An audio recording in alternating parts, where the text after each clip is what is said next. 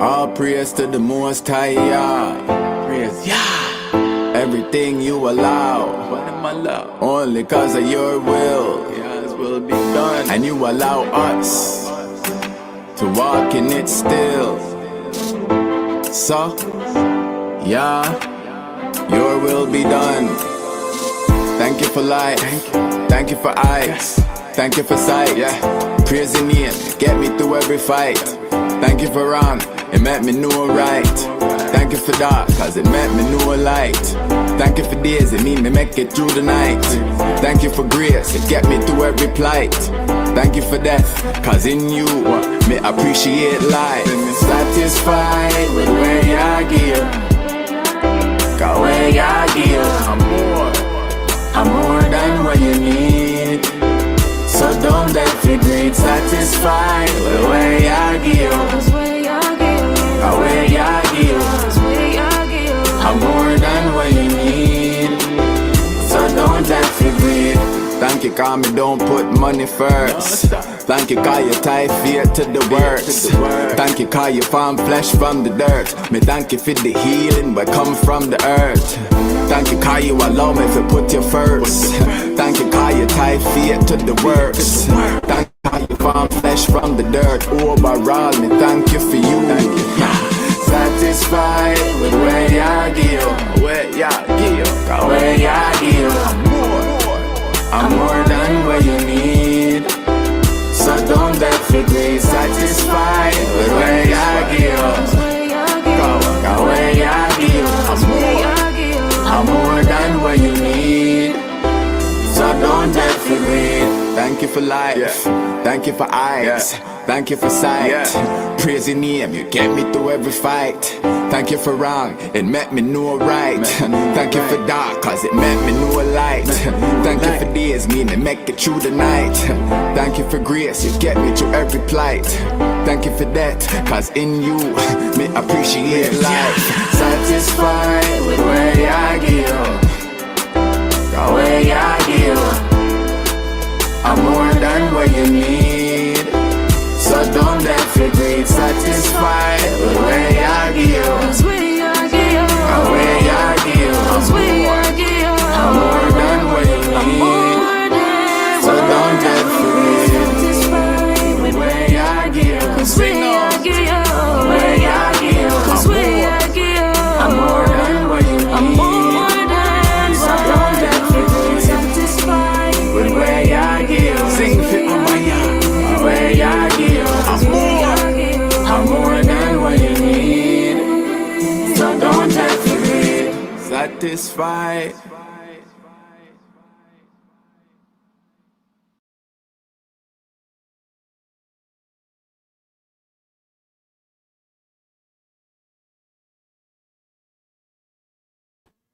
Satisfied where I live.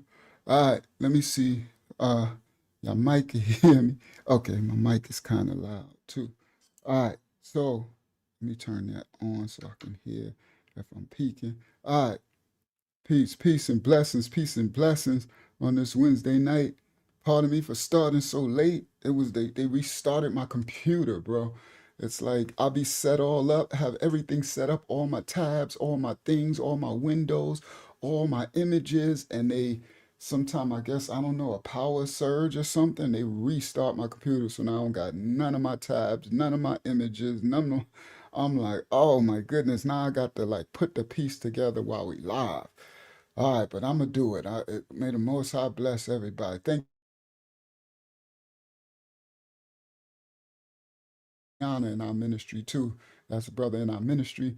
All right, so let me come on stage. How do I do remove that? Oh, that made me too big. All right, hold on. How do I get myself a little smaller? There you go. Right? Uh-oh. What did they do? All right, right there. There you go. I'm looking all crazy. Hold on, let me tie my rag up. So I put my rag on my head. Let's get started. Welcome everybody to the live stream. Again, I apologize for being late. Later, than usual. I I had everything. I've been working, putting this lesson together, and everything was set up.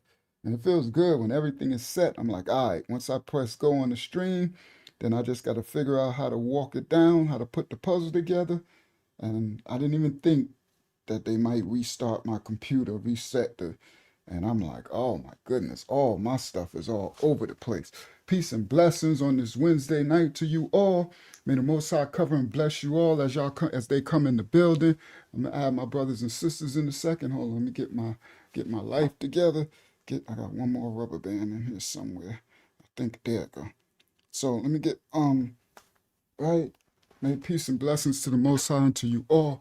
Tonight's lesson gonna be dope. Y'all gonna learn, Most High willing, y'all will learn something that y'all didn't know, as I always try to do. I always try to teach something that's not all out there, right? That's not everybody, that's not all plastered all over the internet and YouTube.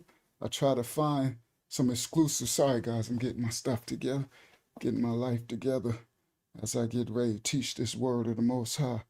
All right, let me grab some of these and pull them to the back.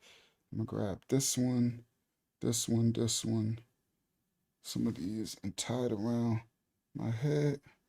There we go. Then I can pull that to the front. I should have grabbed some of these long ones. That's all right. There got another crazy long one. Put that to the back. Go to the back. All right.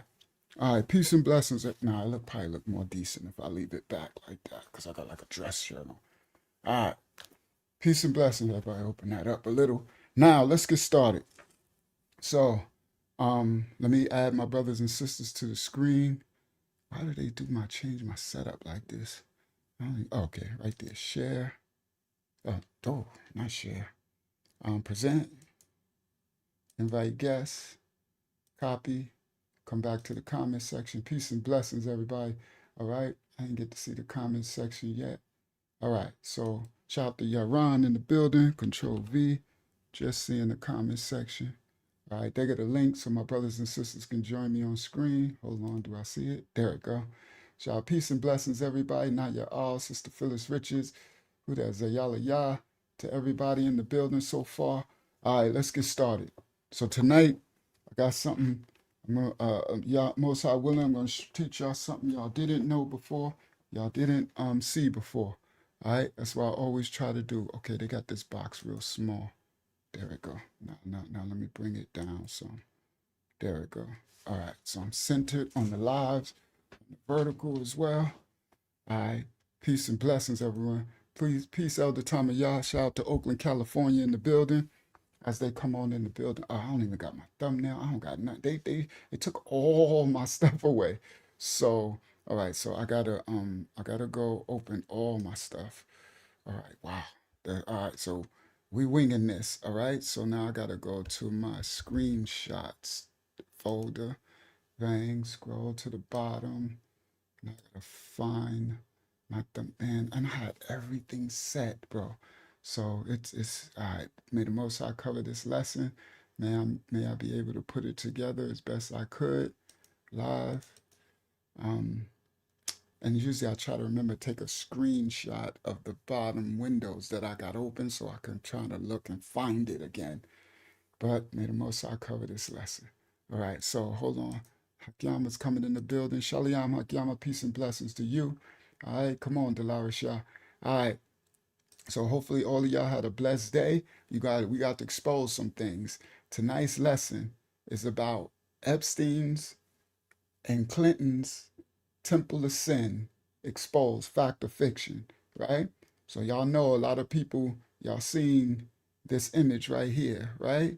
Share screen, bang, window, bang, share.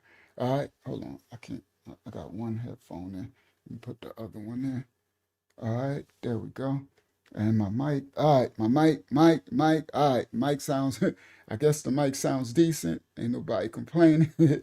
All right, so I'm gonna leave it there.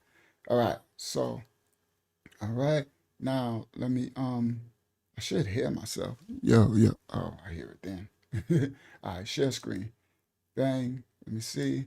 That's the thumbnail. Let me bring this around. Let me make this, oh, wow. Okay, is that the whole thing? Yeah, that's the whole thing. Okay, that seemed to work really quick and easy. I never did that before. All right, so I can do it from that end, and it seemed to work pretty quickly. All right, so here we go. So this is the thumbnail, right? Pretty busy. um, Now, this on Epstein's Island was his temple, this blue building. He built a temple, and it's this image.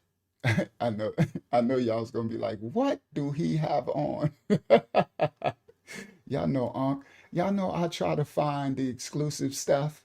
I try to find the stuff ain't everywhere. Everybody ain't got out, right? Look at Abiyah. Abiyah said, "Now is that Wilson? Wilson?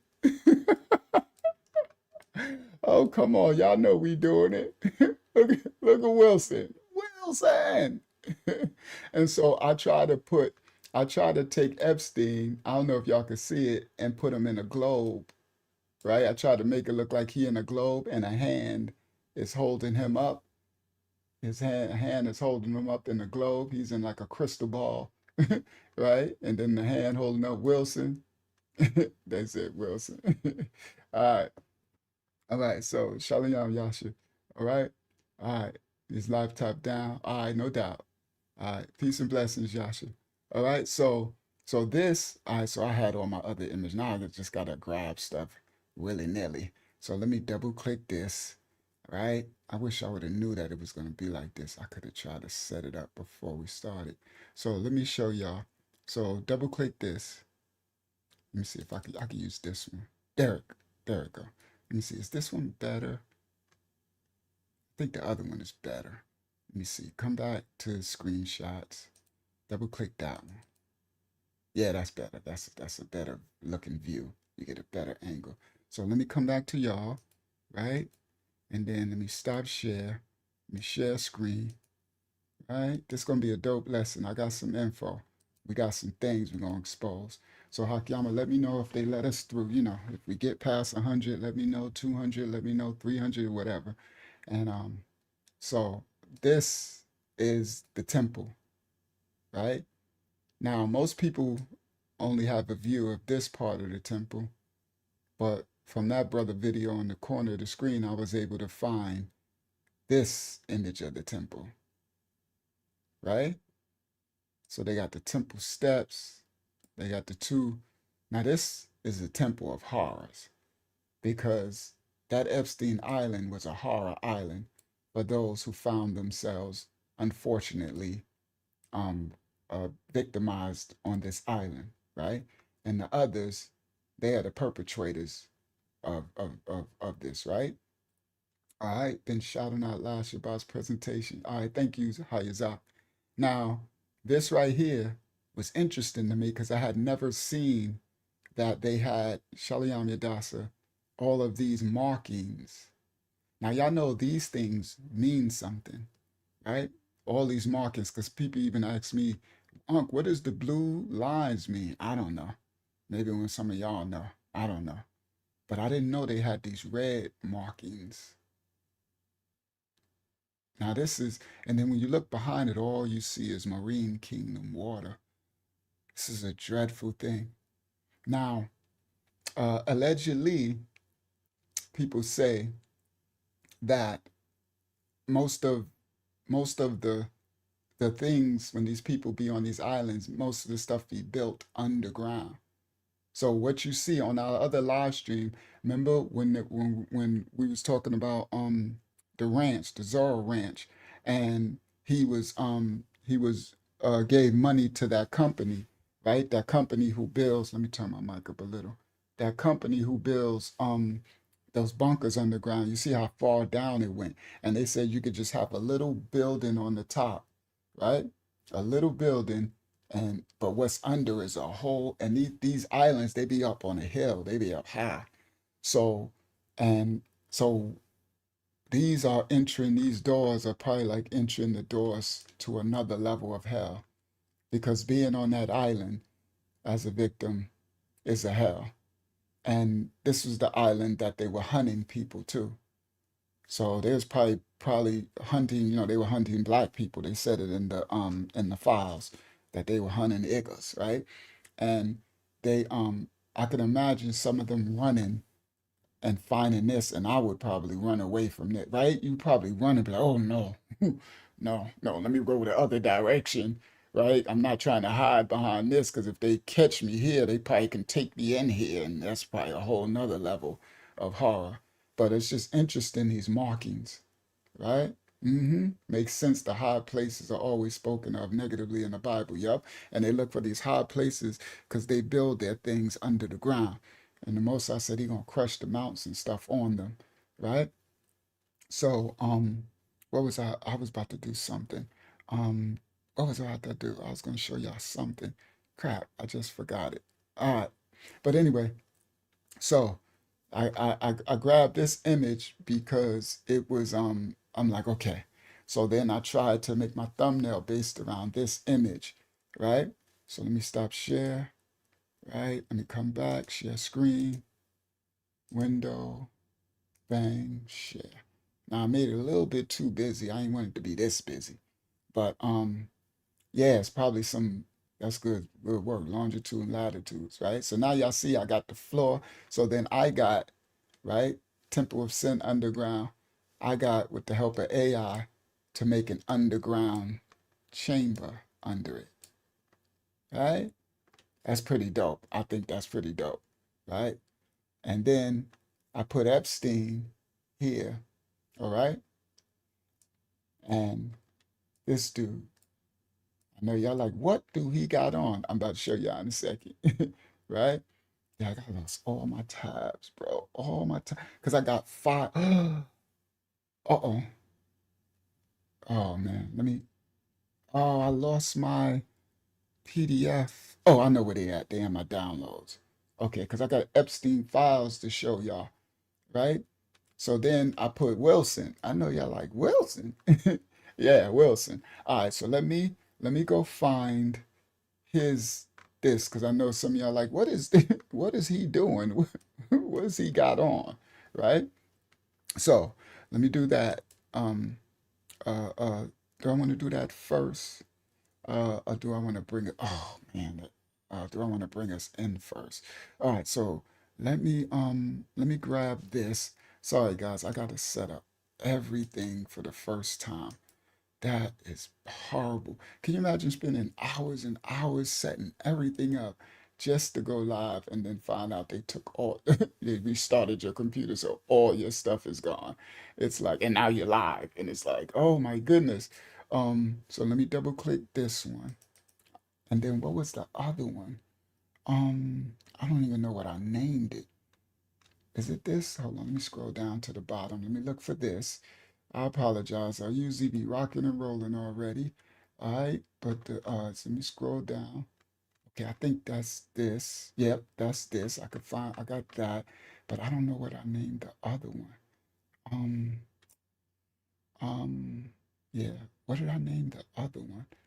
Uh, Give me a second. So I'm gonna come back to that because I don't want to leave y'all, but I need to find it. Maybe temple. Maybe temple. Um, not feast days. Uh, Not that. I did that with Naomi Campbell. Let me go over. Let me go to the T's. Let me see if I did something with temple. Temple. I hope I did. I hope I named it temple something. No, I only see one T. It's a tetragrammaton. Oh, there go more T's. The. No, it's no T-E though. Tetragrammaton is only T-E. All right, I'm gonna have to see if I could find it. I just don't know. I don't know what I named it, and that sucks because that's a big part of tonight's lesson. What I'm gonna expose. All right. All right. So I'm gonna look for that in a second. Maybe I'll have when we're doing the video, Hakyama pray for us while I look for it. Right. All right. So I'll wait and come back to that. Hopefully I find it. Most I willing. But anyway, all right. So tonight there are images that disturb, but not because of what they how can I say? not because of what we can prove. Sometimes images are disturbing in what they resemble. All right. See, tonight we speaking on this private island, a blue and white striped temple on this island, as y'all see in the thumbnail. And it is a temple, right? Isolated, elevated on a hill, high places, but very symbolic. And when the latest files got released, that I'm gonna show y'all some exclusive ones tonight, the public did what it always does. It starts searching for names, right? We looking for celebrities, politicians, power players, those with influence. But outside of the names, some of us started to question some of the structures on the islands, right? Allegations pop up. Testimonies from some of the victims, survival victims from the files, spoke about underground chambers, underground rooms, underground facilities, and ritual activity. Throughout biblical history, these temples were never like neutral. They were never just, just a willy-nilly, just a thing. Shout out to Swift over there on Facebook, right? Hempstead Strong Island, all right, in the building. Now, these temples, all through history, they were never just a thing that's neutral. 2 Kings 21:3 says, the altars were built to Baal and practices. Would you like me to tell you all what this is biblically? Yeah, you can write it. You can share. Welcome to the channel. You can share anything you share. Just be respectful. No cussing, but you said biblically, so you shouldn't be no cussing. But yeah, you can share. We look forward to any of your wisdom and any info you got. 2 Kings 21:3 says that altars were built to Baal and practices of sorcery and child sacrifice were carried out in the secret places. In the secret places. The scripture says they used enchantments and they dealt with familiar spirits and wizards. See, ancient Canaanite worship was not symbolic. It was ritualistic. And this goes back to ancient Canaanite practices. These elite, what I call them serpent seeds, right? From their father, the adversary, these dark energies, these go back to ancient days and ancient practices and cultures, right? They worship Baal and Moloch, right? Remphan, right? They triune their images, right? Now, it was these ancient Canaanite worship practices are ritualistic. But Baal and Moloch worship involved fire offerings. It involved blood rites, and it involved the occultic practices, sorcery, right? Pharmakeia. That's why they have drugs involved, right? Epstein, Diddy, and all the rest of these, right? It involved sacrificing, right? The little ones. Ezekiel 22:26. It condemns the priests who put no difference between the holy and the profane, and the rulers who were like wolves ravening prey, right? So all through the Safariyah that they call the Bible, it condemns and calls out these ritualistic practices because all of us, every nation, kindred, and tongue on the earth, our ancestors, some part of our ancestors was doing these practices. But it condemns the priests, the holy ones, the righteous ones, the religious ones who put no difference between the holy and the profane. See, these ancient temples in antiquity, they were centers of power that was political, spiritual, and ritual. This is where they held their meetings, their sacrifices to their gods, their devils. This is historical fact. This ain't assumption. This is historical fact. History does not invent new darkness. In the ancient Near East, among the Canaanites, among the Phoenicians, and the other surrounding cultures, right? Baal was worshipped as a storm and a fertility god. Moloch was often associated with the Ammonites and Ammonite worship, and they gave fire offerings, right? To into Moloch, the temple, and put the fire into the belly, and they called that barbecues, and they did dancing and practices, right? And ritual orgies they had. So it is sex magic, it is the destruction of the Most High sacred act of the two becoming one, the union of male and female to procreate, to create from the Creator. We are in the image of the Creator, so within us we have the ability to remake ourselves to creation. We're in the image of the Father, but we, with our free will, we can desecrate anything that the Father gave us, right? Any of our giftings. So among the Canaanites, the Phoenicians, and certain surrounding cultures, they all practice Baal, Moloch, Renfram, Enki, Enlil, Thoth. You got Osiris in them from the Kemites, from ancient Kemet and stuff, right? Now, Moloch was associated with Ammonite worship, these Canaanites, and they did fire offerings, offering the babies over into the valley of Hinnom. Scripture is very clear about this, about what occurred throughout it. In Leviticus 18:21, it says, "Thou shalt not let any of thy seed pass through the fire to Moloch."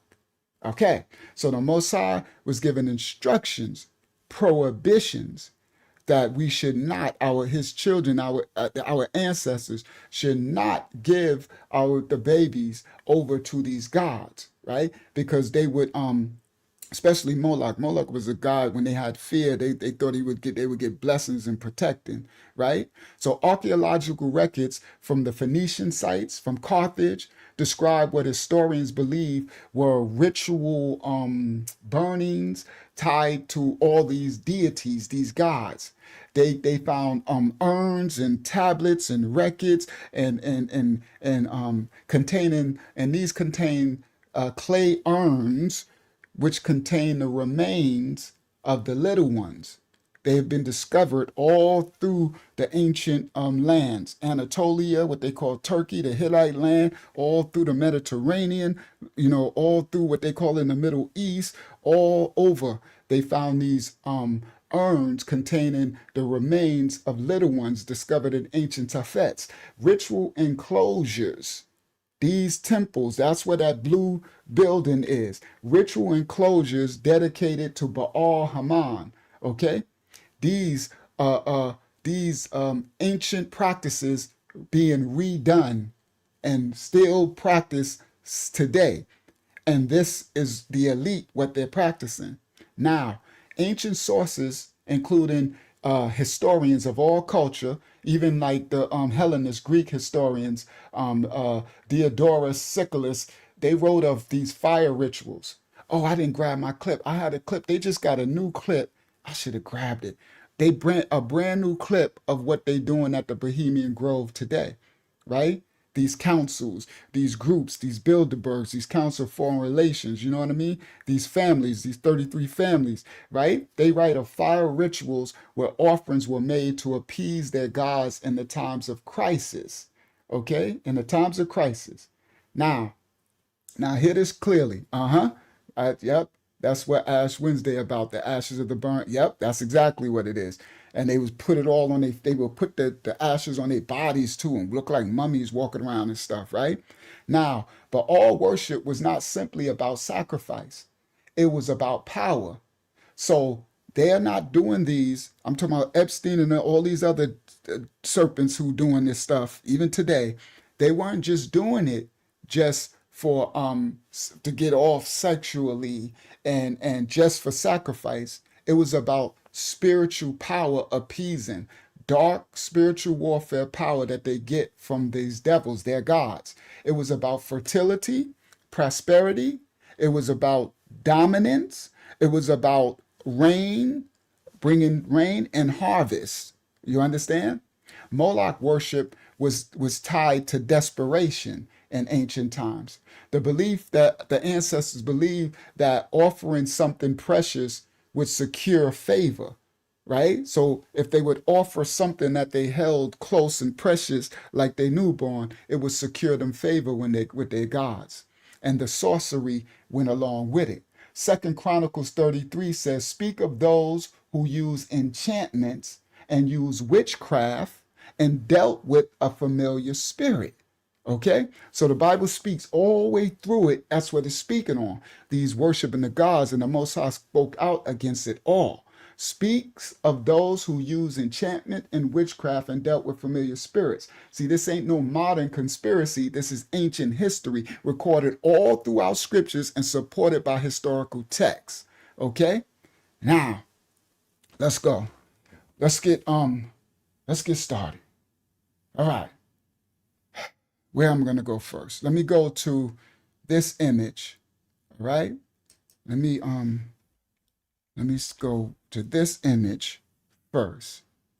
Child, that don't just be on the brick in the don't just be another brick in the wall. That's a dope name. That's a dope name, dope title. All right. So I'm gonna go to let me grab since they closed all my files. I'm gonna have to come back to that one. I really need to find that one because I got something info that I wrote and I don't know where it is, bro. They doing me dirty tonight. All right, so I'm gonna come back to that. I'm gonna probably have Akiyama pray for us while I find that. So let me go to my images. Let me go find the image of him with that hat. Then I gotta find my files. I got my Epstein files. All right. All right. So go to screenshots, bang, right, and go down. Go down. And make that a little smaller. Oh, that's good. No, I can leave it big. I can see many more of them like that. So let me find him with his hat. I had everything lined up. And yeah, I'm gonna show that image too. So let me double click that now. I'm gonna show that image too. And what is that? Let me see, what is that? Okay, so I showed that before, but I'm gonna show that image too. But let me find him with his hat. Where you at, bro? Where you at? There you go. All right. So, and then what's this talking about? Okay, that's coming in another lesson. Might do that Friday. Friday gonna be crazy, bro. All right. So here it go. This is him. So share. Come back to y'all. Where y'all at? Over here. Bang. Share screen. Stop screen. All right. So that was the thumbnail. Stop screen. Share screen, window, bang, share. Now this is the image where I got him with the hat. So I know y'all like, where y'all? Y'all know I'll be finding exclusives. Now, Epstein was a spy, right? So what he did, and who the Bible speaks of that. It's about being a chameleon and stuff, right? So what Epstein did, Epstein was a spy of the highest order, a living James Bond, right? All his temple practices, everything he's practicing, he was spying and gathering intel, espionage, for blackmail, for everything, for power. So this hat and this clothing, I had the thing and I had the file. I apologize. They just rearranged all my stuff, so I'll try to find it. But this is, I had the file where he talked about it, and the person with the him with the picture. It's Russia. It's one of those Eastern European cultures, and he has the clothing on. So Epstein was very inept. He did his job very well. He was a great spy that he had no problem assuming the culture of the people that he wants to infiltrate or form a relationship with that country, right? And those people, the powerful dark people of that country that he wants to use, right? He had no problem assuming position, right? And even trying to learn the language and everything. He was a great. He was very diplomatic, right, in his dealings. And so this, like this picture. So I showed this one, right? Watch this. Come back to y'all. Bang, bang. Share screen. Window. Share. So remember we did this one.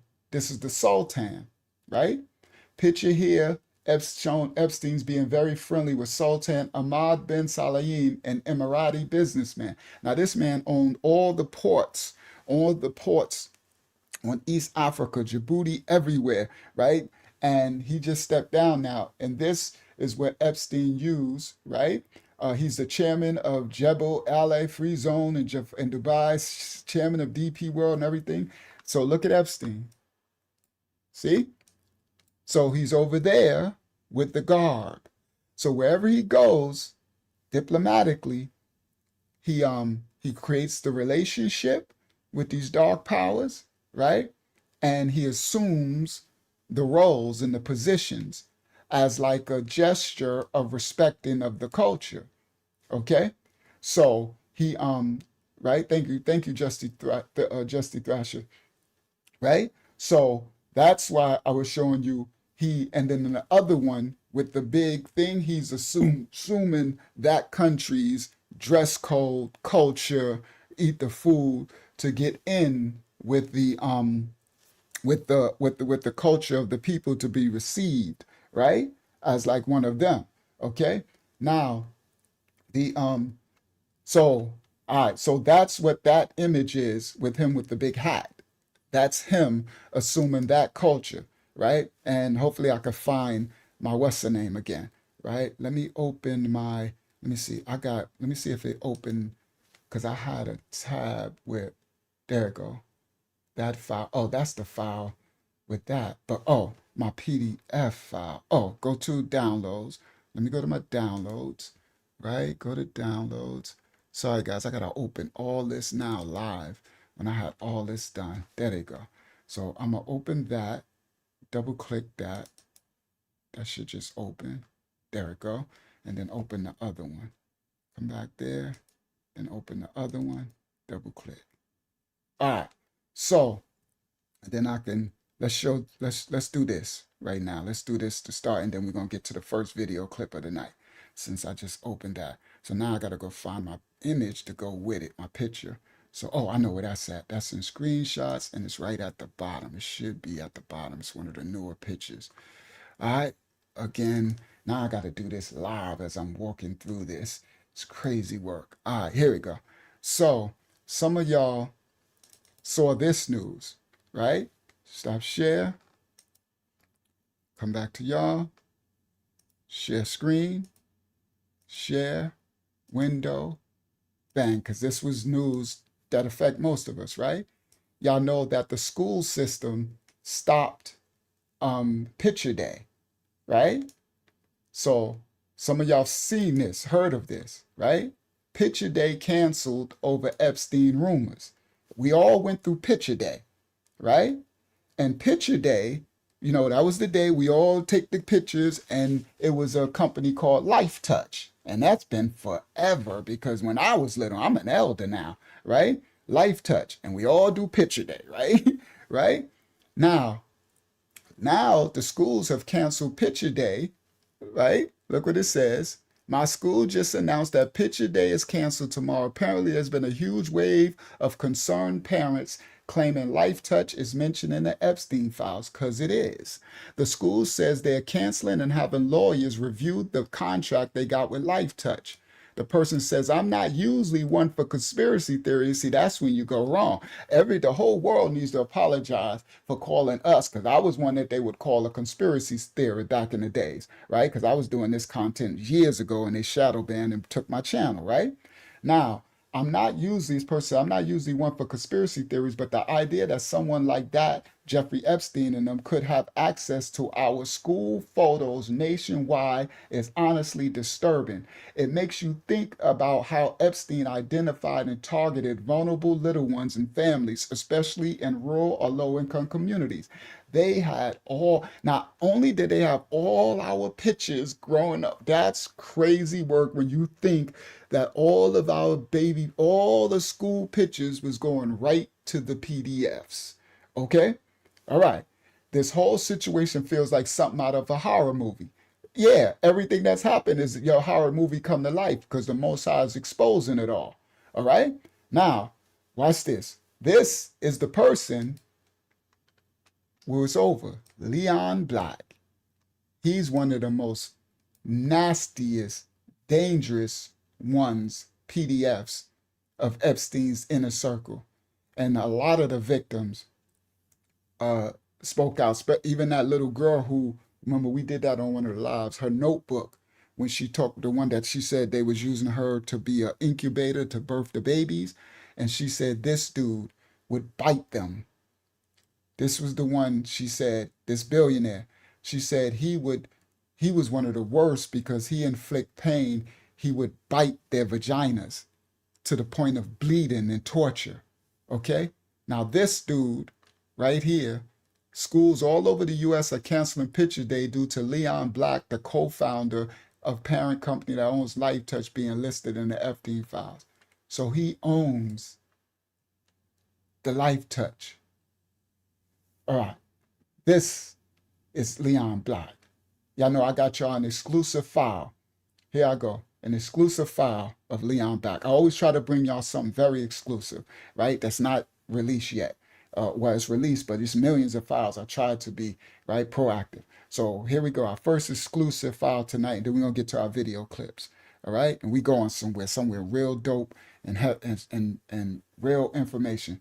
All right, now let me go, where is it? It's here, right? Because I opened the PDF. So which one? I'm gonna do this one first. Let's do the one where they talking about them, right? Close that, no thanks. Reopen, close PDFs. Oh, do it close abruptly. You can, no, I don't want to reopen that. Close that. I already opened it. Now, let me come back to y'all and make this a little smaller. There we go, so I can still see the chat. Let me stop share. Stop share. Let's come back. Share screen. Bang. Window. We're showing some exclusives now. Now this is an Epstein file, right? I haven't seen nobody pull this one out yet, right? I try to bring out the stuff that everybody ain't got out yet, right? And all right, so here, oh, I can't make it, I can't zoom in. Hopefully, I don't know how big it is. I don't know if y'all can see it. Hopefully y'all can see that clear. It won't let me zoom in. All right, I apologize. Oh, it is a way to zoom in. That's right. How do I zoom in again? Let me try to do the plus button. Let me try to see if that works. Click it and do the plus button. Oh, no, that didn't work. It should be a zoom somewhere around here. I don't know it though. All right. Anyway, I don't know. I don't see it. All right, so I'll read it to y'all. It says, I want to make it bigger, bro. I need to make this bigger. How can I? It's in the lower right-hand corner. Oh, the StreamYard thing is probably covering it. Let me move this to the side. Thank you, Nadia. There we go. The thing was covering it. The StreamYard thing was covering it. There you go. Thank you, Nadia. All right, let me see what y'all, how that looks for y'all. All right, because I want y'all to be able to read too. I'm gonna make it even bigger. All right, bang. All right, and then I could move it over to the side. Hold on, let me move this up. And then where's my thing? StreamYard thing, stop shares in the way. There we go. Move it over to the side. All right, let me see what y'all see. All right, I might have to make it a little smaller so I can navigate it a little better than this. All right, because it's the stop share. Let me hide that. All right, there we go. All right, thank you, StreamYard. All right, now I can work with this. So this right here, right? Subject, Reply, Leon Black. This is 2021. This is a survivor victim speaking out. These are the files. All right. Um, Tuesday, August 17, 2021, memo file about Leon Black. They did a call with Jay Christensen. Such and such asks for more background on the allegations. Attorney proffer. All right. They gave this is a victim speaking out. The victim was in her 30s at the time of this conduct. What happened? She met Leon Black, the owner of our Life Touch photos, right, at Epstein's New York townhouse sometime in the early 2000s. She was working giving massages. He got a lot of people that he pulled in for massage, right? For massages, paying people, young and old, right? Young, right? Young, a lot of youngsters, right? But she said she was in her 30s. She was working giving massages for a few months at Epstein's townhouse. The victim is supposed to be sending a photo of the woman who introduced her to Epstein. So that's good. Hopefully, I want to see some arrests, but let it play out. Hopefully some arrests happen. She was described as blonde and young, the woman who introduced her to Epstein. She met Epstein at his office in his townhouse, and he knew that she needed money and was a single mother. And he talked to her about how he could help her out with her money problems. Again, grooming. That's how he did most of them, right? He speak to them, find out their problems. Money, the love of money is the root of all evil. So they'll use the trauma, right, of not having finances, right? Now, watch what I'm about to show y'all. I'm about to show y'all something crazy about the Child Protective Services system in a second. When we get through this, I'm going there, right? Crazy. Yo, they've been doing this stuff for years and years, and we didn't even know. Under the guise of these programs, and Child Protective Services was actually one of the biggest traffic rings worldwide. I'm about to show y'all. She says Epstein never forced himself on her. He tried to get her to take off her clothes, and when she said no, he didn't force it. And he still paid her $300 cash, grooming. She also gave massages to other men at the townhouse, including Leon Black. She may have had sexual contact with the others. It's not clear. Epstein introduced her to Leon Black as someone who could help her get a job. He was introduced as Black. She remembers details of where they were in the townhouse and where they met. She describes clearly the room where she gave the massages and the Black allegation. She was giving him a massage. He was on his stomach. At some point, Leon Black turned around and said it was his turn to give her a massage. He got her on her back on the table. She recalls having difficulty breathing. So he got her, I know she had to be scared, on her back, and he's on top of her on the table, saying he's giving her a massage. At some point, she recalls having difficulty breathing, probably from his weight. And she was violently, they said, the other one said he was the most violent, one of the most violent. All right. And allegedly, they said Barack was too. But let's continue. This is the Epstein files, not us. Just allegedly what victims said. She said she was violently, sexually assaulted, including being bitten. He bit her. Now this lines up with all the others who complained and said Leon Black bit them. Afterwards, she said he got dressed as if nothing happened, and such asked whether she was paid for the massage. And JC didn't know, the JC, Janine, or whatever that name. After that, Leon Black called her and asked her to meet her for drinks. She thinks they met at St. Regis Hotel. Now, the interesting part, now we know Stockholm Syndrome, and we know money, and that's how they influence you with money. But it's like some of these people who are victimized, they'll get victimized, violently raped and all that, but then still come back again, meet them again, right? So it's just, and that's how they get you from knowing your financial situation And I don't know, it's just levels to this, right? But that part always it's just very interesting thing, right? Because we're all built different. Some stronger than others, and some right. But it's like a lot of them they go back. It's like if you're free from it, you know, I don't know. All right, not here to judge. But anyway, it's just we here discerning. So she says, after that, Leon Black called her again and asked her to meet him for drinks, right? She thinks they met at the St. Regis Hotel. He talked to her about her credit card debt. See, that's how they get you. His family, etc. Right? At some point, he gave her an envelope with $5,000 cash and says, I hope this helps. Right? So that's the point.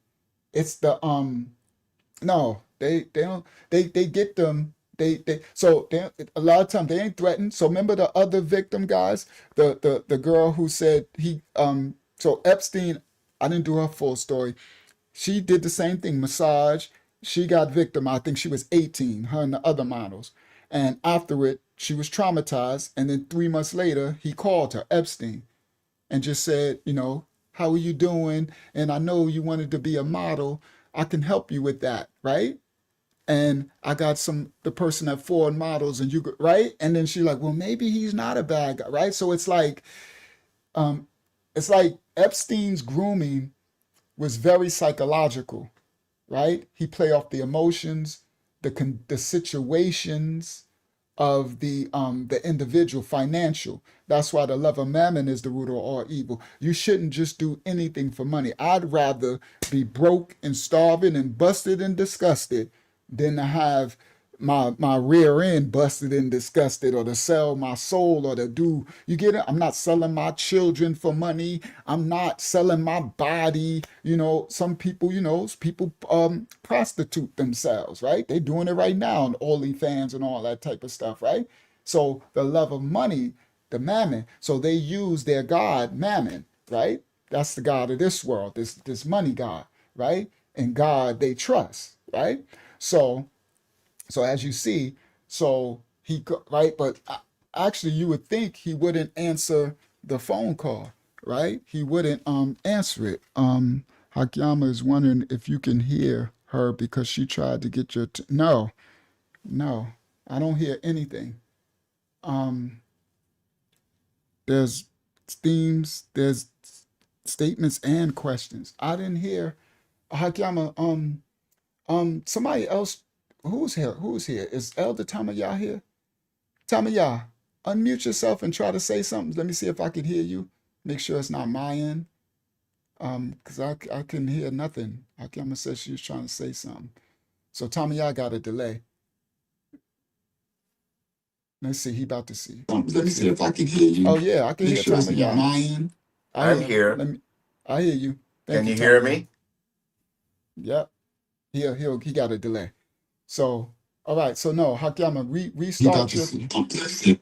I'm here. Can you Yeah, hear me? I hear you. Elder got a delay, right? I hear you, Elder. I hear you. He's here. He's here now. All right. So Hakyama, restart your thing. All right. So, because she said there was questions and statements being made. All right. So she's gonna go out and come back in. All right. So let me hold on. Let me go back to find my file again. There we go. All right. So here, let me pull it up. All right. So now, so and I'm about to play a video clip in a second. We're about to get funky in a second. He asked, was she being paid for the massage, right? I mean, sorry. He talked, so he after the grape, right? The molestation, he called her and asked her to meet for drinks. She thinks it was at the Regis Hotel, right? Because she's telling this story. I guess now she's a little older or something, right?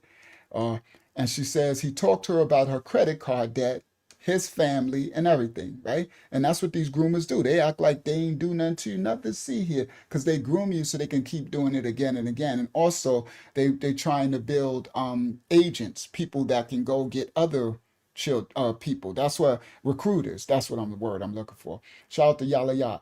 Yala, I tried to look for your email. I didn't see it, even in my spam or nothing. So I don't know what's going on. So they looking for groomers too, right? So they make you, after they did this violent She said violently raped her. Now he's acting all calm, right? She shouldn't have went. But anyway, let's continue. So she said he talked to her about her credit card debt, his family, etc. At some point, he gave her an envelope with $5,000 in cash and says, I hope this helps. She says he called her again, but she never met him again privately. She said they may have had lunch on one other occasion. What? So you never met him private, but I guess you had lunch. I guess she's saying private, like in a hotel room or something. But she may have met him again, right? So it's this money, right? She says she doesn't know how JC, this Janine person, doesn't know how she extracted herself from the Epstein scene. She said that she met, hold on. She said that she met Ghislaine Maxwell a number of times at the townhouse. Janine didn't have more details on that. The victim disclosed to a friend what happened after the fact, the raping, very soon after. The victim is willing to speak to law enforcement, but she's very concerned about her job. Janine asked about phone messages unsealed in Ghislaine's civil cases that include messages for Leon Black and victims' names redacted. This is the case number. It's a flight to Florida with Leon Black, September 2008. Watch this. This is another one from M. Christensen, subject Leon Black. Anytime after 1:30 p.m. is good. My cell number is this. This is Janine Christensen, right? This is the communication. It says, hi, Janine, let's discuss tomorrow if you have a few minutes. Let me know when would be a good time for us to talk. Thanks. Then it says, yes, I am. I was also attempting to take my first time off since COVID and may be out on Monday, but we'll be back in the office on Tuesday. Would you be open to do a Zoom conference call, or would she need to travel up here? So they're trying to get the victims to come out, right? Then she says, thanks, Janice. I'm out of office this week. I'll get back to you. Are you representing this woman, this Janine? Here we go. So then Janine Christensen and the person wrote, I guess the victim wrote, around 9:30 a.m. this morning, I received a call from a woman who now lives in, I don't know where that's at, maybe New York, who told me she wanted to speak to me and said that Leon Black raped her violently years ago and she never told anyone about it other than her childhood best friend. In short, the details she told me about what he did to her are almost a perfect match about what my client, the other victim, told me. He violently bit down on her vulva, labia, and her clitoris.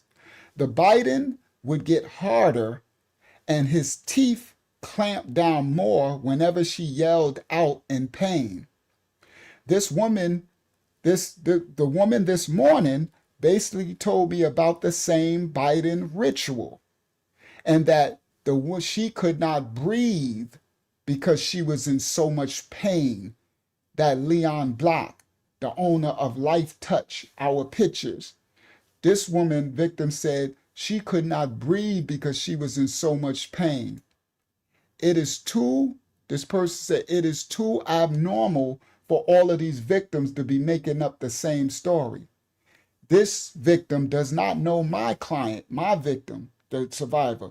This person is older and says it happened in 2001 at Epstein's townhouse. She gave massages there, and Black was one of them. She says she never had sex with Epstein. All right? It says, there is nothing publicly out there about the details of his specific sex acts with our client Epstein, so there's no way she could know. She works in sales and earns about $100,000 a year. That's definitely New York. Sounded otherwise together. All right. So that victim said that he would, and then the other little girl said that he would bite them to bloody, and this person said to the point where she couldn't breathe. And when they would scream out in pain, he would bite their stuff harder. This Leon Black character. All right? Now, this one is tying Leon Black to Jared Kushner. Now, these are these handlers outside This is Leon Black is a billionaire, and he owns the Apollo, these investment firms, and all these. He owns Life Touch. They own, like Wexler owns Victoria's Secret. Like, these people own all these companies, right? And this is the Epstein, Kushner, right? Leon Black connection. It says, was a money laundering shell. The SEC knows it. The degenerate Epstein knows it. The degenerate Leon Black, Kushner, and BFF to Milken, all right, to their proteges, Mark Rowan, and the Apollo company knows it. He says, I have repeatedly offered to come to the SEC. He's saying the SEC, Security Exchange Commission, knows that this is going on. Everybody, we're going to go somewhere, right? That's who they run by, right? Now, they said this person is saying the SEC knows it, the DOJ knows it, and the IRS knows it. I ain't said, so don't come after me. These agencies. This is in the files. I'm showing y'all the files. Exclusive stuff, right? He says, look what he says, right?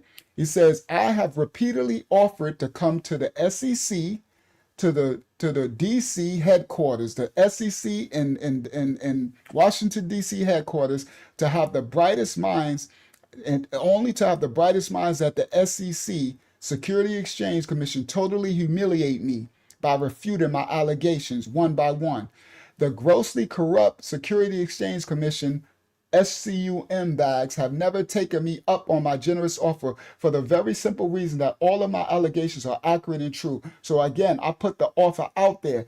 Anyone, he said, refute my claims or go to jail for the criminal obstruction of actively being facilitated, for the criminal obstruction of justice. I'm telling y'all what Jared Kushner is doing, Leon Black is doing, Milken is doing, all of these are doing with this money, and then nobody's doing nothing about it, right? He says, refute my claims or go to jail for the criminal obstruction actively being facilitated by your office and the SEC. So let's give these SCUMB bags the insurance annuities market. All right. Now they do an insurance, annuities, the financial stock exchange, the housing market. All right. He says this will not end well for tens of thousands of Americans who greenlighted this takeover of the insurance industry by these hedge funds. All right. So these people have been trying to expose this. Watch this. Watch this. See, Apollo and Blackstone, these are news articles. Apollo, back then, whoa. This one, there we go. Apollo and Blackstone pick insurance as their next bet to disrupt Wall Street. That's Forbes magazine, right? Investments in Staple, Berkshire Hathaway, and Copycat. All right, now let's continue. This from Chris Diallo, the whistleblower. Christopher Delorio. Shout out to any whistleblower. Shout out to anybody that's been exposing. This is May 2019. He says this was a blatant attempt to intimidate a whistleblower. So they blocked the picture, right? They redacted. I would love to see what this was. Now this says Apollo, Epstein, Kushner connection. He got the image to show the connection. He said this was a blatant attempt to intimidate a whistleblower. I think a male, although very effeminate voice, a male, was an anonymous coward SCUM bag who threatened me and then called me another 11 to 12 times after that. This is very serious matter, a felony. I intend to see him prosecuted to the fullest extent of the law within weeks of filing a complaint against the SEC and you. I have obviously hit a nerve, right? And this is NBC News Politics, White House tells official who gave Kushner security clearance. All right? Everybody. White House whistleblower speaks out on security clearance controversy. All right? So this Carl Klein was supposed to appear before the House committee staff Tuesday to face questions related to handling of White House security clearances.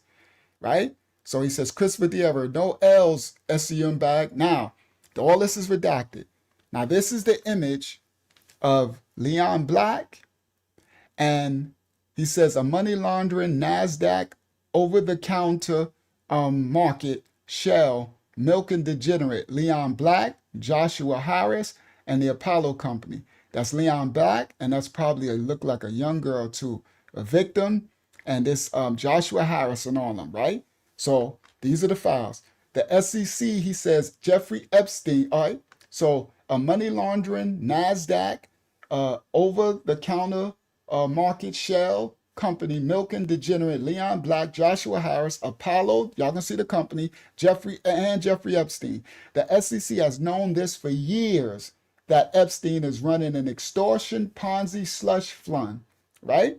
These people been exposing it, but you know, hopefully they don't come. I ain't got no, we, hope they don't come for me. I mean, the Most High, he gonna bless me and cover me anyway. He says, not credible. How about the SEC's own words? Now let me go there. So I'm gonna get to video clip. He says, see my comment, the SEC intentionally puts the investing public at risk with frauds like this, right? And thousands of others like it. The core biz at NIT, and the reason why the over-the-counter market exists, abusive, naked shorting, this trading shells companies, right? Let me get to it. So then they redacted that, right? Then it goes, let's get to the money, right? Show me the money. There it go. The SEC drops the Apollo investigation. So they was Leon Black, the one who bite the woman's vajayjay, he owned this billion-dollar company, hedge fund, insurance and stuff called Apollo Enterprises, something Apollo, right? And the whistleblowers, they pointed it out that these are scams and the Epstein and everything, and the SEC closed the case. The SEC drops the Apollo investigation after Jared Kushner Jr. met with Harris, that's the Harris from the picture with Leon Black, his partner, at the White House. And Apollo, Leon Black, who owned Life Touch with the kids' pictures, gave Kush some money. And Apollo, the company, gets $60 billion plus in inflows in 2018. Now, this is what they point out. They saying, we telling them, the SEC, the DOJ and everything, investigate this. They dropped the investigation after Kush met Leon Black's little flunky at the White House. And the Leon Black's company, Apollo, gave Kush some money.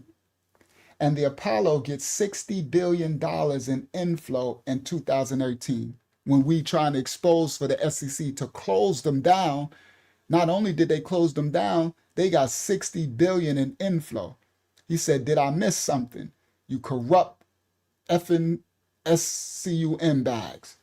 Chris is apparently mad at this, right? Should be. We should be as American people. Now, he said, find a shell, find a fraud. Florida, Pennsylvania, Canada, they welcomed it. Watch this.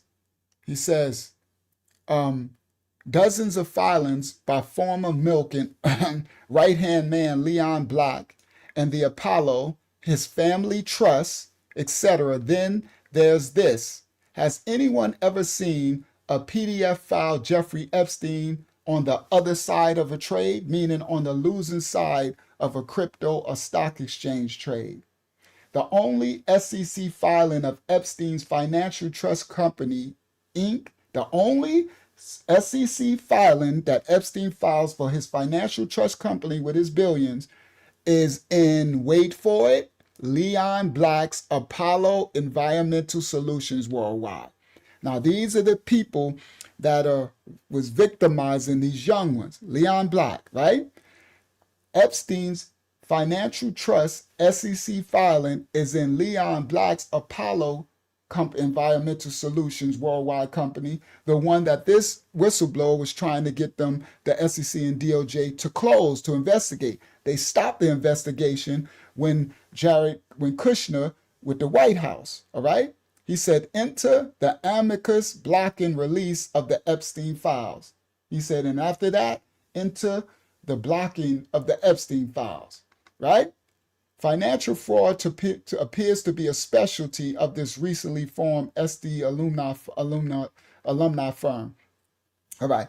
So it says where another milk and protege, that's Josh Harris, the one who met with Kushner and gave the money, was considered for a White House job.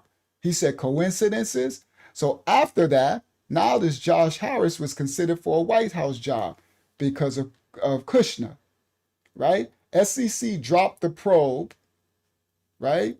SEC dropped the probe a month after the firm aided Kushner.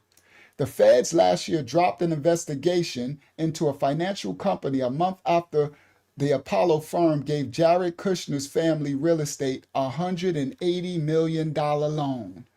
All right? So this is big money these people are dealing with. 60 billion plus infos for Apollo in 2018. They gave Jared Kushner $180 million. Okay? All right. So follow the money. All right. I did that because I wanted to break down the Leon Black with the schools closing the Life Touch people, our pictures at school. All right. These dirty, it's all tied into the money. Now I'm gonna do the first clip. Let me do. Excuse me? Go ahead. Now I hear you. Go ahead. I hear you. Uh-oh. I guess I don't hear you no more. Oh boy. Well, I heard you for a second. Excuse me. Now I hear you again. Okay. Ready? Mm-hmm. This first one is, I'm gonna do the question first. Chocolate Finger asks, What a name. I know. Yeah. Is Yeshua the same as Jesus? Yes. Yes. So that's the Hebrew name, right? Well, did he say Yeshua or Yahshua? Let me look. Which one? Yahshua. You say Yahshua? Yeah? Okay. Yahshuah. Yes. So that's a dialect of the Hebrew name of the Messiah, what they call Jesus. His name wasn't Jesus because there's no J in Hebrew. He was a Hebrew. There was no J over 500 years ago, right? It's the last letter of the English alphabet. So there was nobody named a J back then, right? So that impossible to be his name, right? So the Yahshua is just a dialect in Hebrew of of of of his name, like the name Joshua would have been Yahshua, right? But the Shua, that's an Akkadian Hebrew dialect, Canaanite dialect. The name actually would be Yashaya or Yahawashah, right? And some people say Yeshua. That's going to Phoenician, right? Later with the E. So in the original Hebrew tongue, there is no vowels, right?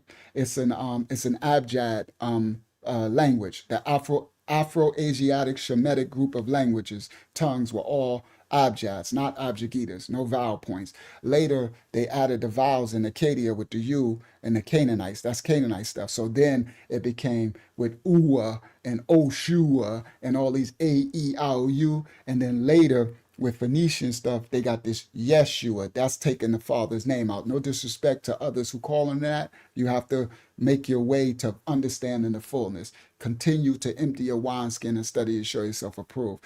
All right. So the Israelites from the Bible, their ancestors, they started to become Hebrew Canaanite. That's why if you look up Hebrews, it'll tell you a Canaanite group of languages. Canaanites, and the Most High told us don't have nothing to do with it because our ancestors kept searching the Hebrews, right? I believe I descend from those Hebrews. That's so those who don't know that, just my belief. You don't have to believe it. It is whatever. You can believe you're a furry if you want, right? You got to believe in something. I just believe that spiritually, okay? Now, and people have took DNA and traced it back, right? I just ain't giving my DNA to these serpents, right? But anyway, it is what it is. You can believe what you want. So it's not about that. But I'm fluent in the language, the pictograph language. So there's different Hebrew languages, meaning there's a pictograph, the original pictograph language that the Most High gave to the earth before the Tower of Babel and took it away. Then there's Paleo, ancient. Then there's modern. Then it goes all the way up to Yiddish and these other Germanic, Slavic tongues and all these different, and they added all vowels. So the ancestors added vowels when they started to mix with the Canaanites. So that's where you get, and then later, you get the Yeshua because they took the father's name out of the son's name. The father's name, Yah, from the book of Psalms, he says, say my name is Yah. She'll put it, right? Yah is his name. Anything you add to the name of Yah is describing something about it. But you have to be fluid in the language to understand that, because there's letters, there's adiyats, letters. The aliyah is the first one, the baya, the daliyah, the gamaya, the lamaya, right? The zion, the zadi, the mayam, so the shayan, right? You got to know what each of these letters, these adiyats. But in the modern, it'll say aleph, beat, gimel, dalit, all these a, e, a. Though none of that is Habariyah Hebrew, right? So the same way there was no J in Hebrew, there's no vowels in Hebrew. That was the Canaanite. That was the fallen angels putting in the vowel sounds in there, right? That diacritic vowel marks and stuff. So that's where you get these other tongues. So it's so no disrespect to nobody saying Yeshua, and that's where you get Yahweh. No disrespect to nobody saying Yahweh. You're coming along on your journey, because you're finding out if you made it to Yahweh, that meant you found out his name ain't God or Lord, right? Those ain't names, those are titles. And they say all through the scriptures, say my name forever, speak my name, right? But they took the name out of the Safariyah that they call the Bible over 7,000 times, so we don't call on his name, because there's power in the name. So we don't come in his name, right? So we're not called, we don't surname ourselves after our Father, right? And in the name, there is calling. In the name is protection. The name of the Most High is a strong tower. The righteous run into it and are safe. That's scripture in the Bible. So they took the name out and they called his. And remember, in the Bible said, they shall no longer call my name. Talking about us, a later generation.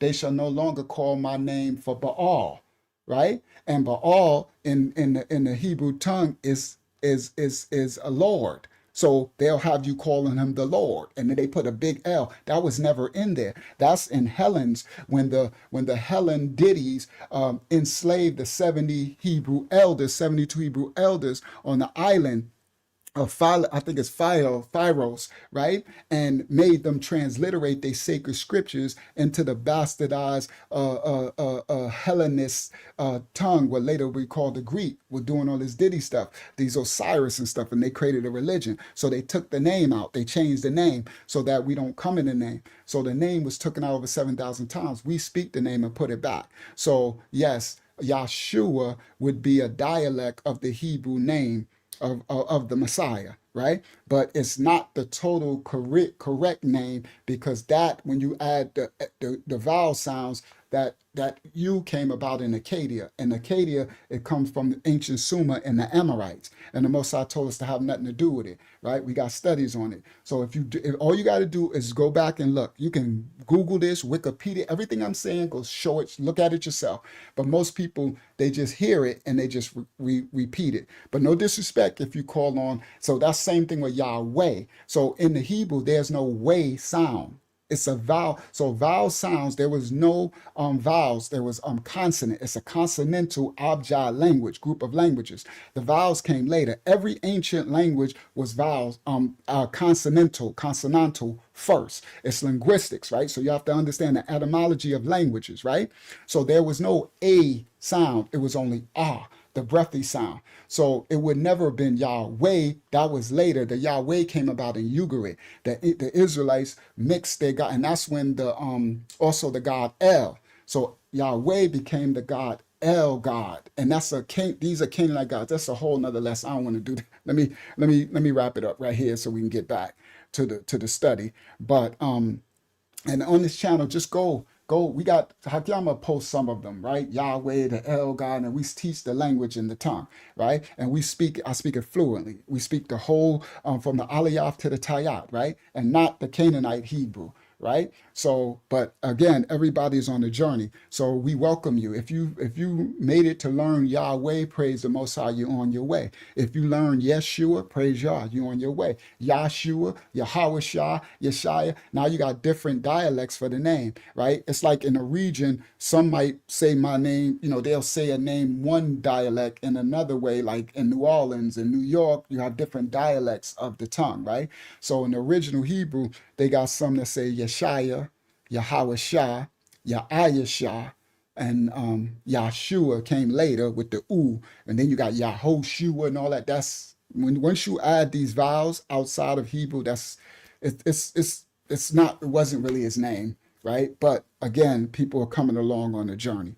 So that's why you'll hear the different dialects. So yes, if you hear them saying Yahshua, they're talking about the Hebrew Messiah that they later called Jesus. They later, the Greeks and the Romans later called him Jesus. And remember, Christianity, they were never Christians. The Messiah, no disrespect to my Christian brothers and sisters, but the Hebrew Messiah was never a Christian in a day in his life. At Antioch, they first called them Christian. The Romans, it was a derogatory slur that they called them. They didn't want to be called. They were followers of the way. In the Hebrew, that's Tamadayan Hadalayat.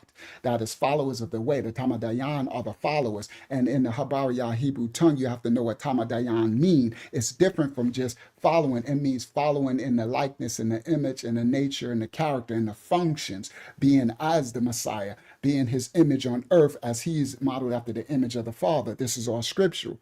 So ha, daliyat, ha is the, and daliyat is the door. That's a fourth letter in the language, right? Daliyat, he says, I am the door, right? And daliyat is the path, it's the pathway. He says, I am the way, the truth, and the life. I am the door. That's the daliyat. See, so once you understand the actual and become fluent in the tongue, all of the mysteries of the Bible, everything lines, you can answer because everything is not on face value in the Safariyat that they call the Bible, right? They'll call it the Sefer. Some of y'all got that Bible called Sefer. There is no Sefer. That's not Hebrew. It's Safariyat.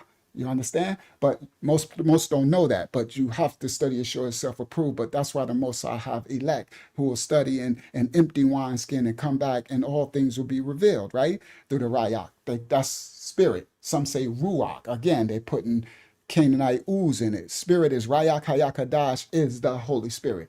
Well, it's really if I say Rayak Hayakadash, I'm saying Spirit the Holy. So people do that. It's kind of backwards. They'll say Ruach HaKodesh, right? That's you saying Spirit the Holy, right? So it really be Ha Kayadash Raya. That would be saying the set apart Raya. Okay. So anyway, let's continue. Let's continue. So yeah, so they call themselves followers of the way, right? They were following the way of the Messiah. The way is the Daliyat. Now each of these important, the adiyas, the letters of the Habariyah, because they're spirits, and they say things and they add together because each one has a negative and a positive connotation to the attributed descriptors of each letter. Each letter is the only language that each letter has attributable positive and negative descriptors, and then they combine to do form group, parent group, pairings, and it's like it's an amazing tongue. It's you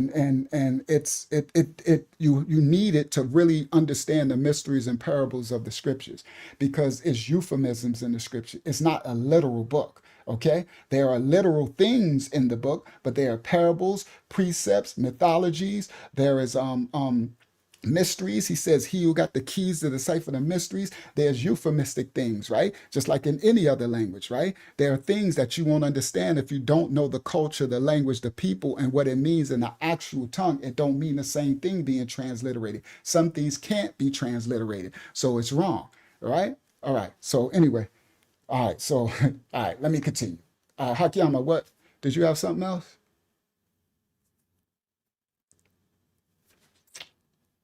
I ain't see nobody. I was just talking and talking. I didn't even see the chat. I don't even know if I'm still live. Okay, I'm still here. Oh, it's 94 people here? All right, so let me continue. Let's get back to the Epstein. I don't want to lose people. They like, I ain't coming here for no... I came here to see the Epstein and we about to expose some stuff y'all ain't never see. Yep, I can hear you. I can hear you. Oh. I can hear you. We got some stuff we about to show. All right. So don't worry. Don't go nowhere. This ain't a Bible's class. I know they're like, I ain't come here for no Bible study. I came here to see the files. I'm about to show y'all some stuff y'all ain't never seen. Go ahead, Hakiyama. What you gonna say? Okay. You can hear me, right? Mm-hmm. Okay, good. You were speaking on this already, but just a follow up to formally, address what this person said. Justy Thrasher says his name is in all languages. He always knows when you're talking to him, whether when you call him Jesus, Iosis, Joshua, Yehoshua, Yeshua, Emmanuel, Yahweh, etc., etc. And this is before you mentioned what you just mentioned now. Right.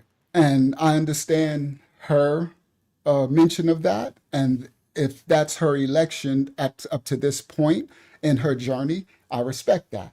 But some of us, we know we might know a little differently. And what I mean by that is my name is Yahya Shah right now, right?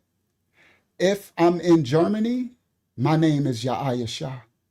If I'm in America, my name is Yahya Shah. Especially when my name has a meaning, a purpose.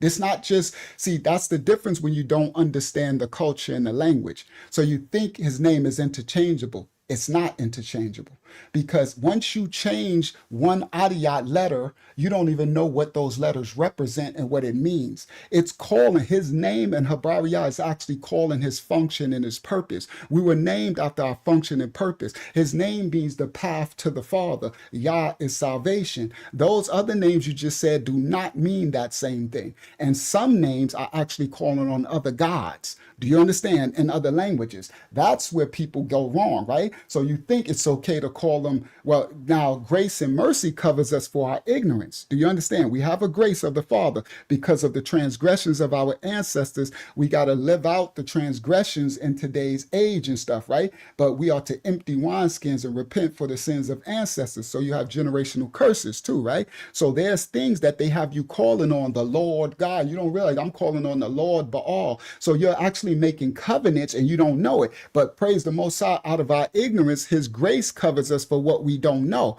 But when we were as children, we did as children do. There's a thing called parable of talents. We're called to continually start to increase and not stay at the same place. Some people just like to stay at the same place. It means no disrespect if that's where you at, but I vehemently disagree with that because of the linguistic and the study of ancient cultures and everything. You can't replace a name that means something in my family genealogical bloodline, right? So if I named my children something and each letter has direct positive, negative connotation denoting a purpose and a function and a character and a nature, I can't change that because I just want to say, oh, well, your name is going to be this, but it's okay. He know he's calling.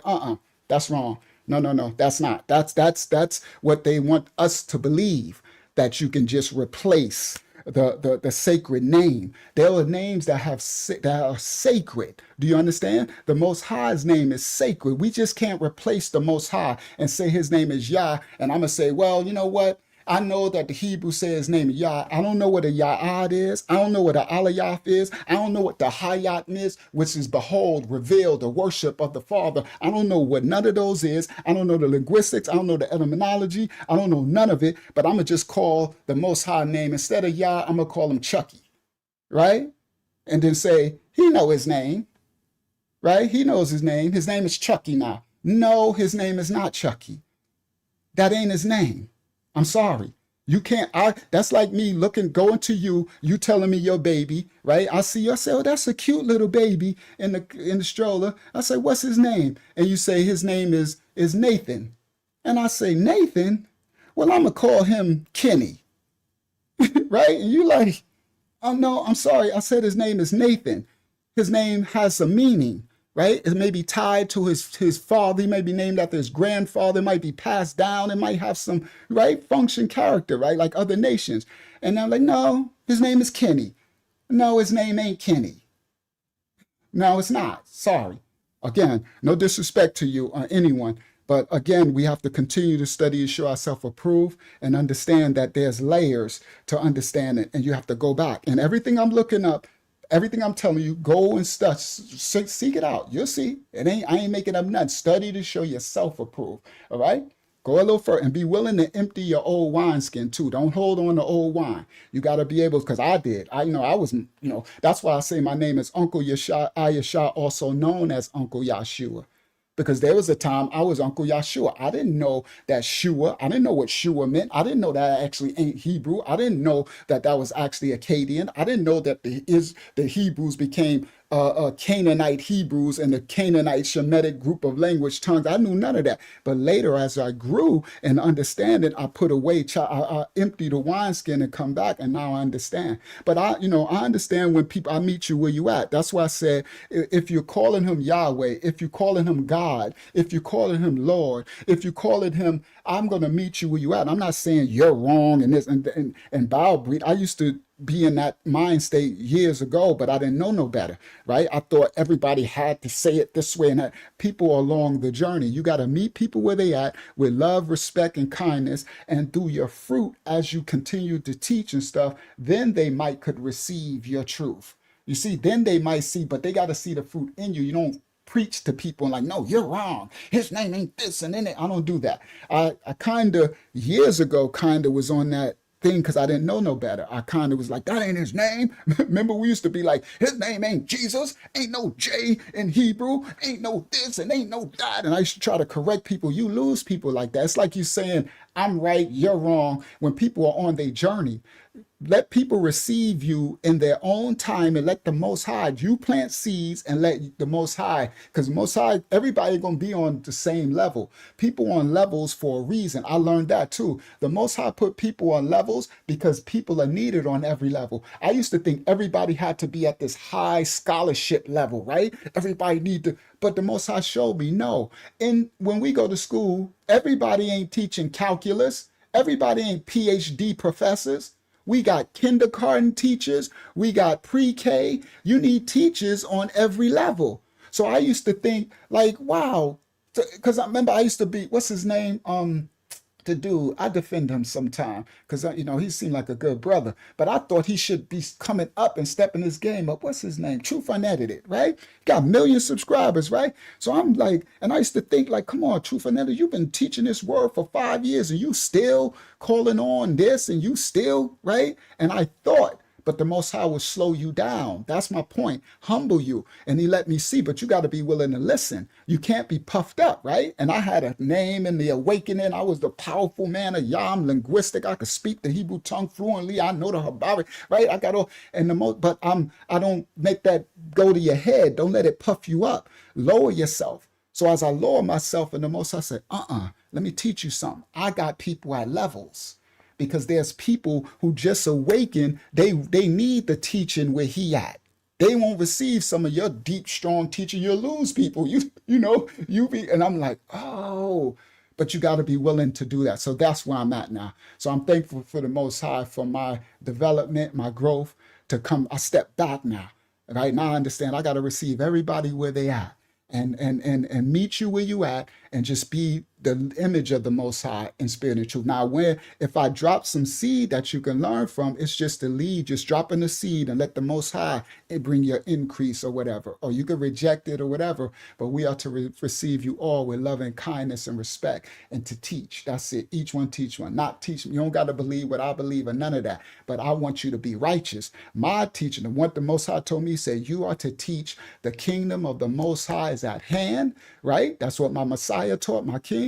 And you are to teach righteousness. They are to strive to be right. I don't care what they calling on, what they do. I need to see their fruit. In their righteousness, they will be in my image, right? So I agree with the sister saying about you can call them anything, but there's levels to it. I still want to have the respect to call a person by their proper name because there's power in it. Do you understand? That don't ever think it's not. No, and they want you to believe that so that you don't call on the name and the power and have the understanding. But no, none of those are his name. And your name doesn't change. Just because you Hispanic and your name is Jorge, then you come to America, they want to call you George. No, your name is Jorge. Now, some people be scared. They don't want to say it, right? That's like these rich people change their name. No, I could say Jorge. I remember I went to buy a car one time and the dude was Hispanic. He talked to me. I said his name was Jorge, right? And then I said, hey, Jorge. Oh, no, my name George. And I'm like, I'm looking at the plaque and say Jorge. I said, bro, I could say Jorge. He said, oh, well, wow. I never even thought of it like that. I said, bro, I'm going to call you what your name is. Your name is Jorge. My mouth could say Jorge. I ain't got to say George, right? I ain't got to say no. All right, so anyway, let's continue. All right, let's get back to the lesson. All right, for those, I ain't apologizing for that, but it was outside of our study. So now let's get to the first clip of the night. Let's get to the deep stuff, right? So, because let's go to the deep stuff. So first of all, let me do Wilson, the ball, because I got to finish the thumbnail, right? I'm going to do that, and then I'm going to go to the first clip of the night. So the ball with Wilson is this. Let me find my thing because they closed my stuff right? So hopefully I could find it really quick. So the these practices, they got these elite, the celebrities and stuff.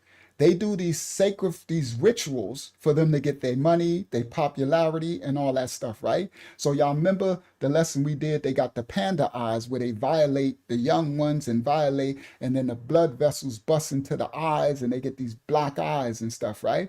Then they also got the one where they sticking out their tongue, the one with they holding their hand over the hand over the eye, all the celebrities, right? Y'all remember we did that, right? So they got these clubs, right? Remember I showed on the other live, I showed what they call the black eye club. And I showed all these celebrities with black eyes. And people, it's not a coincidence, right? How do all these there go one go right there. All right, good. I'm in the area where I need to go, right? And they show all these celebrities with these black eyes, right? And they call that the black eye club, right? So I'm about to show y'all with the Wilson while the ball is in our thumbnail, right? Stop share, right? Stop share, share screen, and then we're gonna get to the first video, right? Share. So y'all remember we did this one. I showed this one already. The black eye club ritual, right? And everybody got these eyes, right? Like a panda eye, a black eye, right? And it's like all your celebrities, right? They all got these eyes, right? Right? We did this, right? So again, all right? So now the reason why I put the ball or Wilson from the movie, and think about it, Tom Hanks, right? So tonight we did Tom Hanks the last live stream. We exposed his stuff. Castaway on an island with the ball, right? They do stuff symbolic in movies. Do you understand? They put all this stuff out because they have to, right? So that ball of Wilson and Castaway is symbolic, right? So watch this. I'm going to show you another club, right? This is another club. Now, these are interesting that I know a lot of y'all like, it's like you'll look over this stuff, right? Because it looks like it has no, like it's just, it's just, what could I say? Coincidence, right?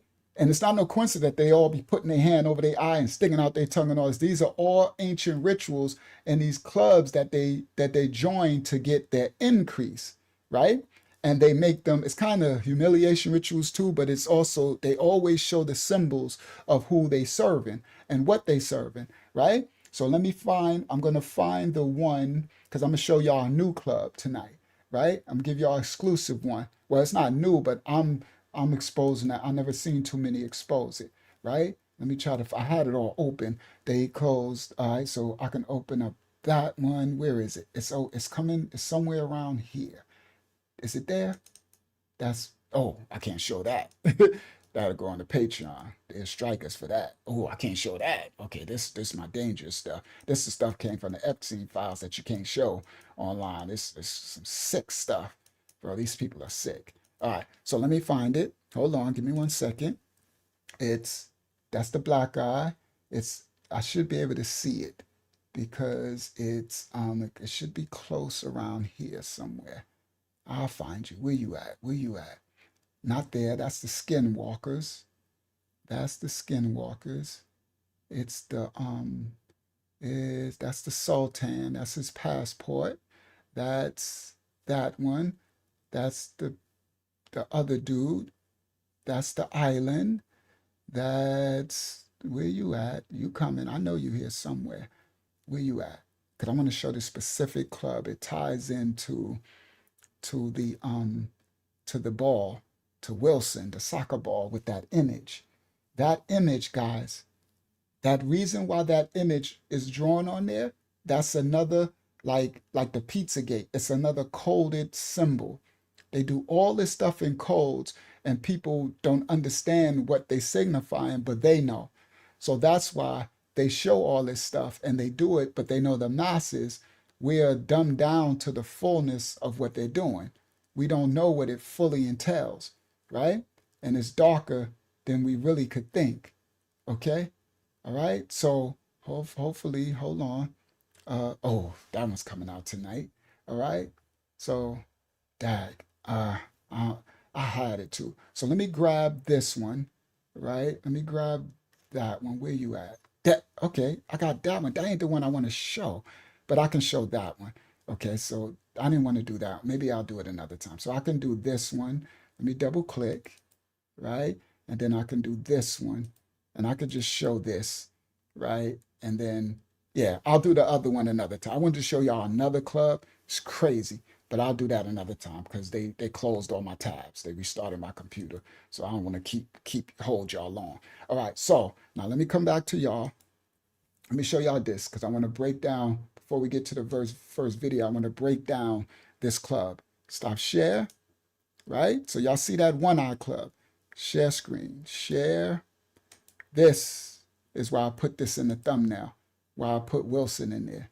Double click that, bang, share. All right? So this is Tom Hanks, right? From the movie. And that's the ball, Wilson, right?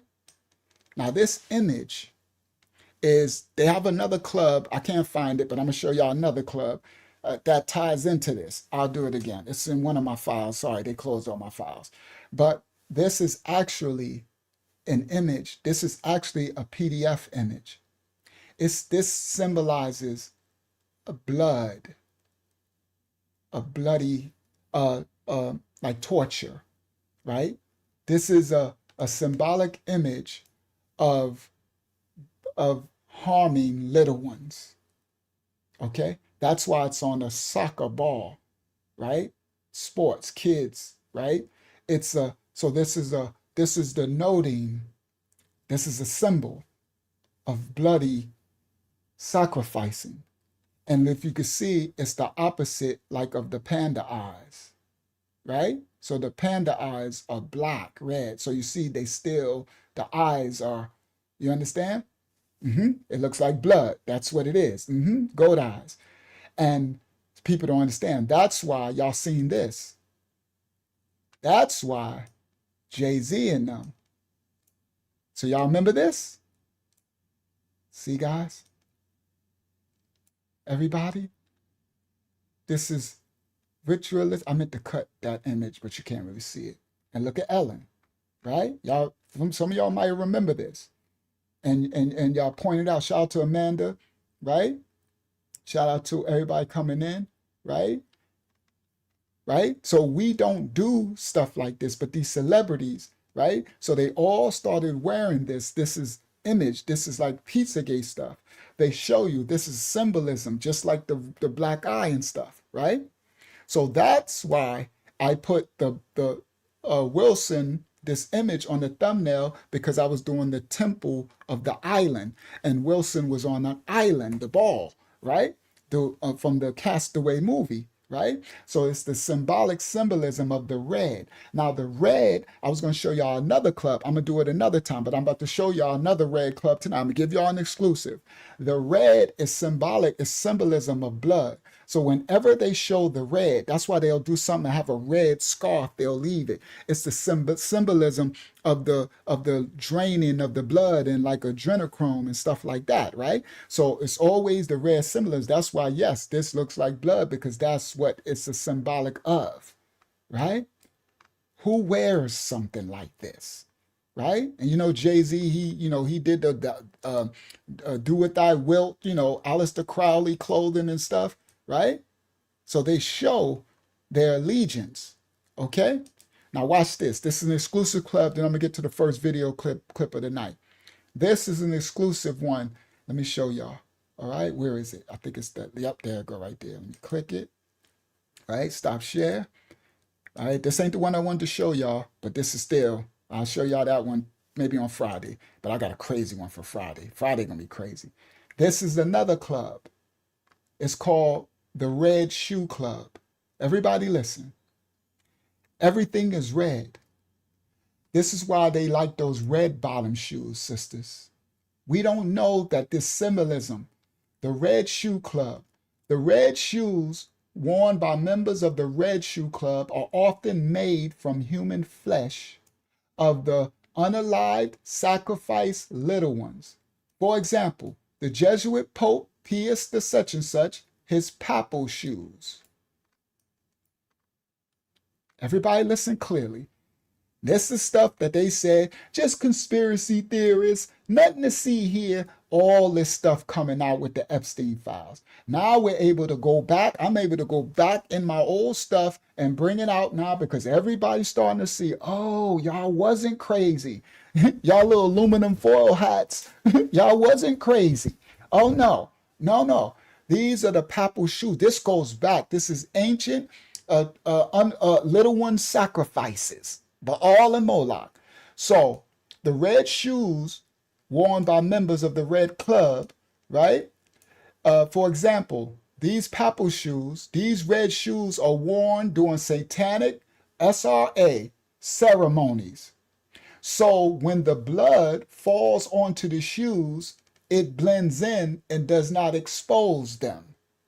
So they would have these red shoes, guys, so that when they do these torturous things, ritualistic sacrifice stuff, and then the blood falls on it, they could walk around outside with the blood of the victims and no one would really look at it. It would blend in, guys, with the shoes. So they would be walking around and with the fresh, right? They like the symbolism stuff, right? Eyes wide shut. They like to do things and put it in your face and we don't see it, right? The public, because we are asleep, sheeple, right? We don't see what's really happening, but it's been in our face the whole time. It says, the shoes are also symbolic of adrenochrome, cannibalism, and blood dripping down the body of the tortured little ones just before falling off their feet. So when they pump the fear to boost up the adrenal glands for the adrenal gland for the fear is devil demon food, right? This symbolize that the blood dripping down off of them right before they go out, right? So the Red Shoe Club. Now this right here is an image, right? I'm glad it's cartoon, right? And this is what, see the hands tied and they would hang them. And then they said the blood would drip from the feet as they would torture the little ones. It was the red shoes represent the blood dripping from the feet. That's where whatever they do, the blood falls to the floor from the feet. Everybody listen. Look at this. Tom Hanks, the man with one red shoe. See, it's in our face all the time. The devil wears Prada. Right? Look.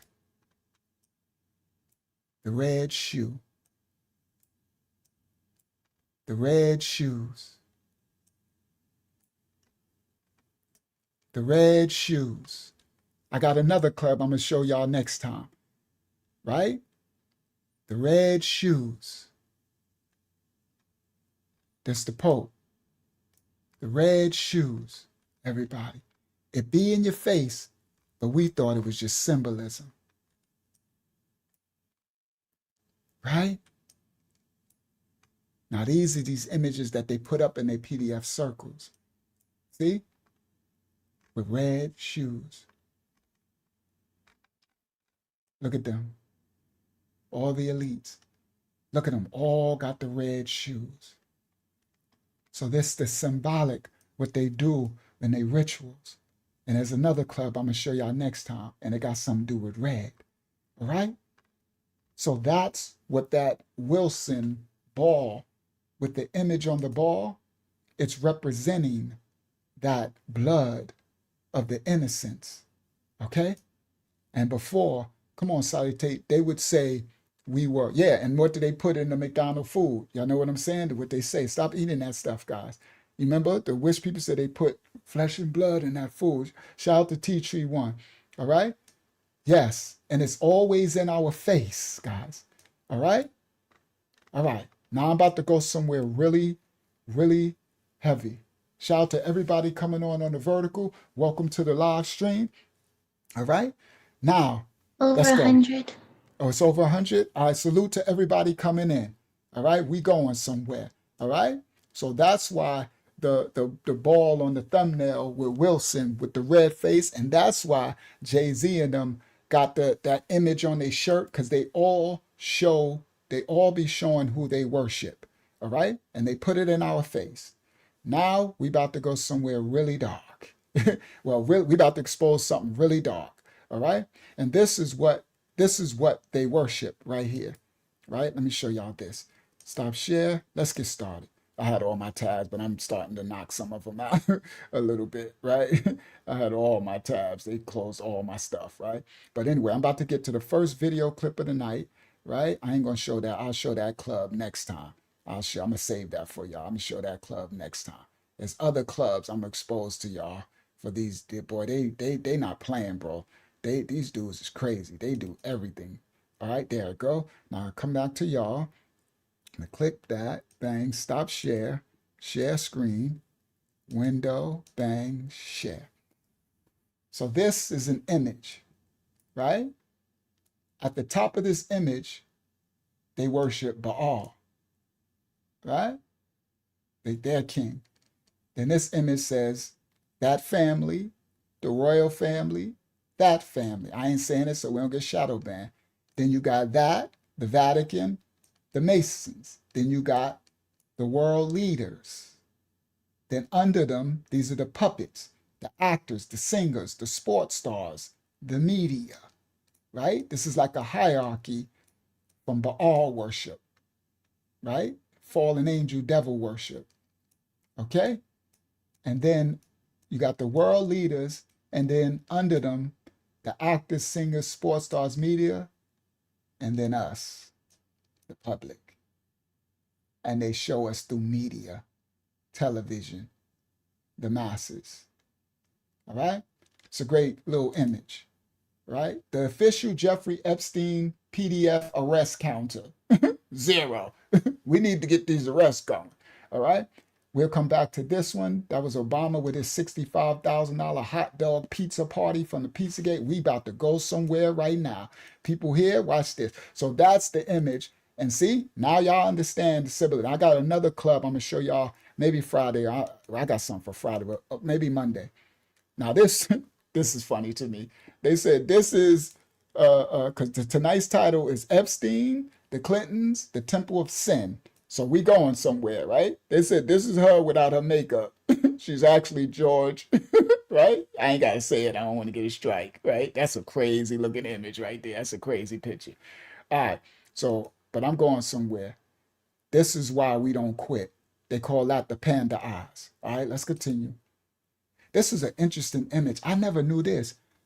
Y'all try to do this. They said y'all probably seen this, the corners of the dollar bill, when they do it like this, it makes a wicked devil serpent when they tie the corners together. Look, so you see this? That's this corner right here.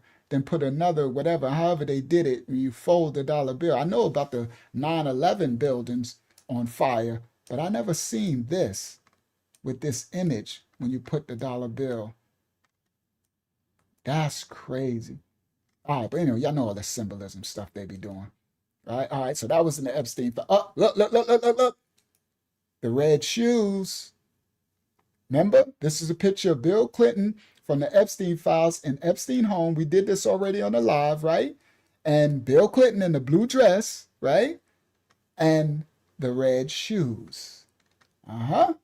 So now y'all have a different understanding that when you see certain of these things, you understand this stuff is just not by chance. All right, now let's go. Let's get to rocking this out. Let's get to the first clip of the night. Let's get to the funky McNunky. Go ahead. Let's get to exposing this darkness. Go ahead, Akyama. All right. Tea Tree Want to Flavor says, appreciate truth and exposure of wickedness. Thank you so much, Tea Tree. I humbly receive, and I thank you for your kindness. All right? Most I said teach, and I said expose this darkness. All right, so now that we about to bring out something that this stuff has been going on for so long and we didn't know. And it's been under these administrations, right? And I got a clip, and I just said something last week. And this clip, because I going back now because all the files are coming out, and you got to go back to tie in because they've been doing this stuff back then when they was keeping us hushed, when they was making everybody think we were all conspiracy theorists, right? And we were all just tripping out. It's coming out now. Now, watch this. Let me grab it. Dang, I had my stuff set up. Where is it? I'm going to find it really quick. It got to be, where you at? It got to be one of the most recent. Where you at? This one. Okay. So what is that one? Oh, that's him owning. Okay, I'm going to bring that out. And then I want to do this one with, there we go. It starts about here, right? Yeah, let me do it. Starts from here. Let's just start from here, right? There we go. Bang, bang. Yeah, let me start from here, go there, then I'm going to show the first clip. All right, let's do it this way. Let me do it this way. So here we go. So come back to y'all, right? Let's go. Let's play. It's time to knock this out, guys. Stop share. Share screen. Let's expose this darkness, children of the Most High. Let's go. And you teach everybody. You share this, you teach. Now this goes back because this happened back with Obama, Hillary, the Pizzagate, Podesta, Alafrantis, all this, right? The QAnon, this goes back. Now, let's go. Because I'm going somewhere. Y'all going to see something y'all didn't know. It goes back to the Bill Clinton did something with the CPS Child Protective Services. They were taking our children. And I remember this, but we didn't know the fullness. Listen clearly. It says, never forget the brave men who saw Hillary's frazzle drip video. Now, everybody listen. This stuff was coming out back 2015, 14, 16, stuff like that. During the Obama administration, all of this stuff was coming out when the WikiLeaks stuff came out, the Pizzagate, right? Hillary had a video of her allegedly harming little ones and dripping the blood drip. Remember I told you the red shoe crew, right? And the police who saw the video and exposed it, shout out to Cosmic Blackie, who saw the video and exposed it, they all unalived. Everybody listen, it's so many unalived. And we say RIP to all the whistleblowers who got unalived, who was exposing this stuff back in 2015, 16, 14, what they were doing. Out of the 12 police officers that viewed Anthony Weiner's insurance file on his laptop, 9 of them had supposedly unalived themselves. Everybody listen clearly. Tied to Hillary, to the Clintons, there's allegedly 68 people in their circle unalived themselves. Impossible. Listen clearly. Anthony Weiner, thank you, Hayazak, for last time. I didn't know that humor person in the Epstein files with Hillary was Anthony Weiner's wife. Anthony Weiner was this upcoming politician in New York. He was going to be the mayor. He was being groomed to be the president. He was sharp. He was sharp, guys. Meaning his wisdom, he was good. He would have been president. Shout out to Wonder Woman. He would have been president. Some of y'all don't, and the funny name, his name is Weiner. That's all, like, just to have that name anyway. But if you go back, Google him and look at him, he was sharp. He was going to be the mayor of New York, and he was going to be the president. They was grooming him to be the president. But his laptop got leaked. His laptop, he left, I don't remember, I forget. Somehow someone saw his laptop, and in his laptop, shout out to Jedi, in his laptop, Huma was in the video with Hillary as well. Wow, she was in that video, Deb. Wow. Thank you guys, Deb. Thank y'all for adding in. Now, the Anthony Weiner, when it came out, it exposed, this is how really the Pizzagate stuff got exposed. People think it got exposed from Podesta's email, but this what led to Podesta's email stuff, right? That when Weiner's laptop got exposed, so he stepped down. He went, because he got exposed doing the stuff to little ones and to men and stuff, right? But it exposed all of Hillary's and the Clinton stuff, right? So they immediately started unaliving people. Now, these 12 of the officers are unalive, right? Now this is, and that's Wiener and his wife, Huma, right? I remember them. Now, yeah, we going somewhere. Y'all pay attention. We're going somewhere very deep and important. Let's continue. Jen Psaki helped. Y'all, I'm going to show a video clip. I'm walking this in now. Y'all about to see video clips from back then. Jen Psaki helped Hillary. I don't want to keep saying their name. I'm going to say Hillary, right? I'm trying not to get shadow banned. So again, I'm trying to, so y'all just walk with me. Y'all can read it on the screen. That's why I'm putting it on the screen. Jen Psaki helped Hillary's State Department cover up elite PDF and human trafficking rings as reported by NBC back then. I'm about to show y'all. Thank you. It's pronounced Saki. Thank you. What did I say? Pasaki or something? Thank you. Thank you, Surfer. All right. NBC News. Hillary Clinton's State Department covered up elite. I'm going to show y'all. Now we have Biden. Back then, I'm going back. Watch this. Sending 20 plus billion of our tax dollars to the Ukraine.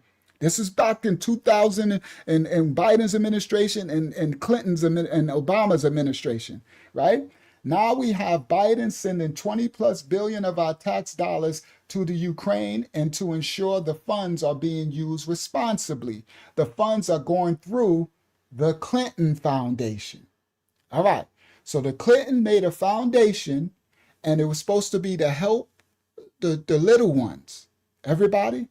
But guess who funded the Clinton Foundation? I'm one of the first to bring this out. Guess who funded the Clinton Foundation? Let me give y'all the receipt. Watch this. Y'all know, Unc, I don't be playing. Where is it? It's somewhere. There it go. Double click. Oh, I can just go forward. No, I'll come back to it. Double click. Watch this. I can show you better than I can tell you. Stop share. Come back to y'all. Everybody, because we going somewhere. It's going to tie in later. We walking it on down. Window. Watch this. Share. Because I'm going to show you everything I'm talking about. Look. Jeffrey Epstein was a co-founder of the Clinton Global Initiative, which became the Clinton Foundation. Now, this is the foundation that was going to Africa and Haiti and trying to help the children. He was a co-founder of the foundation, just like Leon Black was doing the school pictures with Life Touch, was his partner. Everything we've been doing, we've been giving it over to these PDFs. Look, you think I don't got receipts? I don't got proof? Yeah, I always got proof. We don't do conspiracy theorist stuff here. Here we go. This is the actual attorney letter, 2007, by Federal Express, Jeffrey Slomis, Esquire, First United States, map all the Southern District of Florida, Miami, Florida, in a feature article about Mr. Epstein in New York Magazine. Former President Clinton aptly described Mr. Epstein as a committed philanthropist with a keen sense of global markets and an in-depth knowledge of 21st century science. President Clinton reached this conclusion during a month-long trip to Africa with Mr. Epstein. They was going there to get all right, Mr. Epstein hosted the trip. The purpose of that trip was to increase AIDS awareness, to work towards a solution to the AIDS crisis that these devils allegedly released. And, they always was going to Africa releasing this stuff and saying they're going to help these kids. Now, Epstein worked towards a solution for the AIDS crisis and to provide funding to reduce the cost of delivering medication to those inflicted with the disease. Both before and after that trip to Africa, Mr. Epstein worked hard to achieve improvements in people's lives on a global basis. Now, this hits all different, right? Mr. Epstein was helped, right? He actively sought advancement of his philanthropic goals through his participation and generous support of both the Trilateral Commission, the Council of Foreign Relations, the Bilderberg Group, Bohemian Grove, Baal worship, more like you might as well just say the Canaanite worship of him. All right. So hold on, I'm a little loud, so it's peaking. Let me bring it down a little, right? So you might as well, this is crazy work, right? His generous support of both the Trilateral Commission and the Council of Foreign Relations. As you may know, the Trilateral Commission was formed to foster closer cooperative cooperation among core democratic, industrialized areas of the world, where in the pursuit of goals beneficial to the global population. These globalists, all right? And no disrespect, don't get in your feelings, but when Trump came in the first time, he's been against the globalists. When he came in, he exposed the Pizzagate, he exposed Hillary and them, he exposed all of it. Yay did. I'm not saying he innocent from nothing. I'm talking about what people did. And this ain't a political channel. I didn't vote. I'm not a Republican or a Democrat. I'm rightly dividing what happened. Because I remember what happened then when he first came in. He was like down with them all. He exposed Pizzagate, he exposed all of it. He exposed them all. Facts. And they went to jail. Weiner went to jail under Trump's administration. Epstein went to jail under Trump's administration the second time. All these things, he was going after them. They got him out the first time. I got a clip that's going to show you that they thought I'm not saying he's innocent or nothing. I'm just pointing out. I'm not Democrat, Republican. Don't come out of the politics and look at what people does. Look at patterns, right?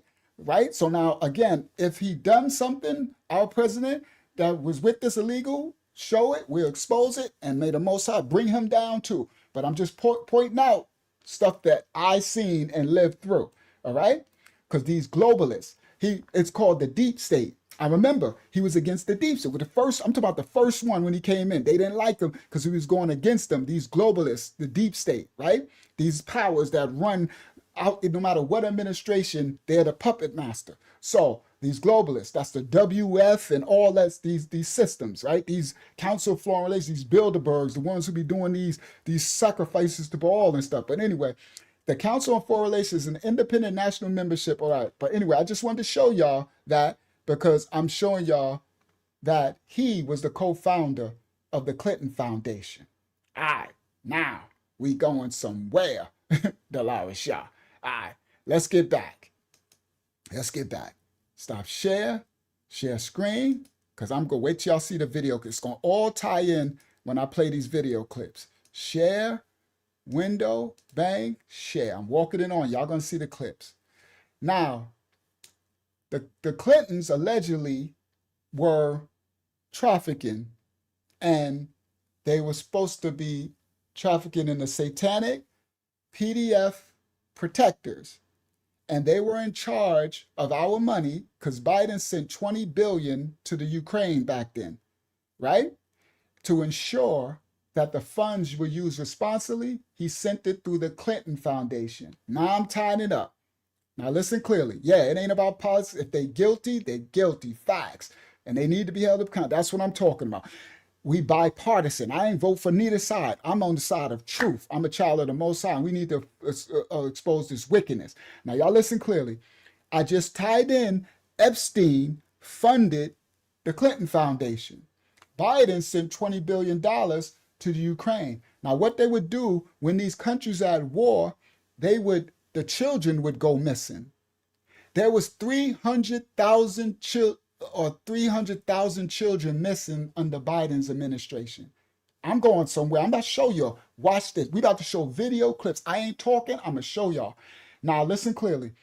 Biden sent $20 billion of our tax dollars to the Ukraine, and to ensure that the funds was spent responsibly, he sent it through the Clinton Foundation, who was funded by Epstein, and right, so the Clintons, who are such and such traffickers allegedly, and satanic PDFs allegedly protectors were in charge of our tax dollars going to Ukraine, which the Ukraine was a hotbed for children going missing, trafficking. Everybody, they do these wars for a reason. Meanwhile, listen clearly, Marina Abramovic. Oh, let's go. Come on, everybody worldwide. Marina Abramovic, the self-proclaimed spiritual cooker, the one with Jay-Z, the one painting pig's blood on the walls and all that stuff. She was asked from the Clinton administration to be the ambassador for Ukraine in the help of rebuilding the schools and taking care of the children. Everybody listen clearly.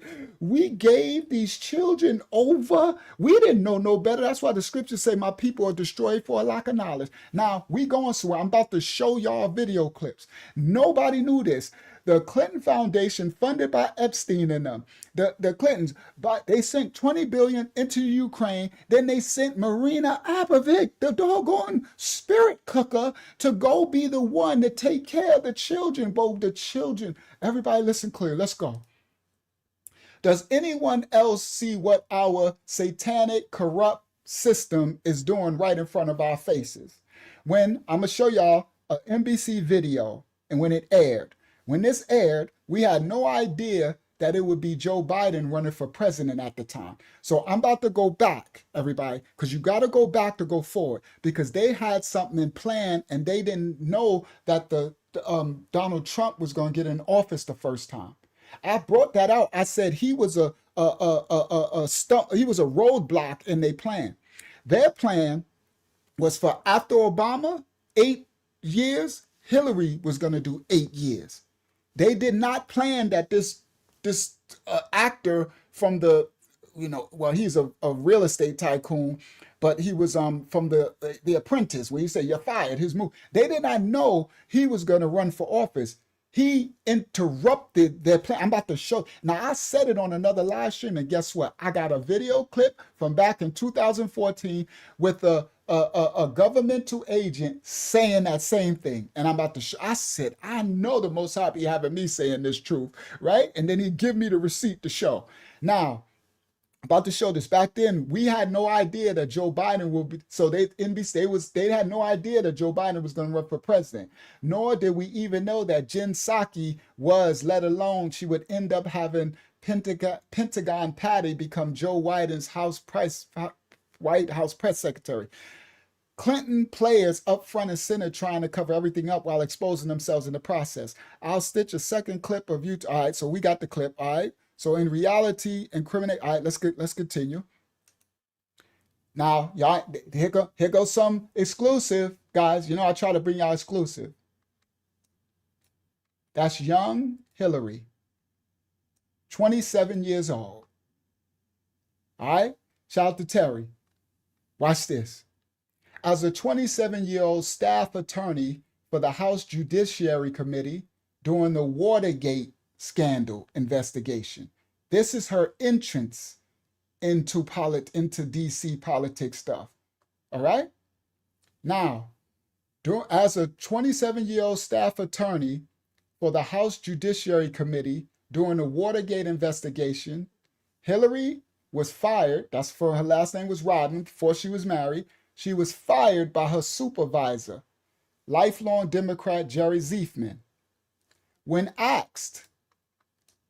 they asked Jerry Zifman, when he was asked why was Hillary Rodham fired, Zifman said in an interview, because she was a liar, she was an unethical, dishonest lawyer, and she conspired to violate the Constitution, the rules of the House, and the rules of the committee, and the rules of confidentiality. So she came in rough and rugged. Okay? All right? Let's continue. Hillary, involved in a Russian collusion, took foreign bribes. We're going to go there. Developing story. All right, we're going to go there. I got the clip to show that. I don't got to read that. All right. All right, that's when we're going to show that video. All right, we'll break this down another time. This is the connection to the Pizzagate. All right. This part I'm going. Bill Clinton created an act in his presidency in 1997 called the Adoption and Safe Family Act. Everybody listen clearly. This is where we going. Do you not know that they gave 60 to 80 billion dollars a year and to the Child Protective Services to funnel Social Security funds into taking Americans' children from them? I remember this time. I'm about to take you back, so don't forget, never forget. The Most High calls us to remember all things, all right? These things are coming out from the files tied together. Bill Clinton signed the ASF Act, okay? And it was called the Adoption and Safe Family Act. And they touted it as we trying to protect the children, right, of America. And he gave 60 to 80 billion a year to this government to be able to come in to America and take our children for anything. This is how CPS got so powerful as an entity that don't answer to nobody. They could take your children. Oh, we going somewhere. All right? You want to follow the money? Follow the money and you'll see. Wiener's laptop contained 340,000 emails with a significant amount of emails between Hillary and his wife Huma. On page 294 of the IG report, it states initial laptop, 1,000 emails, Hillary Clinton and the foundation. It exposed all the crimes against the little ones. All right? That's why all these people were unalive for this. And it's been covered and it's coming out now. All right. Now, this week, Clinton and his wife was summoned to testify before the House Oversight Committee about Epstein, right? The committee's letters to Hillary Clinton described the potential close relationship with her family, all right? So, all right, now we're going somewhere. Now, let me get to the first video clip, right? Follow the money, all right? First video clip. All right, there we go. Let me get back. I'm going to get to this. Go ahead. All right, so let me come back to y'all. Let me find my clip. We have a question. Is that okay? Yeah, while I find my clip, it's fine. Miss Chocolate is back. Miss Chocolate Chips. Shout out to Miss Chocolate Chips. Shout out to Miss Chocolate in the building. Go ahead. She says, what do we do with the information we have with the knowledge we do have? Expose it, share it, tell people, even though they might say you look crazy and you conspiracy theories, take the information that you learn and watch the signs, right? Look for these symbols in these movies, TV shows, on buildings. So next time I'm showing you the Pizzagate signs, like the swirl in the swirl. They got these little symbols and signs. And now with your awareness, you might see it when you're going into a building. Let's say you might want to take a child to go play or something, and then you look and see this sign in their logo. You're like, hold up, that's the man boy lover sign, or that's the PDF. Right? So it's my people are destroyed for a lack of knowledge. It's the knowledge, the awareness. They prey on our lack of awareness, right? And they try to do nothing to see here. Anybody who call this out, they're just conspiracy theory. They don't listen, don't pay attention. But it's all in our face. So what you do with it is you continue to teach what you learned. You continue to study, show it, expose it, say it to anybody. If you say it to one person, you might help one person not get kidnapped in a car, traffic, or put their children in some type of situation, right? That they don't understand. This organization is funded by these PDFs, right? So it's the awareness, and then prayer, right? Praying and speaking out, being righteous, being a light against this darkness. Your spiritual walk will balance out against the darkness of the practices. We can't do much because a lot of us don't have a lot of power, influence, or money to do things, but we can with just our one. If each one teach one, each one reach one, it's going to add up. It's little pieces, right? Trickle down effect, right? So just be righteous, be the next right thing, expose darkness, tell it, speak it out. Don't be scared to speak out. You understand? Stand for something and speak and call it out and try to warn people. Some might not listen, but you still doing you doing your work. That's it. Each of us have a work to do and expose this darkness. That's about the best we can do. And pray the most, because the Most High gonna do this work, right? At the end of the day, and He got vengeance is His, so it's gonna happen. But we have to do our part in exposing it. So that's all I can do is expose. And I put hours and hours in, right? That's why they messed my study up tonight. I put so many hours. Like I did the ministry last night, and I said to the Lavish, I said in the ministry, when we closed, we finished about 1 o'clock in the morning last night teaching on our Zoom. And I was like, I hope I'm not sitting here till 1 p.m. in the afternoon preparing the thing. Guess what? I didn't go to bed till 4 p.m. I said, boy, I sat there from last night's Bible study to 4 p.m. here. Right? I got up to use the bathroom a couple of times, eat, but I sat here putting this lesson together just to wake up, and the lights must have went out and all my tabs gone. I'm like, no. But so that's what I'm trying to piece together the information. But I'm doing the work. I don't ask nobody for nothing. Thank you for anybody who ever donates anything. I'm just doing the work because that's what we're called to do. Expose it, right? And that's the best we can do is expose it. Now watch this. Now, I just said back then, the Ukraine, right? The war, the Clintons, they did the Clinton Foundation. I showed you Epstein funded the Clinton Foundation, right? We showed that Biden, because Biden under Biden sent 20 billion or whatever to our taxpayer money to the Ukraine under the Clinton Foundation, and they sent Marina Abramovic to be over the children. Now watch this. Clinton started the ASF. I wrote it down so I didn't forget. The ASF Act, right? Affordable, I forgot what it was called. I'm gonna have to grab that, right? But watch this. Now, here we go. Let's do this. The affordable, this was key stuff. It was all in our face, but we didn't know it. And they gave powers to the Child Protective Services, TPS. They used to come in our home. I remember they were taking children. I'm an elder. I remember this back then. I didn't know what it was tied to, but I remember Americans were scared. They was coming in and they was taking children. Now watch this. I'm going to show this clip. Let me show this one first, right? CPS can take your children, all right? Let me see which one I'm going to do. Hold on, I got a lot of them. So that's the Epstein. I'm going to show that. That's the underground stuff, underground temple, Epstein. Oh, I didn't even show that. I was supposed to show that at the intro at the beginning. I'm sorry, but it's okay.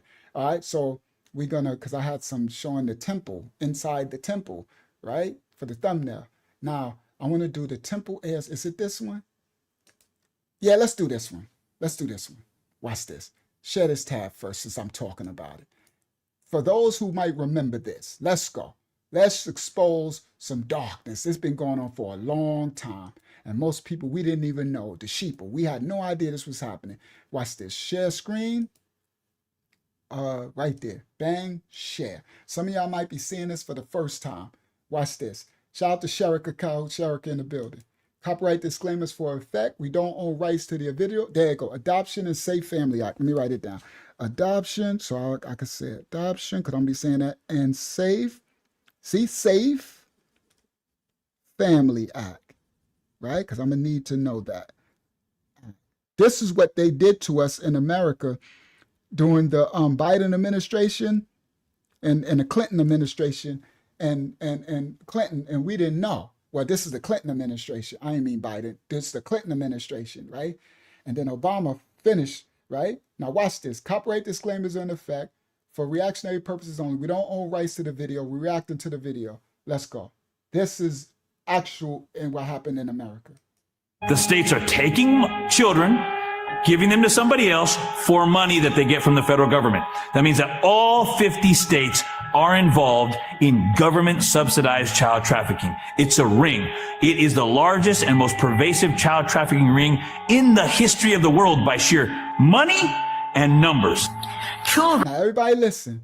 Under the Clintons' Adoption and Safe Family Act, he gave 60 to 80 billion a year to all the states, this CPS, to take children. Y'all see this? 12 billion or 900 million 12 trillion, 900 billion, I guess, something. I don't know what that number is. Y'all can tell me. Is it 12 trillion or 12 billion? It's probably more than 12 billion, right? And this was under his administration. We didn't know what was happening. And they made it because we didn't know they was doing these PDF stuffs, right? We didn't know this stuff. We didn't know Epstein back then and stuff, right? And they was doing this and it was affecting us in America, right? And this is how the DCF, Department of Children, got so powerful that they, like they bonded the IRS, Now listen clearly. Watch this. For money that they get from children. That's $1 billion, 12 billion. Thank you. States are taking children, giving them to somebody else for money that they get from the federal government. That means that all 50 states are involved in government subsidized child trafficking. It's a ring. It is the largest and most pervasive child trafficking ring in the history of the world by sheer money and numbers. Children are seized unnecessarily from their families due to the federal aid entitled the Adoption and Safe Families Act. Everybody, now I'm showing y'all clips from 2015, 14. That's why it says now, right? Because you got to go back to go forward. I'm tying it up because I need y'all to understand this goes back, right? You can't start from right here. Shout out to Linda Hernandez. You can't start from right here, Epstein files today. That's what they want you to do. They want you to don't go back and tie it all up. This goes back. That's him signing the act, Bill Clinton, when he was president. The Adoption and Safe Family Act. Everybody listen. This is what they were doing right here. You see this woman with her baby, right? They would find anything that they can come get your children. And it was money. Y'all gonna find out what this was, this act. They was getting millions if they can take your baby. Each baby that they would take from the American citizen, they would get millions. And the longer that the baby stayed in the system, the more millions they got. And then this new Adoption ASF Act, back then, these were the whistleblowers pulling out back then. I'm going back. These clips are for 2016, everything, right? Then if the system, the CPS, this new Adoption ASF Act, from the act, they got all these billions from the government, right? From Clinton, right? Now this was the funnel. Remember Epstein, the Clinton Foundation. This is crazy that we didn't even know Epstein. They was taking the babies. Now this is what they would get. Shout out to Antonio. This is what they would get. If they take your baby, right? Like they about to take her baby. Y'all about to see it, right?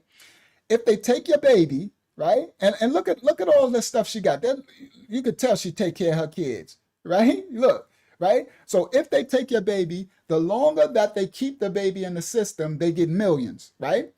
And they get a bonus. If they keep the baby in the system, this was under Bill Clinton's act, for a year, they get a certain amount of millions bonus. If they keep the baby for 2 years, they get another kick-up bonus, right? So they gave incentives for the DCF workers and stuff to falsely keep your baby, right? And if they was able to take the baby, what I'm saying, this I'm gonna show y'all, and get what you call adopt to take the baby from the parent, right? Divorce them and not divorce them, but take the baby from the parent and then send the baby up for adoption, they would get a big bonus of millions. So it incentivized each agency across America to take the children and make sure they don't go back to the parents. Get them adopted. And guess who? So then they had it, then they created a criteria for adoption that they did this screening that if you had any type of background criminal, you stole something, you can't get it. And guess what the PDFs got? They got squeaky clean backgrounds. You know why? Because everything they did, they in policies, they got money, their history gets wiped.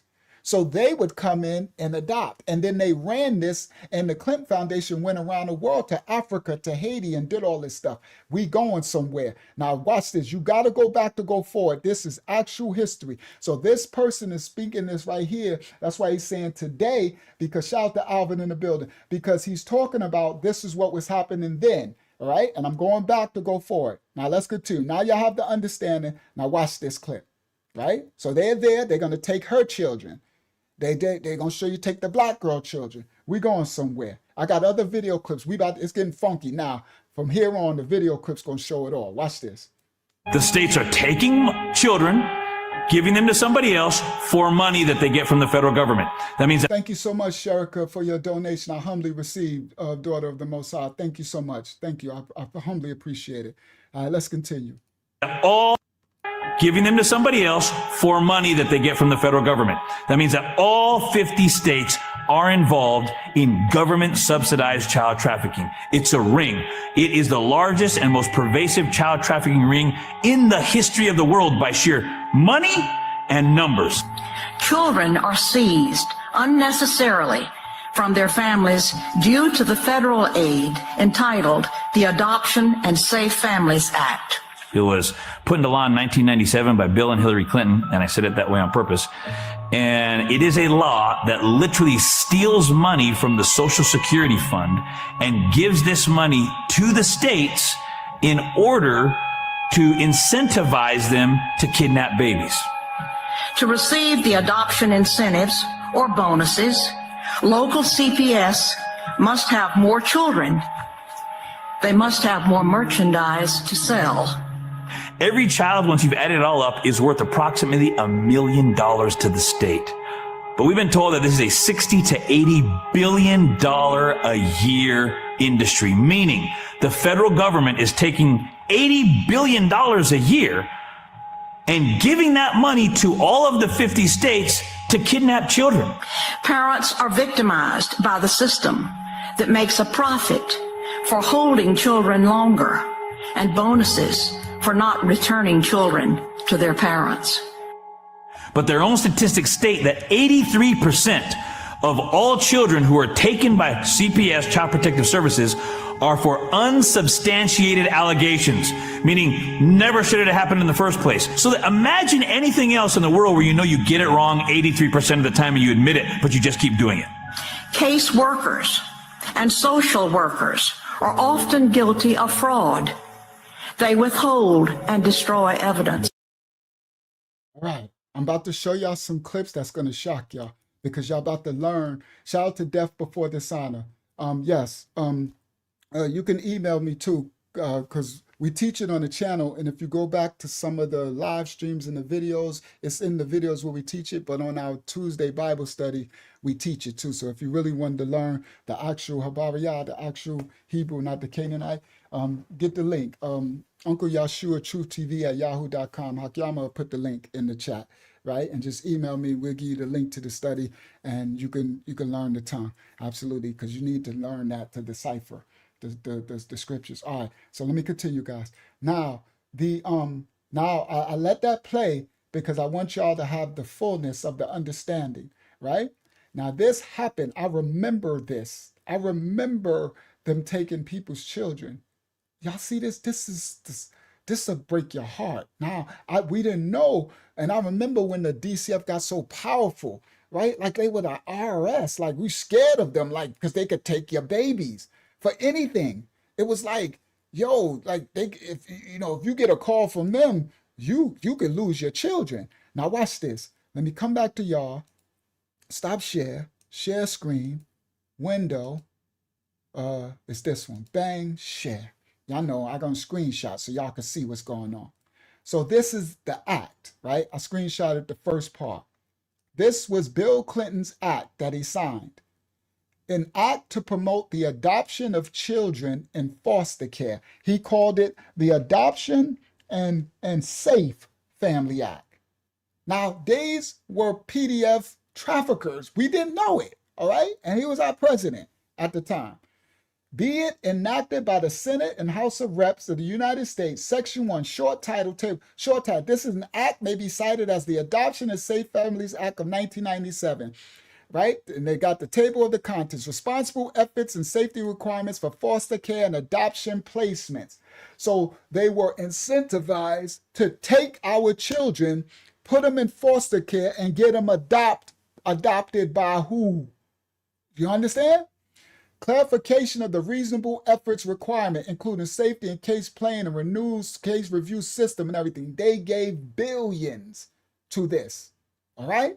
Now, shout out to them and any others who died trying to expose these devils.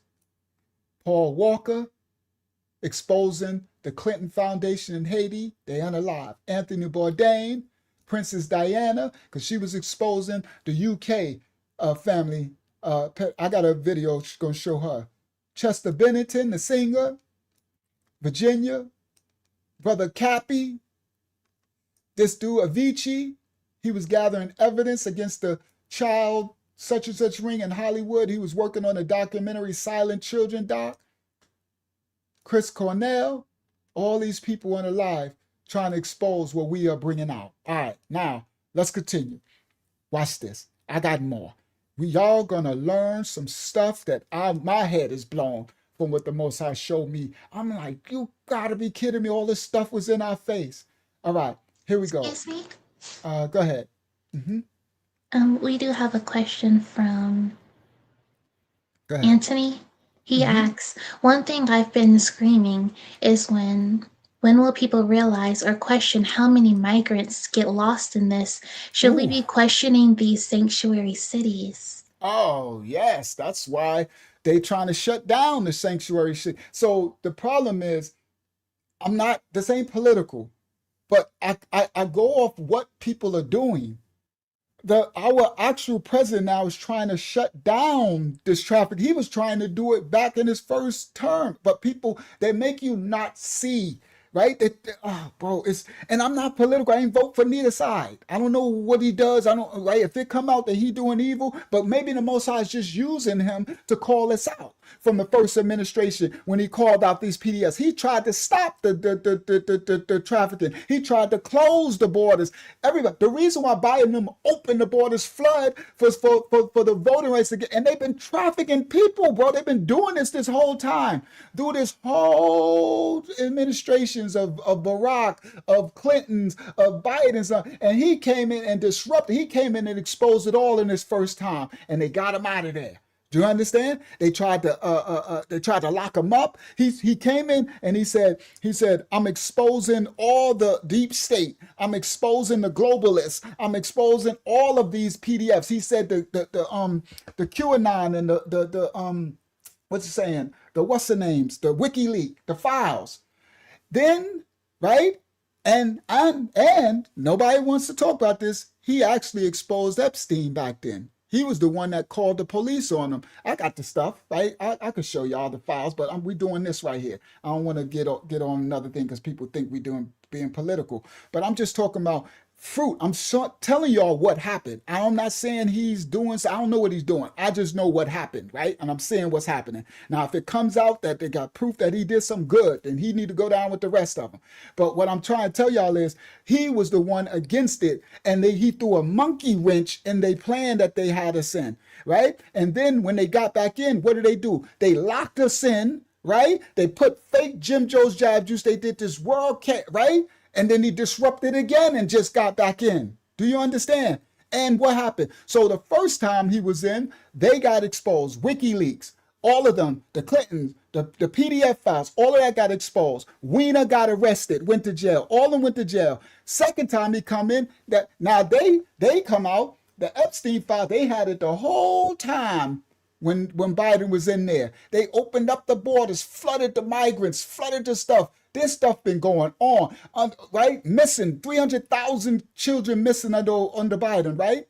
He got back in, and what happened? Epstein files released. Epstein locked up, all exposed again. But they not letting you see, and they want you to make you think like he the boogeyman. While the boogeyman is still doing the boogie and is stealing the children, and the one who is actually calling out. Now, again, I don't know the fullness. Maybe the Most High just using them to do it. I don't know. But I know what I see, and I'm not boo-boo the fool. And I'm not going to let the media and these people make me emotionally to say, he the boogeyman, while they stealing my babies on the back door, talking about this dude, the boogeyman, when he trying to tell me that they stealing your babies. Come on, bro, wake up. We got to snap out of it, bro. It's not about politics. I ain't vote for nobody. It's about right and wrong and seeing what's in front of your face and what's really happening. Watch this clip. Come on, let's go. Come on, Father. Let's expose this stuff. Watch this clip. Copyright disclaimers are in effect. I can show you better than I can tell you. See, watch this. These are all clips. Now, look, copyright disclaimers are in effect. We don't own rights to the video for educational purposes only. Bill Clinton, the Adoption and Safe Family Act. This is what they was doing. Taking our children, make you think somebody else is a boogeyman, a bad guy. Watch this. Copyright disclaimers. Determined to be dependent. So they didn't even need a hearing. Let me go back. Here we go. Determined to be dependent. So they didn't even need a hearing that day. They don't need a hearing. They don't need notice. The juvenile court has the authority to act in the best interest of the children. Based upon what, though? Because the juvenile court, in his infinite wisdom, can decide. Now listen what's going on. I copy in the middle. This is the DCF, Department of Children and Families, juvenile, in the courtroom, and they saying they got a case. They taking someone's children from them. Now watch this. Determined to be dependent. So they didn't even need a hearing that day. They don't need a So they said something, it just start, they determined the Peter hearing. So the judge says, so they don't even need a hearing to take these people's children? hearing. They don't need notice. The juvenile court has the authority to act in the best interest of the children. She said they don't need a hearing. They don't need notice. The juvenile got the authority, and they call it to back and act in the best interest of the children. See, this is what that Clinton initiative brought forth. Gave them absolute authority that somebody who ain't never met you or your children, somebody with a pen somewhere that actually getting funded by millions to take your children. It's in the interest of their system to take the child, right? To pay your paycheck and everything. And they don't need to answer to nobody.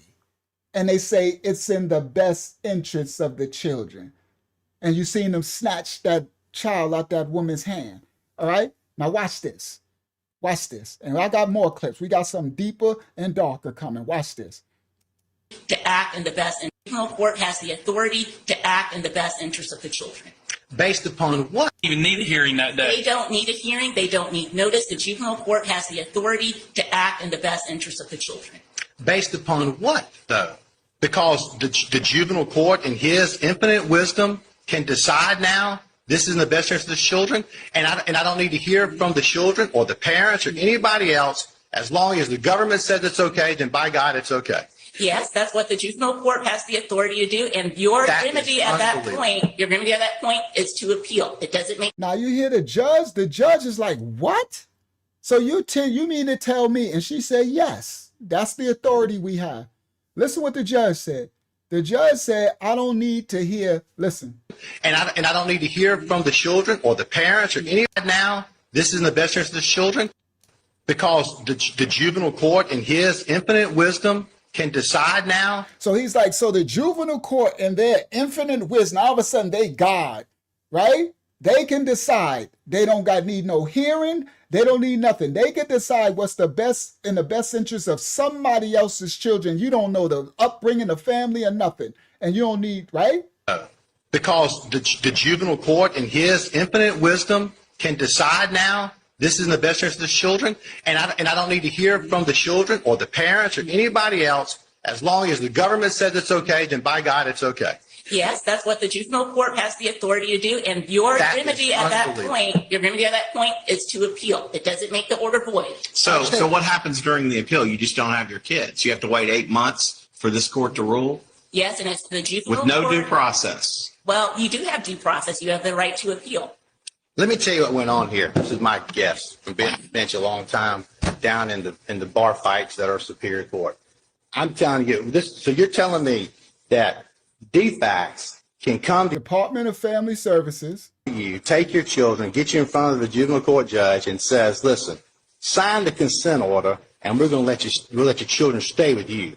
And you say, "Whatever it takes, because I just want to go home with my babies." That's all. So what he says, he said, let me give you a scenario of what's happening, because he's seeing it coming before him.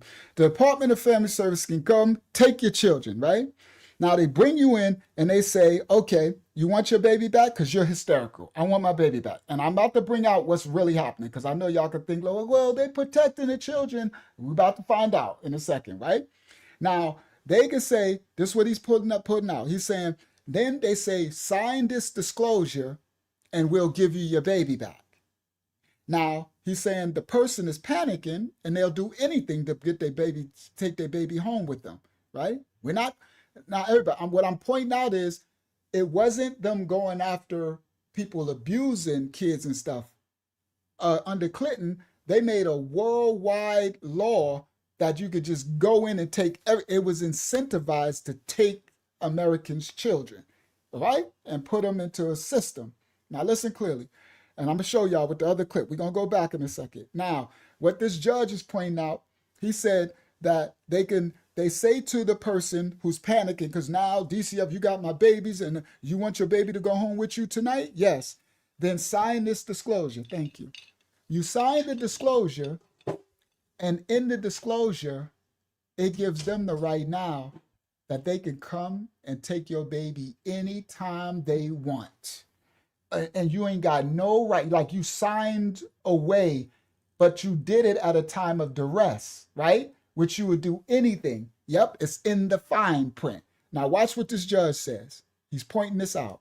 Whatever it takes, we'll let your children stay with you. Listen, sign the consent facts can come to you that D-Court, I'm telling you this, so you're telling me that D-Facts can come to you, take your children, get you in front of the juvenile court judge and says, listen, sign the consent order and we'll let your children stay with you.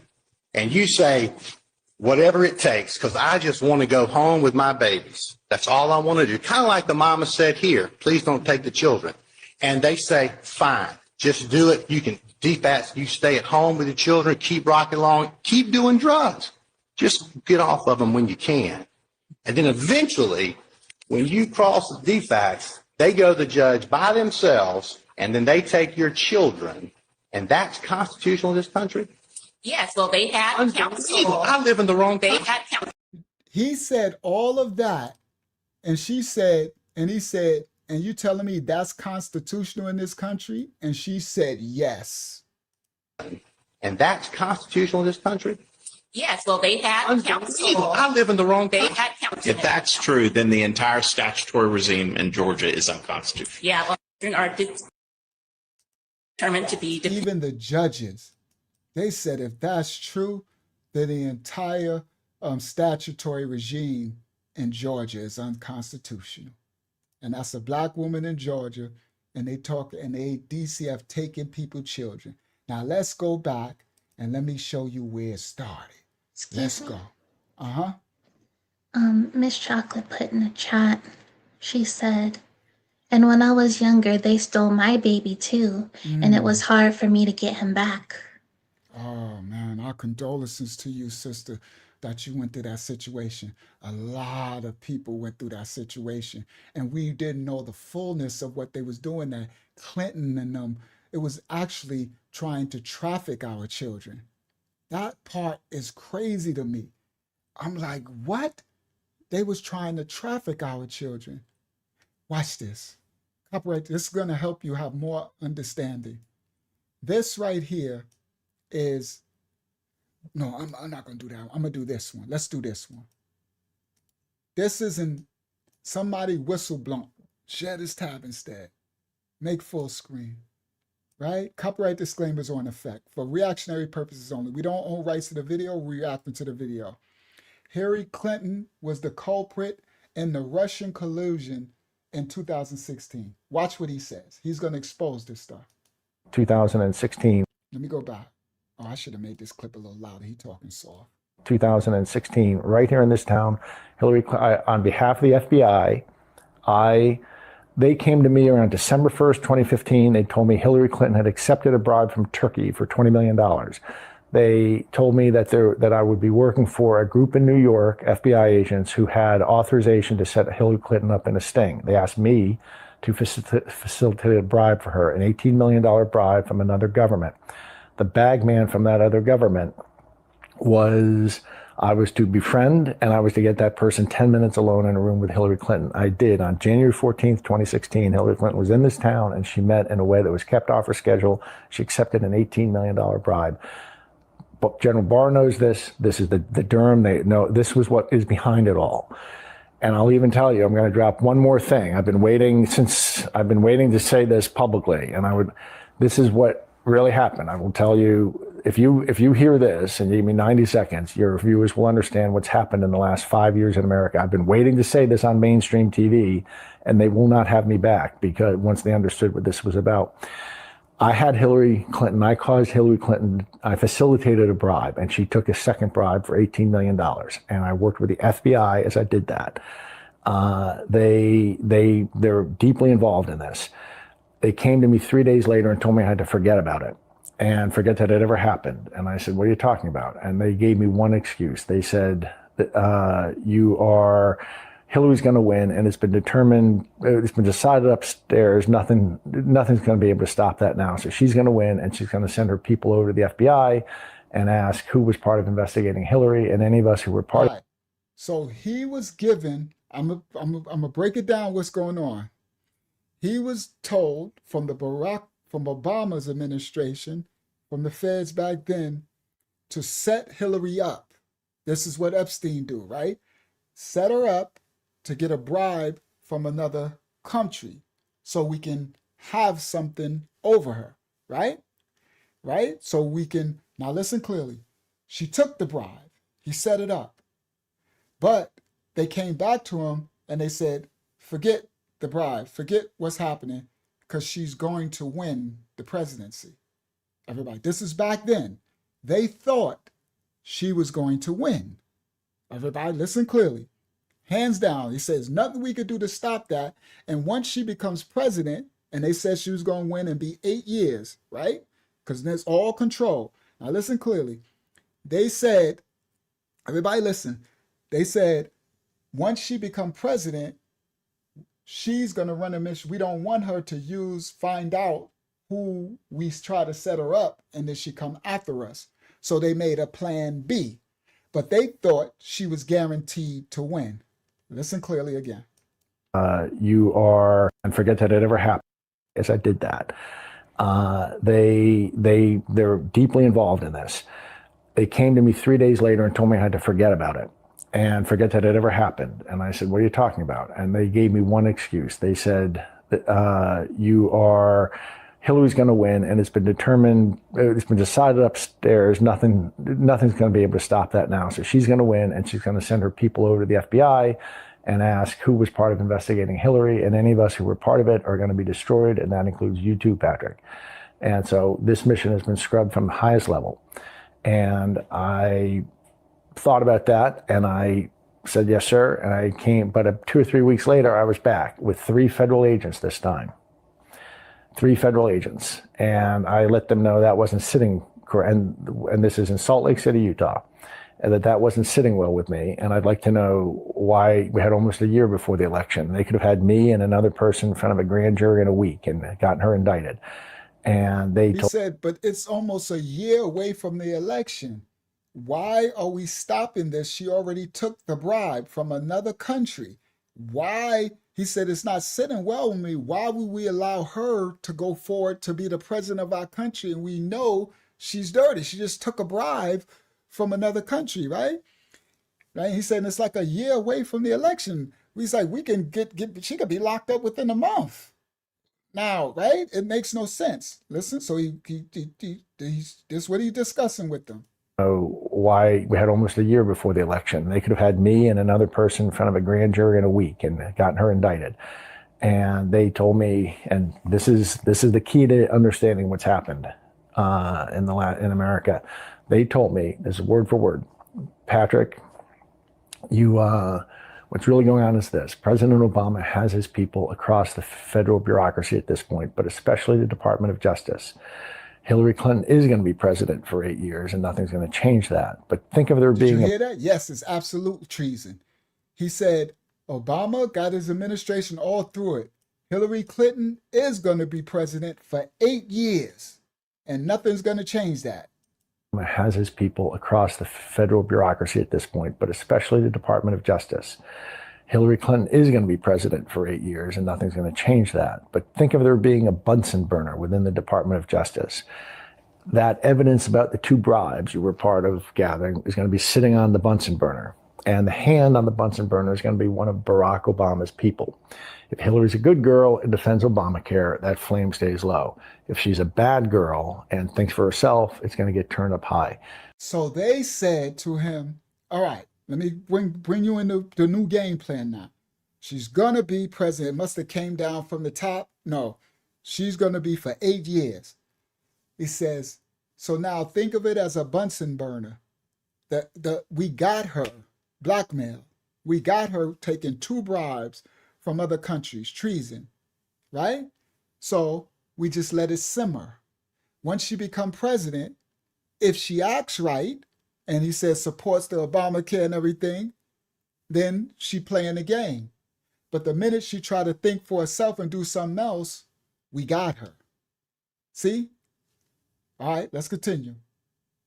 We going somewhere. Watch the next clip. Defends Obamacare, that flame stays low. And the hand on the Bunsen burner is going to be one of Barack Obama's people. If Hillary's a good girl and defends Obamacare, that flame stays low. If she's a bad girl and thinks for herself, it's going to get turned up high.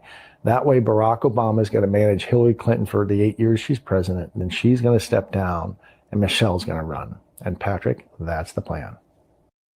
So they told him that was the plan. He's going to be able to puppeteer her while she's in there for the 8 years. When she stepped down, Michelle Obama run. And that was the plan. That came out of the lips of a federal agent. It was confirmed to me this spring. The Durham investigation has that plan was called the Operation Snow Globe. That was Brendan Obama's name for it. Snow Globe, they were trying to get Hillary to step into a snow globe. I'm looking for a prop, a snow globe that anytime they wanted, they could then pick up and shake for 8 years.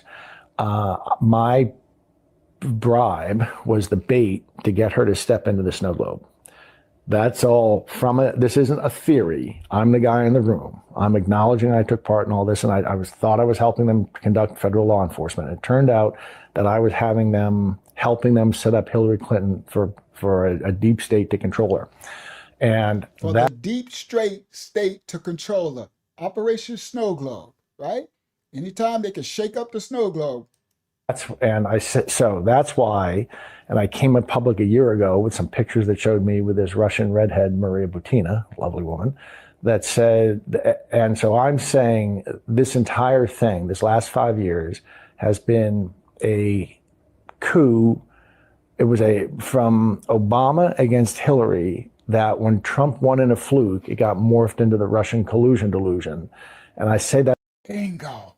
I did. Now, guys, everybody, y'all know, right? Thank God for you too. Thank God for, now, I've been teaching this, and I said to shout out to Crypto Total Recall. Yeah, I hope you caught that. I hope you caught some of that bounce on the last one, Crypto Recall, that last bounce, right? I hope you got some of that, some of them, you caught that last bounce. Now, listen clearly. Thank you, everybody who's watching. Now, listen clearly. He said, this is a key part. He said, Trump was a fluke. And I literally just said that on one of the last lives. I said they never planned. They didn't know that someone was going to come out of the blue and interrupt the Democratic thing. Trump was a fluke. He come out of nowhere and he won. So it threw a monkey wrench. That was what stopped it. Do y'all not know? Oh my, thank the Most High. Because we don't know how many millions more of children would have been. Oh, what would have happened from the 8 years of Hillary in there, and then the Michelle would have. Oh my goodness, bro! All right, listen clearly. Excuse me. Hillary. Anthony asks, "Can I get this man's name or the link to the video?" I'm sorry, I don't know his name, and I apologize. I got so much information I'm gathering for hours. I got so much stuff. If you watch my other lives, I got thousands of videos. I don't got all their names and their stuff, right? I apologize. All I can do is give the information I got. And if you could try to find it somewhere and find it. I'm just been had a task from the Father to gather as much as I can, and I work for hours trying to put it together and do all that. You see, if you also see all of my levels be balanced too, so I gotta, like, these clips are old. They be all down low and up high, and like, so I do so much hours of work. So I apologize. I don't be having all late. I don't got all that. I just put it together and make it presentable for you guys and break it down. And hopefully, if y'all can find out who they are, I apologize for that. And we have two thank yous. Well, thank you guys. Thank you for appreciating. And y'all thank the creator of all things, because that's who's doing it, Praise the Most High. All right, let's continue. In a coup, it was from Obama against Hillary, that when Trump won in a fluke, it got morphed into the Russian collusion delusion. And I say that as the guy that had romancing Maria and bribing Hillary Clinton. So I'm about as involved in this as you can get, and I promise you that's exactly what happened. And what we're seeing here is the last act play out. I was the last act play out. And the reason I mentioned that I knew in October 2018 that this was going to happen was because in 2018 I was offered, a federal agent came to tell me, Patrick, you need to understand there are billionaires walking around this world that we made, and we're prepared to do the same for you. You just have to stay calm. You just have to stay quiet through the election. And by that election, I knew he meant 2020 election. So I've known that they were going to hijack this election since October of 2018. Come on. 2006. Now listen clearly.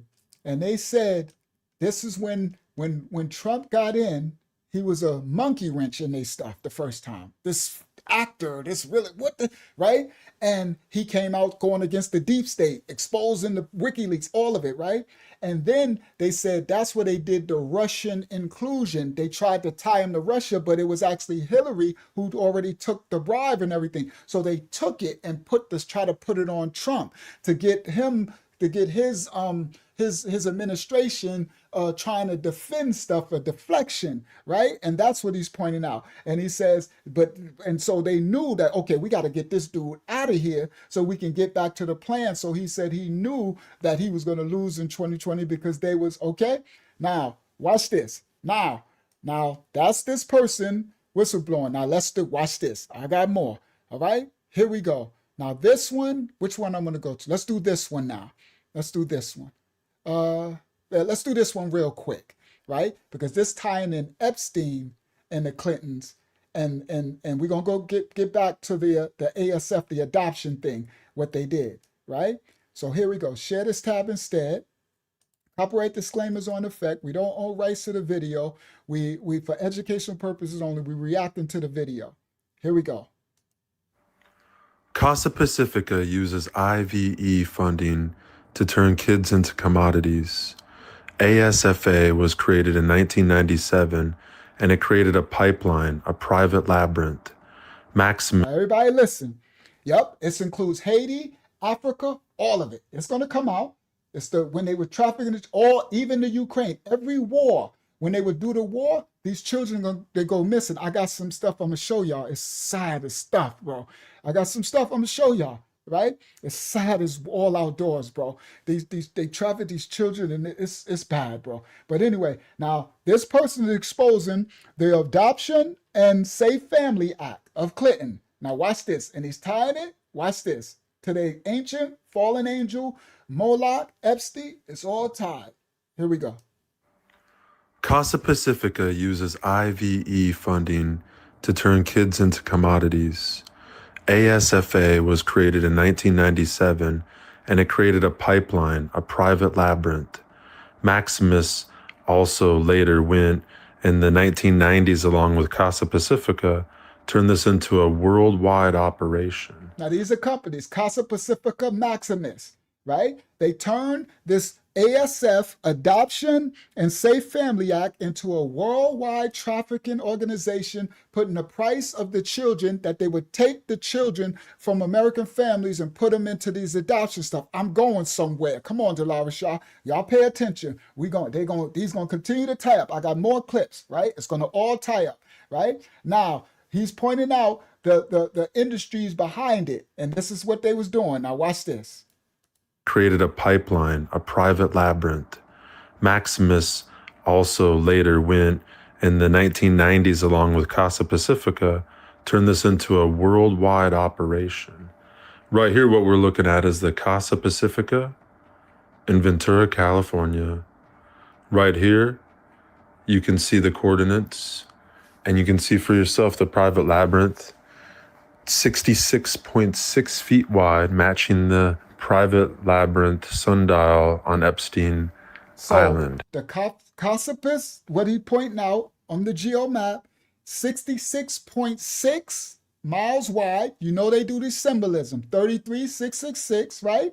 And they got a circle sundial looking thing, and it matched the exact, watch this, let's let him do it again. So that's the one, Casa Pacifica from the Adoption and Safe Family Act. Watch this. In the 1990s, along with Casa Pacifica, turned this into a worldwide operation. Right here, what we're looking at is the Casa Pacifica in Ventura, California.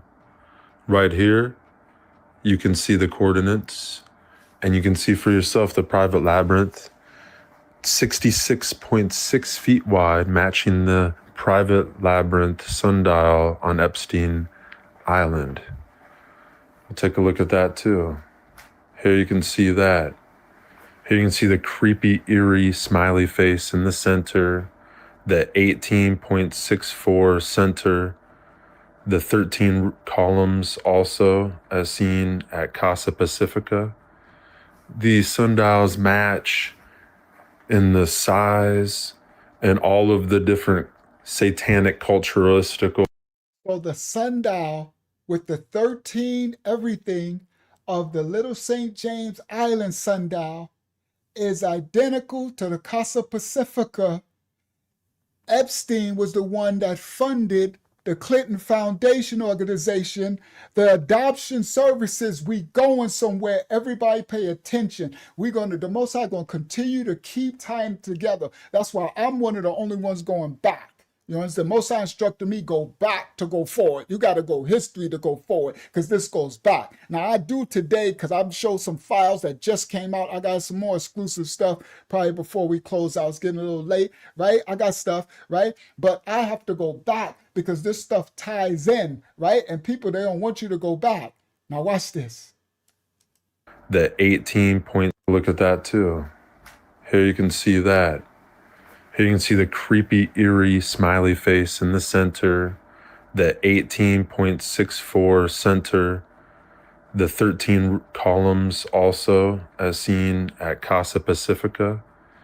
These sundials match in the size and all of the different satanic culturalistical things match up. 1864 we'll discuss below. 66.6 feet across. We'll also discuss that. And we're also going to start talking about how children should never be turned into commodities. The creepy, eerie, smiley face center also has a demonic symbolization. The dirt trails around, the fact that Casa Pacifica is like an island in the middle of these migrant fields also aligns with Epstein Island being an island. We need to end. Now, somebody just came out tonight and said, Unc, what about the migrants? And Casa Pacifica is in the middle of nowhere in Ventura, California, in the migrant fields. Everybody, let's go. The dirt trails around, the fact that Casa Pacifica is like an island in the middle of these migrant fields also aligns with Epstein. And who be losing? Migrant children, opening the borders. This going all tie up. Come on, guys. Come on. Praise the Most High. Come on, Delarashah. Let's go. Y'all's cooking. Let's continue. You're going to learn some things tonight. And I got something else I'm going to show y'all. Mind head blown. We're going to close out with the migrants. And it's from all over the world, crypto, these migrants. And they do it with these wars, bro. Oh, I'm going to show y'all something. And I'm going to close out with a huge bang. We're going to close out with a bang. And then Friday, I got when y'all see the thumbnail on Friday, y'all going to be like, oh, yeah, I'm tapped in Friday. Y'all going to already know it's going down. Right? For those who found our channel, may the Most High bless you, please like and subscribe if you can. And, you know, I don't care if you subscribe, but please like it so others can know we live, right? You know what I mean? I don't care about all of that. I just here to spread the word. I want others to know, right? I ain't trying to be popular. You know, understand? I've been shadow banned forever, and I've been still teaching this no matter what. Now, so tonight we're gonna close with a big head blown emoji bang. I'm gonna expose something, right? And shout out to thank you. I appreciate you. All right. Who just said that. Sorry, I can't, they blocking my chat. I can't see everybody's chat, so I can't talk to y'all like I would like, so they block in my chat. Like I can't see nothing. I can see like an end of what somebody say, right? Shout out to Marvin. See, I seen that. Now, right, that one that just said, it says, Joe, the hidden secret. That's not a secret, but I don't even know who said it, because they cutting it off. Matter of fact, let me show y'all. Let me screenshot that real quick, because I'll be talking about this, but I don't think y'all know what I'm talking about. There we go. Now, I don't know why I just thought of that. All right. So one day I'm gonna show. Matter of fact, let me show y'all right now. Really quick. Stop share screen, really quick. So now y'all can know, because I would like to be able to converse with y'all back and forth, but they blocking me, right? They don't want me. It's crazy, bro. And I pay for this program and everything, and it's like whatever they can do to stop me from make it harder, they do it, right? So here it go. Let me double click. There it go. Now watch this. This is what I see. I know y'all gonna be like, what? Now I understand, because I'll be wanting to call y'all out and talk back and forth with y'all, you know. So here I go. So come back to y'all. Sorry. It's bang. And why is it where is it? I'm trying to find it and it keeps moving. I click in it. All right, it's cancel. May I read some praises while you Yeah, you can look read for the it? praise. I'm gonna find it. I got it, but Okay, it's the just they first one blocked it. is from Tim Nelson. He says, "Keep up the good work, brother. I'm watching from Banning, California." Shout out to Tim. HJ8 501 says, "Keep expressing our greatness while exposing the light." Praise the Most High. She Devil Crazy says, you're doing amazing work." Thank you. I humbly thank you guys. Hopefully it's this one. Yep, it is this one. I think y'all see it. There we go. So look, this is what I see. This is my backstage, right? So you see this? This is the comment section. This is y'all, and it scrolls. So this is all I see, cut off. So I don't know who said this. Sometimes I'll see the name a little bit, but I can't see what y'all said.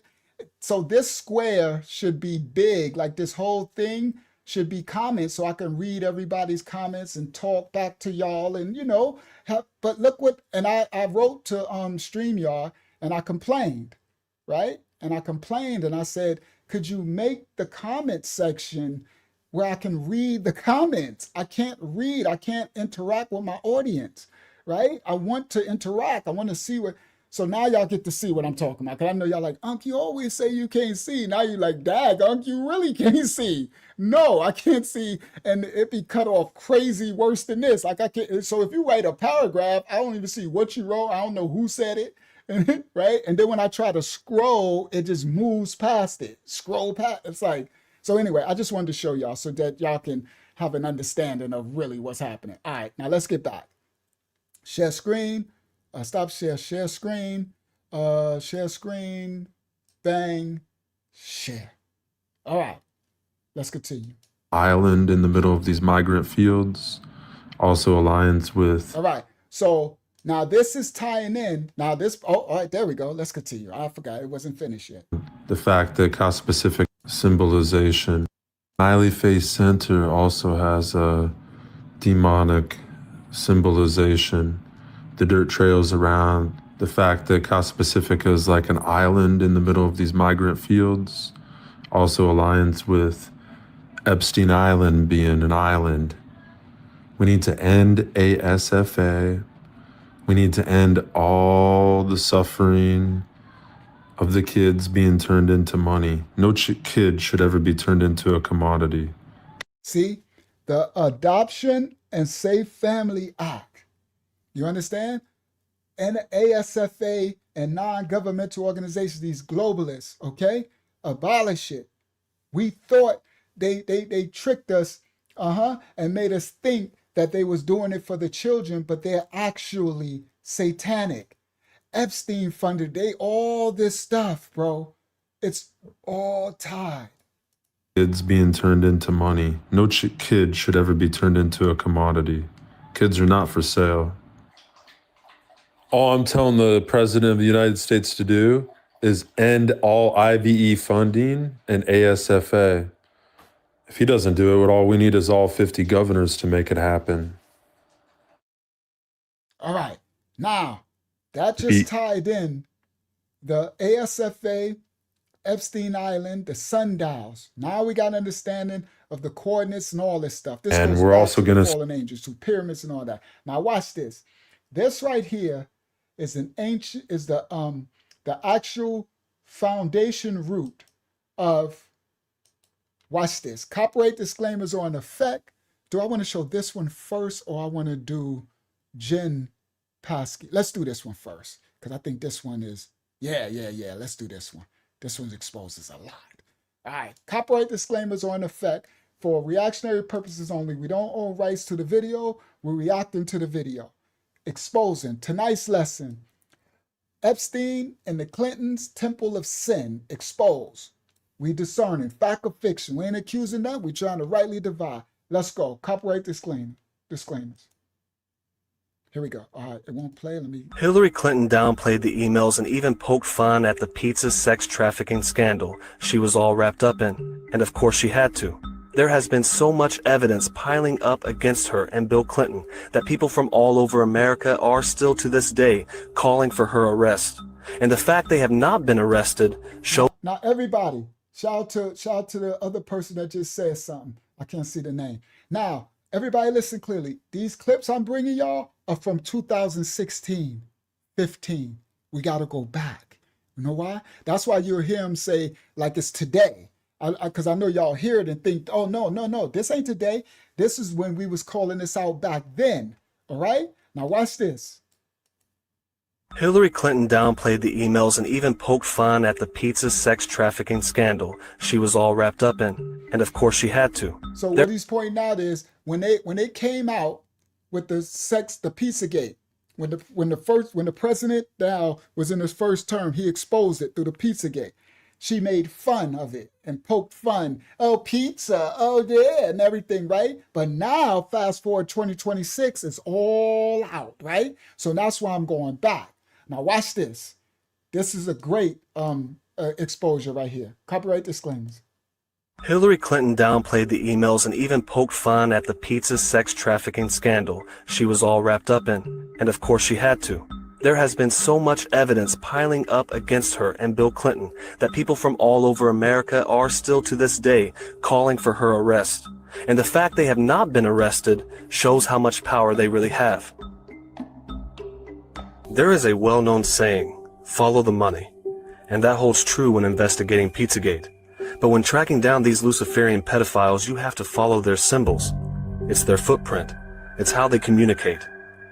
We start with politics and prose. It was exposed in an email sent from James Alefantis to John Podesta. In the same DC area as Comet Ping Pong and Besta Pizza, it's called Politics and Prose, and allegedly it's owned by a speechwriter for Hillary Rodham Clinton. Now, there's this business called Politics and Prose, owned by a speechwriter for Hillary. Alefantis, it came out in his emails. Alefantis owned Comet Ping Pong Pizza. This is the Pizzagate when it got exposed, right? He was the one putting all the kids, they were selling them on Wayfair, selling the kids, right? Pizza and the hot dogs and the, all this and the man, boy, lover, right? These PDFs, right? These devils. Now, and then Podesta was Hillary's campaign manager, right? So his emails got linked and all of this stuff, right? So here we go. So this right here, let's continue. Their footprint. It's how they communicate. We start with politics and prose. It was exposed in an email sent from James Alefantis to John Podesta. In the same DC area as Comet Ping Pong and Besta Pizza, it's called Politics and Prose, and allegedly it's owned by a speechwriter for Hillary Rodham Clinton. And what's curious about this particular establishment is on the sidewalk outside the establishment is this image of a skull and bones on the sidewalk. And anyone who's watched the video, The De-Occulting of John Podesta, is well aware that the Podesta image that John posted on his own social media account with a 14 on one hand and a fish on the other. So John Podesta posted a 14 on one hand and a fish on the other in the account. So this is what they used to call us conspiracy theorists. Shout out to all those truthers who come out and speak truth and expose this darkness. This is what we can do, guys. All we can do is expose it and teach all of y'all and try to expose it. Let's continue. Of a skull and bones on the sidewalk. And anyone who's watched the video, The De-Occulting of John Podesta, is well aware that the Podesta image that John posted on his own social media account with a 14 on one hand and a fish on the other, in Gematria, when decoded, it means 322. And when we enter politics and prose, what do we see on the stairs leading down to the lower level? Children. It's all circumstantial evidence, but at this point, the circumstantial evidence is leading to a pile of smoking gun clues that suggests. So in this politics and pose, who the apprentice, the Pizzagate dude is speaking on, and it's tied and everything, and the handler, come on, speechwriter for Hillary, right? And they got the skull and bones outside with the nut, right? And inside, leading to the basement, they got this sign. Let's continue. Children. It's all circumstantial evidence, but at this point, the circumstantial evidence is leading to a pile of smoking gun clues that suggests that not only is Pizzagate real, it's even more horrifying than Eyes Wide Shut. Why would this sign be arranged in this way? Think about that. I mean, what are they trying to highlight? The sale of books or the sale of children? As far as the symbol on the sidewalk outside the store, most of you know that the Skull and Bones Society have a deep-rooted history in the occult and in the CIA. They have been trafficking heroin out of Afghanistan for years, so for this society, trafficking humans is not out of the realms of possibility.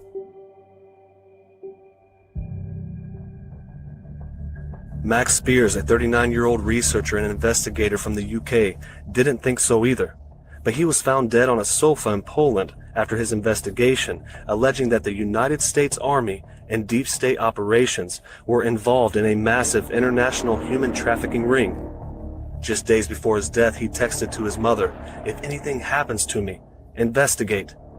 Spears' friends who were with him reported that he died in the apartment after he was vomiting black liquid. There was no further investigation. R.I.P. to all of the soldiers of truth, of righteousness, for all these years, who was exposing it in their documentaries, who was writing it in articles, who was telling the system, the police, and they were all unalived. May their souls rest in peace in the bosom of the Most High, and may their work of exposing the darkness be continued by all of us. That's why everybody, y'all say, what can we do? What we doing right now.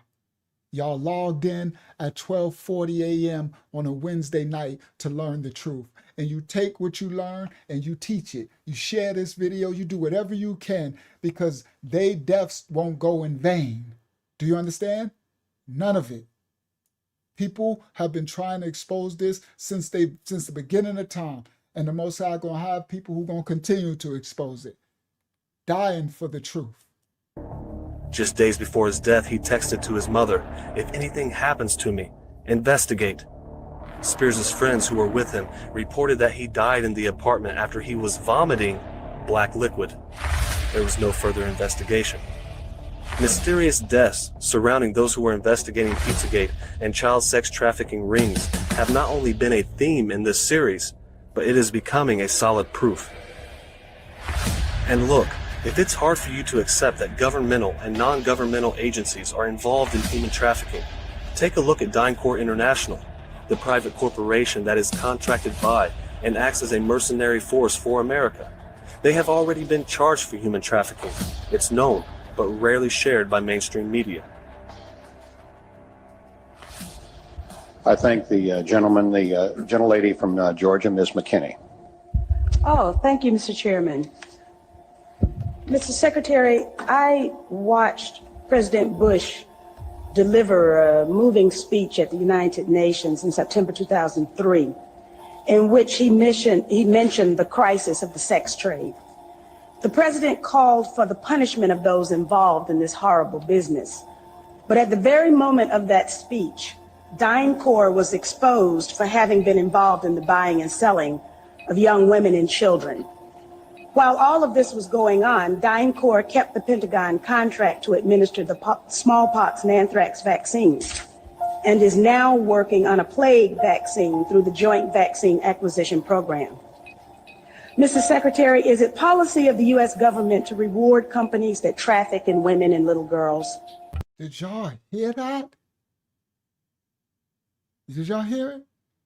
She says, yes, President Bush, he made a great statement about how they're against the trafficking of women and children.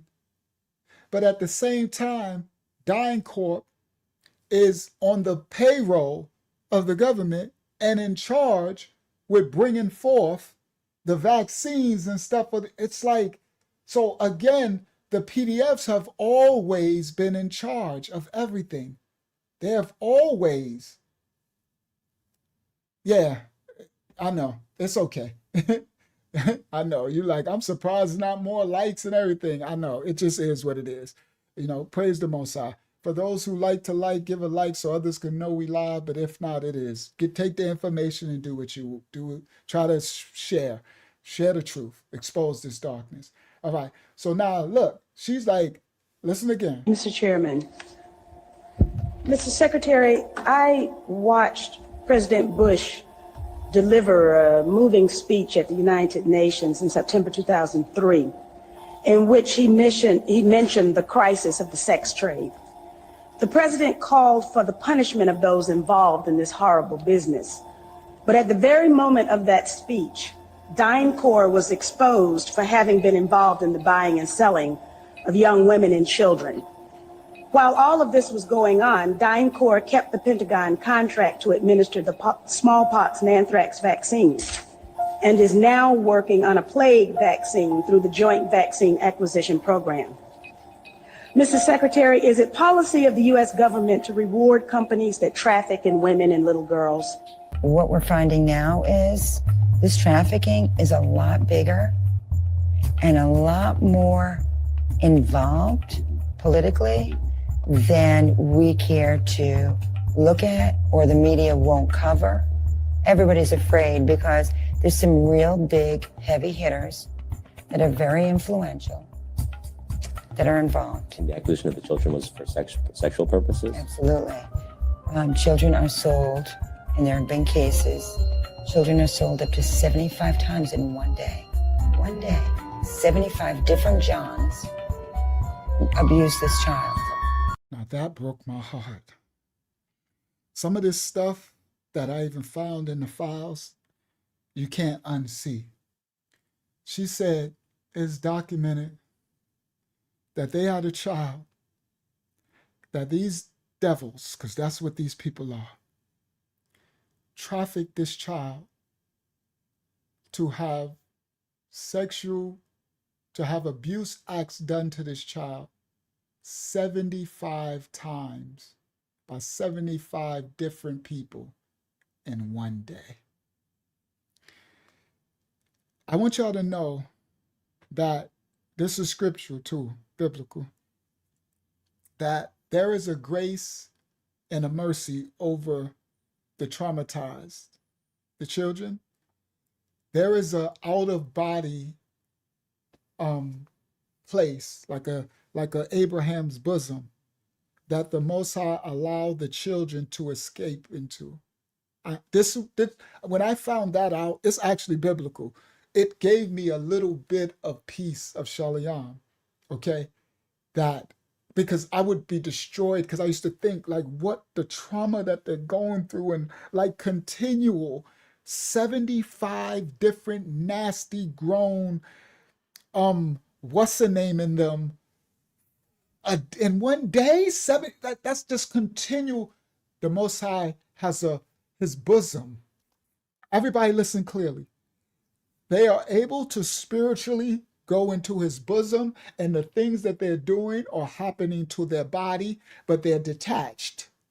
It doesn't mean they're still not traumatized when they come back into the body and back and forth, but there is a reprieve. There is a place, and it's scriptural. And I was so thankful to find that, because it healed my torment of feeling and I'm like, thank you, Father, for allowing them a place of escapism while they're doing these things to the body.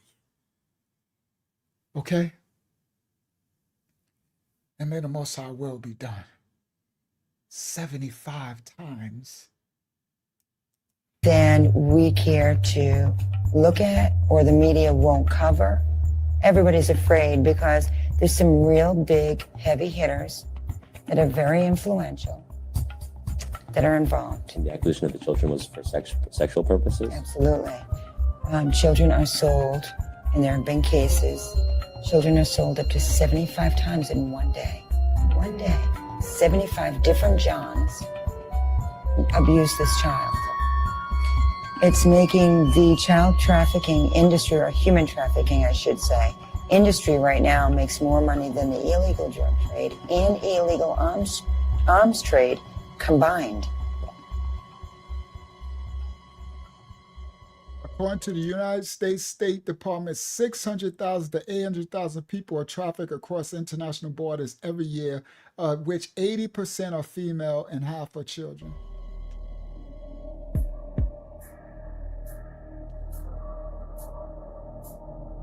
Even after all of the Pizzagate exposure, the people involved in this trafficking ring have never stopped. Rather, they are laughing at us and throwing it all up in our face. Look at this Department of Homeland Security commercial about human trafficking. Once you recognize the signs, you will recognize this evil everywhere. Human trafficking is modern-day slavery, and it happens in our own communities. Join the Department of Homeland Security's Blue Campaign to learn how to recognize and report this heinous crime. Your second look could be their second chance.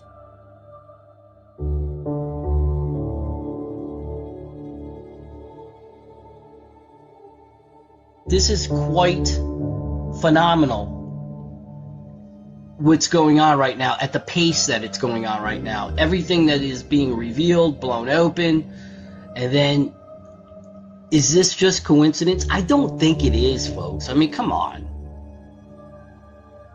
Showing a pizzeria, Pizzagate, human trafficking. Oh, by the way, I'm just seeing this right now. The swirl. So they got him showing the pizzeria. He's walking into a pizza. It's like they mocking the public because we're destroyed for a lack of knowledge. The sheeple, right? Because they say everybody conspiracy theories, but they put it in your face. He's going past a pizzeria, walking into a pizzeria, and they got the symbol, the swirl symbol of the man love boy, all in the thing. And they're saying, help fight the traffic, but they're the ones doing the traffic. Bro. But this is what they always do, in your face, and have the masses nothing to see here, right? Yep, like Disney and everything, in your face. Is this just coincidence? I don't think it is, folks. I mean, come on. Showing a pizzeria, Pizzagate, human trafficking. Oh, by the way, I'm just seeing this right now. The swirl. This is expected from the Podestas, after the artwork in Tony Podesta's house was shared with the world by Washington Life. Now everybody listen clearly. This reminds me of the artwork from, was it Naomi Campbell? It was the other one. Oh, it was, I forgot who it was. They had that, they keep doing this. They have this art of this like lobster person, and it always grabbing the little one. This is Little Kim? It was Lil Kim one? Yeah, thank you for remembering. Same image, everybody. Now this is John Podesta and his brother, I think it's Tony Podesta. One is Hillary Clinton's campaign manager, right? That's Hillary Clinton's campaign manager, and that's his brother. They're in the Pizzagate scandal. This is where it comes out, right? Now watch this. So they found his artwork in his house. John Podesta, these billionaires in the government system, right? And this is the stuff that came out in the WikiLeaks files that the Clintons squashed, that Trump tried to release the first time. After the artwork in Tony Podesta's house was shared with the world by Washington Life.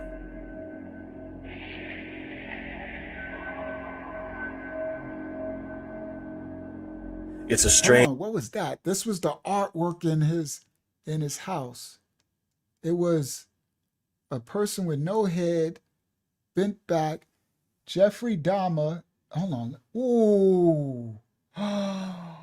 Oh my goodness. Oh, I can't show that.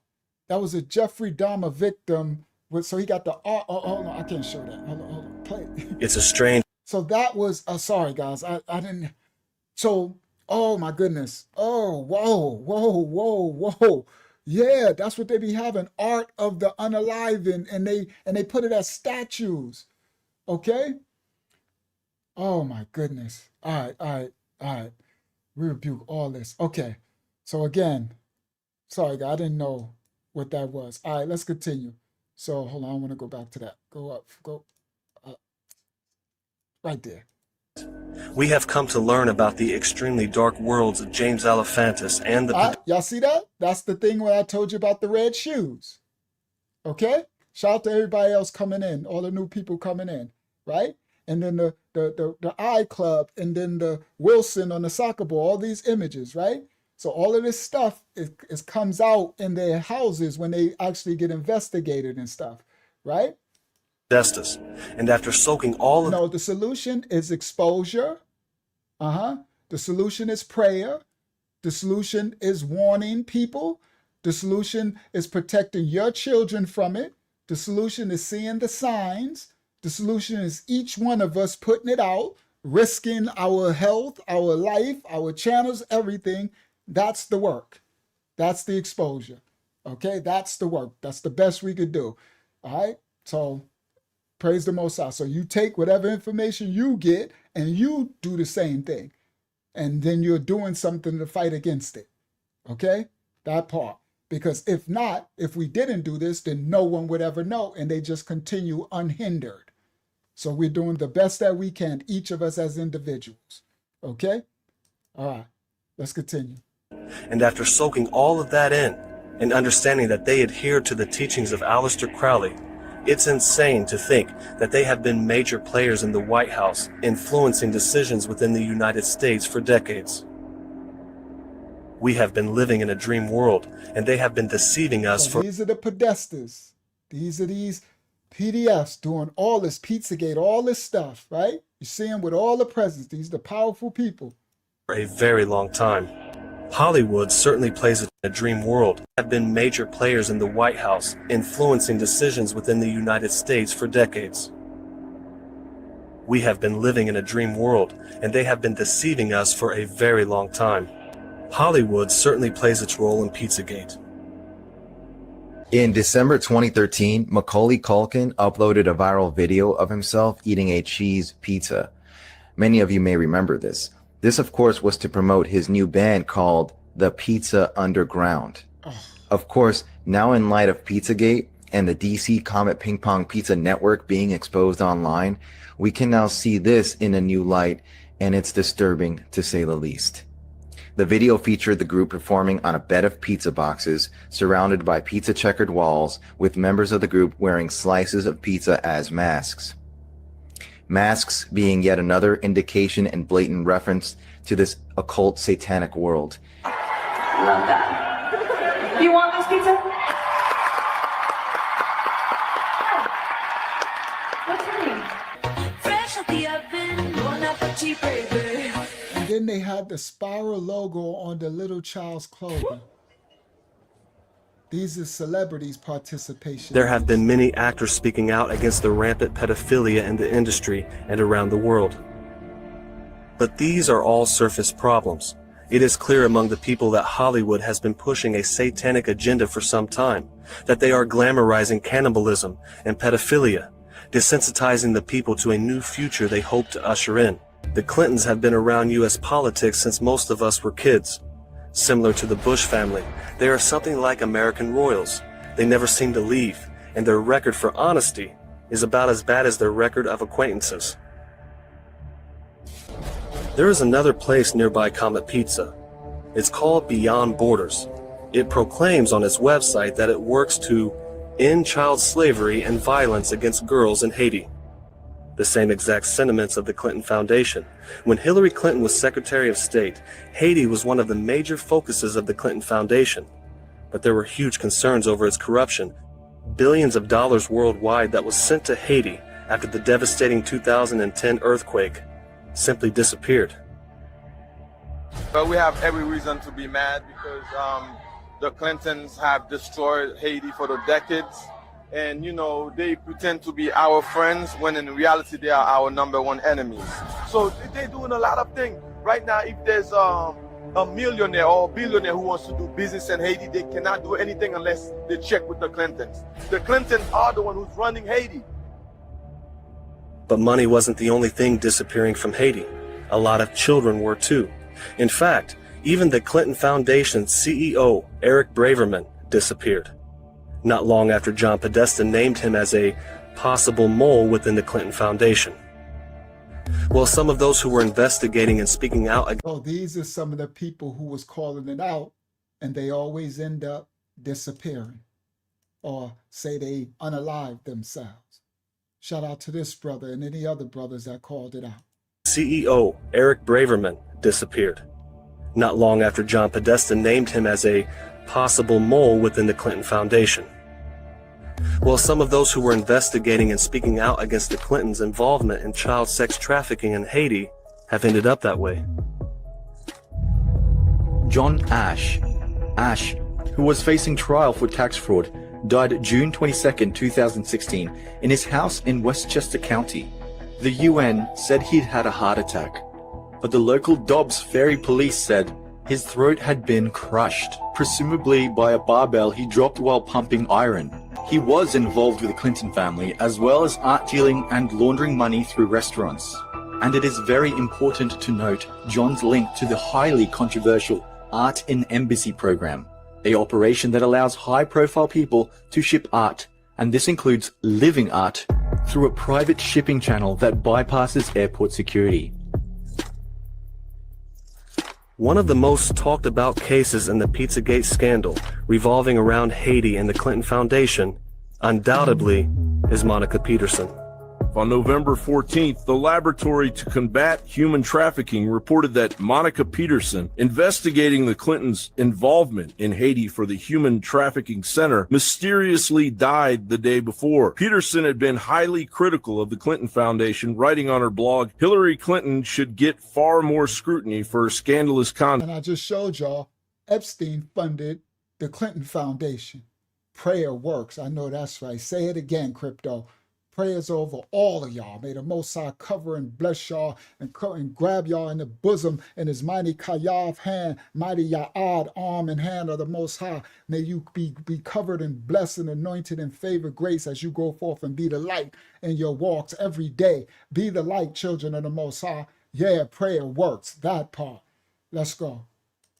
In Haiti, from rigging the March 2011 presidential election for her favored candidate Michael Sweet Get Farm Trafficking Center, mysteriously died the day before. Peterson had been highly critical of the Clinton Foundation, writing on her blog, "Hillary Clinton should get far more scrutiny for her scandalous conduct in Haiti." From rigging the March 2011 presidential election for her favored candidate Michael Sweet Mickey Martelli, supporter of the CIA-created death squad, to ensuring that her brother Tony Rodham and a company that barely exists got a sweetheart gold mine concession in Haiti that royally cheated the state of Haiti. In a letter to her... So Hillary's brother Tony Rodham got they hands was all in, and you know they're taking the minerals out of the earth and trafficking the children and all that stuff, but they doing it all around all these countries.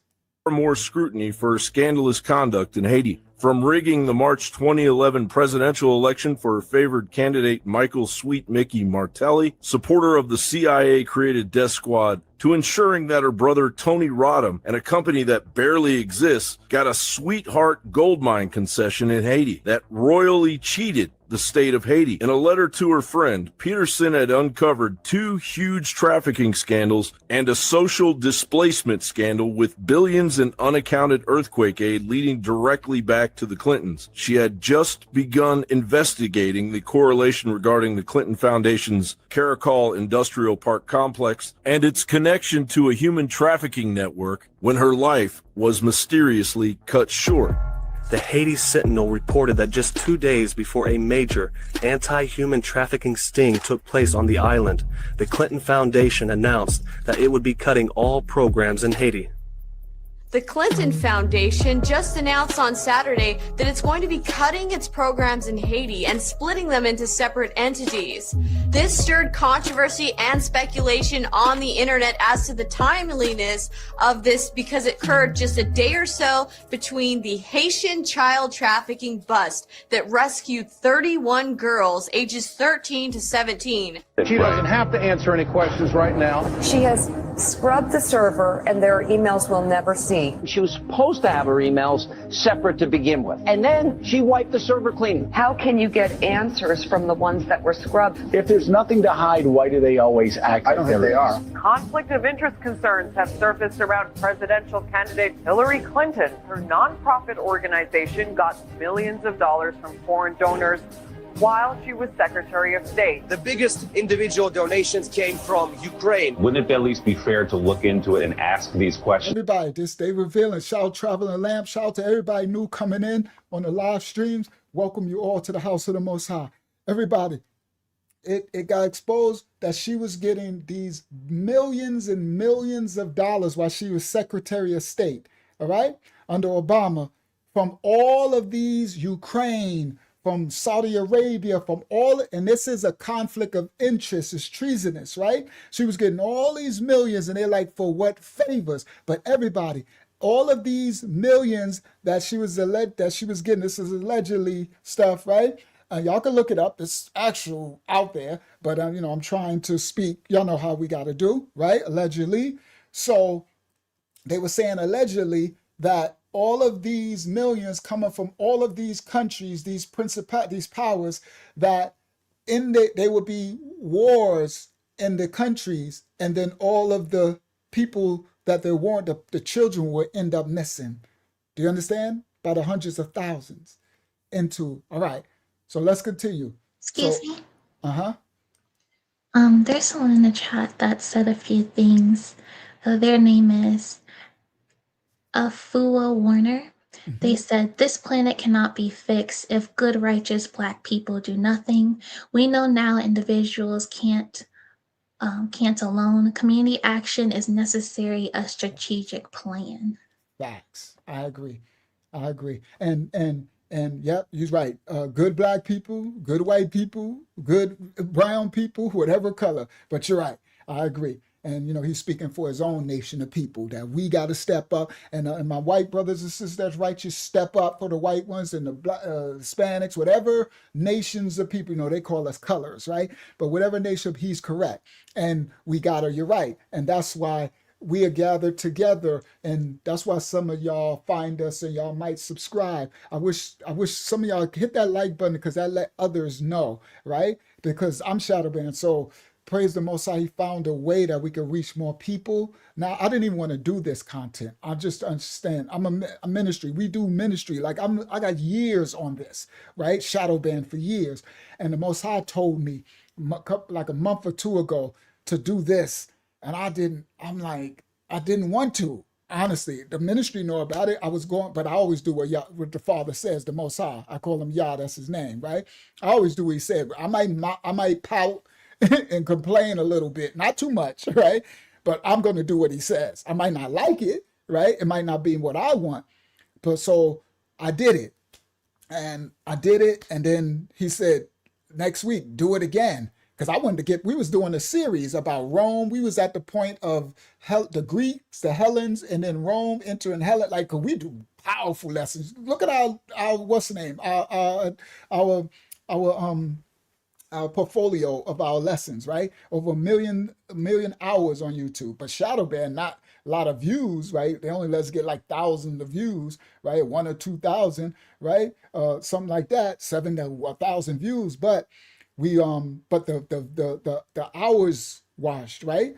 Quality content. So I did the first time, and I wanted to just go back to teaching, you know, and the Holy Spirit said, and I'm like, come on. I'm like, okay. So I did it again the next week, next live. And then they said, do it again. And then I had to sit down with the phone, right? I was like, all right. Because I remember I was on the end of my bed. I'm like, I don't want to do this. And I could hear clearly, this is what this is what you ought to do, right? Excuse me. And hold on, I got you. And so then I just did it. And then as I kept doing it, somehow more people, like the Most High opened the door where y'all could find us. Because we shadow band, we only get about 7 to 1,000 people on the video. That's all they ever let us get. Every now and then we'll slip through and might get 2 or 3,000, but they never let us get nowhere, right? Deep shadow band. And it started to, and then as I kept doing it, I could feel the Father was pleased with what I'm doing, and I could see y'all are coming. I said, okay. And then as I'm now, I see, he said, this is what you are to do, right? There's a time and place for everything. This is the time you're in, right? And you have to, this is a work. So I started to do it, and then I realized I'm actually good at it. That's what I'm realizing now.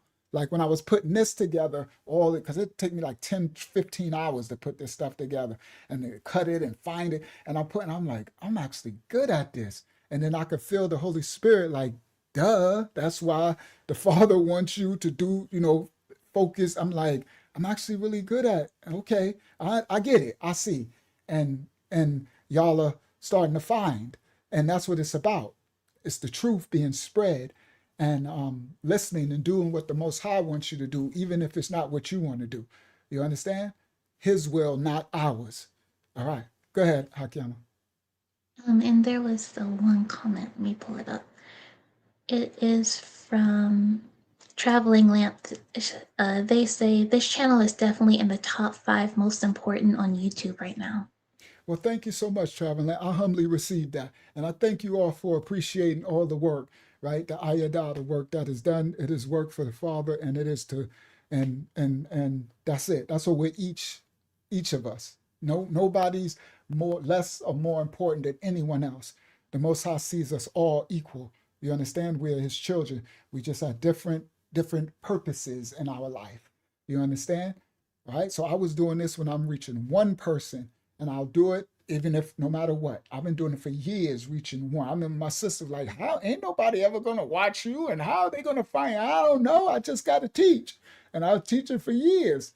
And then somehow the Most High just people start to find, but it's because it's not about that. It's about being truthful and honest and diligent and consistency and not wavering, because the darkness don't waver in their darkness. They're consistent, right? They're diligent in their sin and transgression.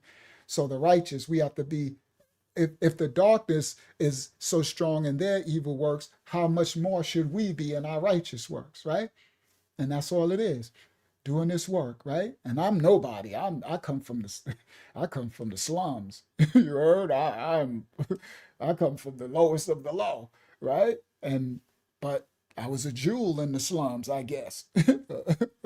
A black rose in the garden or something. I don't know. But praise the Most High. All right, now let's continue. Thank you, everyone. Couldn't defy subpoena, wiped her server clean. So when it started to come out that they got caught for trafficking those little ones in Haiti, she automatically disbanded the Clinton Foundation and broke it into other organizations. That's what they always do, guys. They rename themselves into other organizations, but they keep going. They never stop. They just splinter off and rename other LLCs, organizations, and keep going as normal. But it came out that she was getting these donations from all these countries as she was Secretary of State, which is a what's the name to office. That's a crime. That's illegal, right? So let's continue.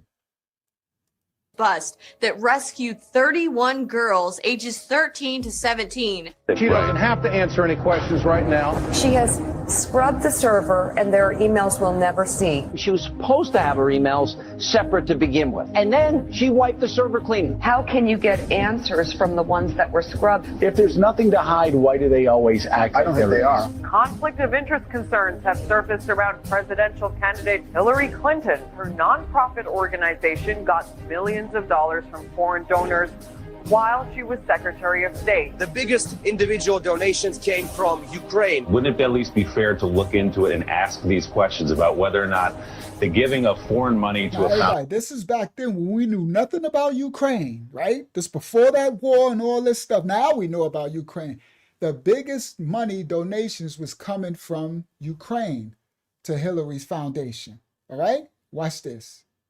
The title. Ukraine. Wouldn't it at least be fair to look into it and ask these questions about whether or not the giving of foreign money to a foundation that belonged to that family in any way influenced the action that person took as Secretary of State? The Clintons have made $150 million over the past decade. Sidney Blumenthal appeared to be running State Department business. Mr. Blumenthal's involvement was more wide-ranging and more complicated than previously known. Helping Hillary Clinton in a capacity that nobody knew about. He's basically the personification of a Clinton insider. And in all kinds of ways that bring up some very big concerns. Advising Secretary Clinton on Libya while he had business interests there. Bottom line here, Blumenthal sent intelligence to an alternate personal email account while being paid by the Clinton Foundation. Several Gulf states have been donating money to And they said, given the information on Libya, RIP to Gaddafi. Boy, they did Gaddafi dirty. I'm gonna bring that out on another live, bro.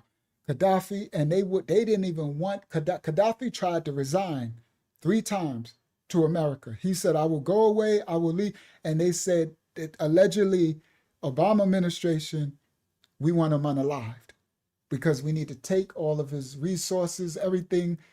And they did a Gaddafi dirty, bro. That'll come out on another one. So that's the Libya connection. This was under Obama. So these people, you thinking, and this is when Hillary was his Secretary of State, you're thinking that they were just all peaceful. That's what we thought, right? But they was doing this stuff worldwide, bro.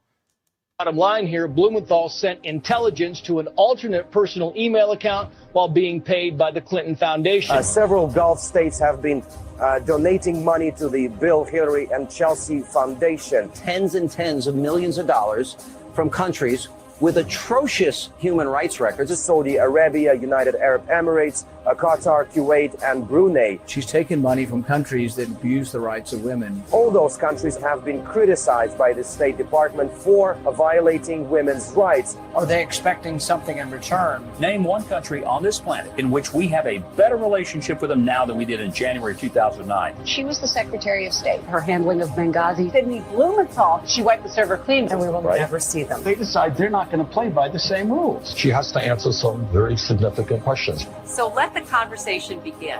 I have a feeling it's going to be very interesting.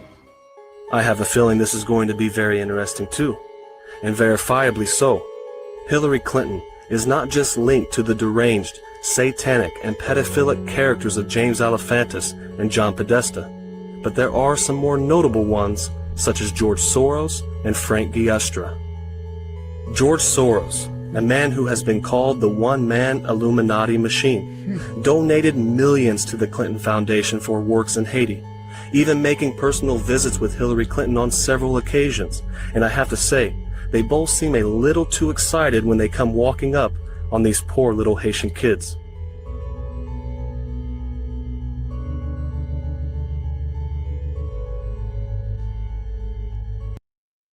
Oh my goodness. Do y'all see their faces? Soros.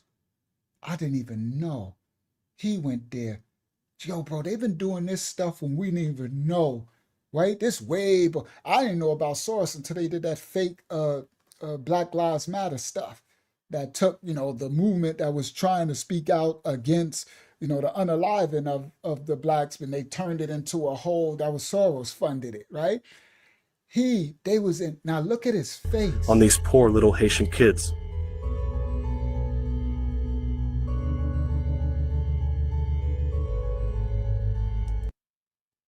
Look at his face. Oh my goodness, you talking about probably millions well, worldwide it is millions of little ones. Haiti alone probably reached millions too. They were there. He went and visited personally.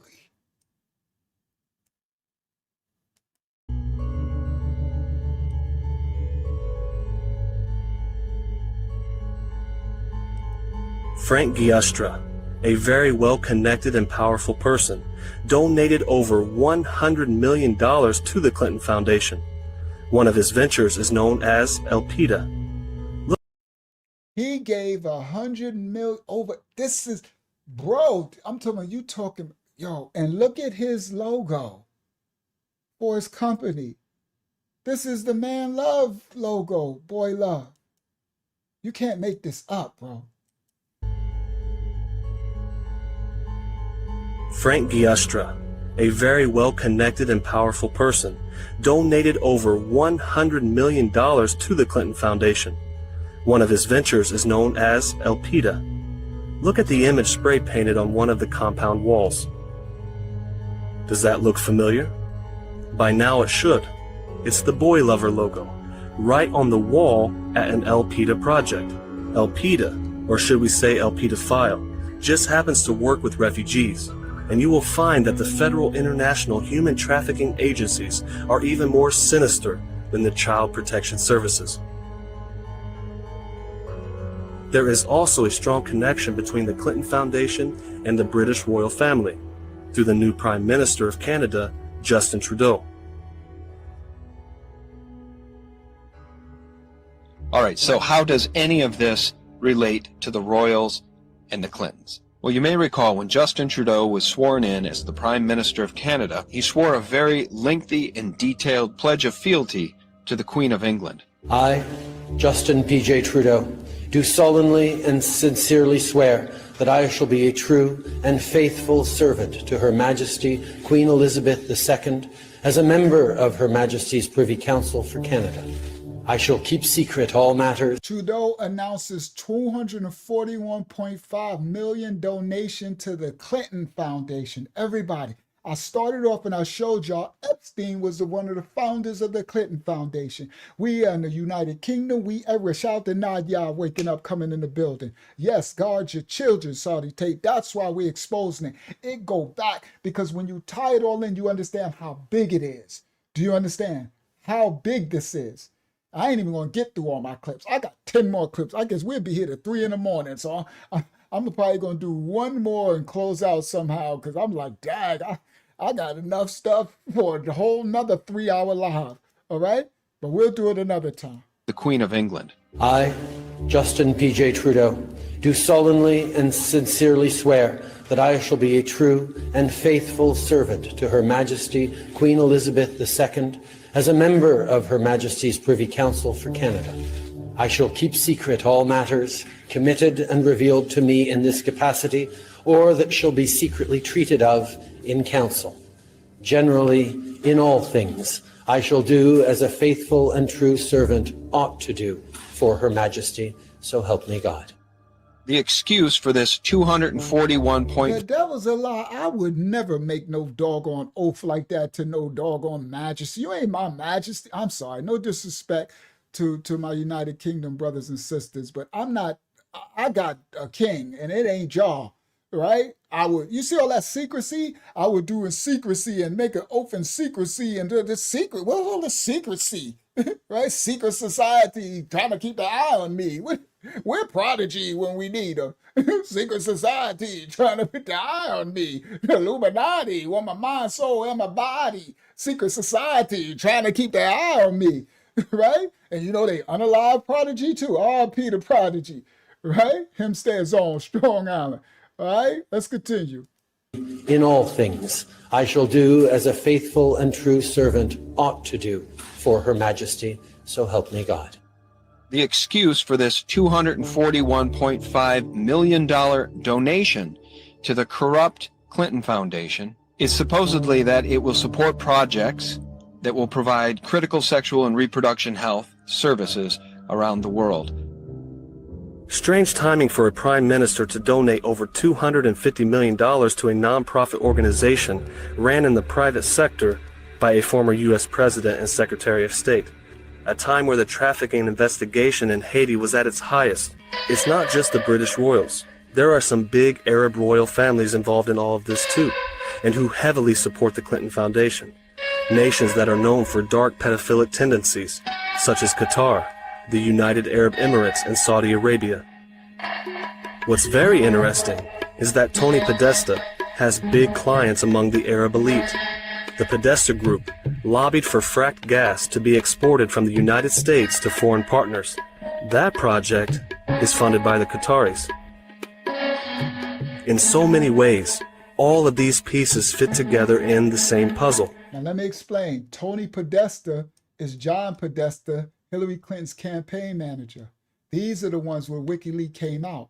These are agents. These be spies like Epstein. They are spies. They meaning they're agents between countries, right? And these are all in these pedophile PDF conglomerate, bro. It's worldwide. Do you understand? And these are these billionaires. Okay, so their files all came out, right? From the WikiLeaks, from Hillary Clinton files, the WikiLeaks files, and they squashed it. The Biden administration and all of them, and the Clinton, they squashed it. Now it's coming back out now again because about the president that's in there now. I'm sorry, not sorry. It was coming out when he was in there the first time, and they squashed it, and now he's back in again, and it's out again. See, I look for patterns. You heard? Y'all can get caught up in media and making you think this one's the bad guy. You ain't going to tell me who to see the bad guy. I need to discern for myself. And I know by seeing patterns. You know them by their fruit. Look at the works. Who is doing something? Who is trying to cover it and who is exposing it? Do you understand? Let's go. Lobbied for fracked gas to be exported from the United States to foreign partners. That project is funded by the Qataris. In so many ways, all of these pieces fit together in the same puzzle. Huma Abedin, Hillary Clinton's right-hand aide that has been with her for over 20 years after she was brought into the fold out of college, has strong family ties. So this is the what's his name? Weiner.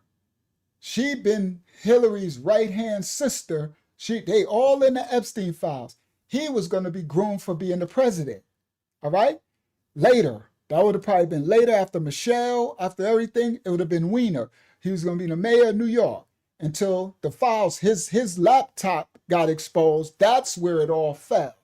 So the WikiLeaks came from his laptop because her and Hillary, they all in there speaking, talking all their trysts and all the stuff they're doing. That's them two.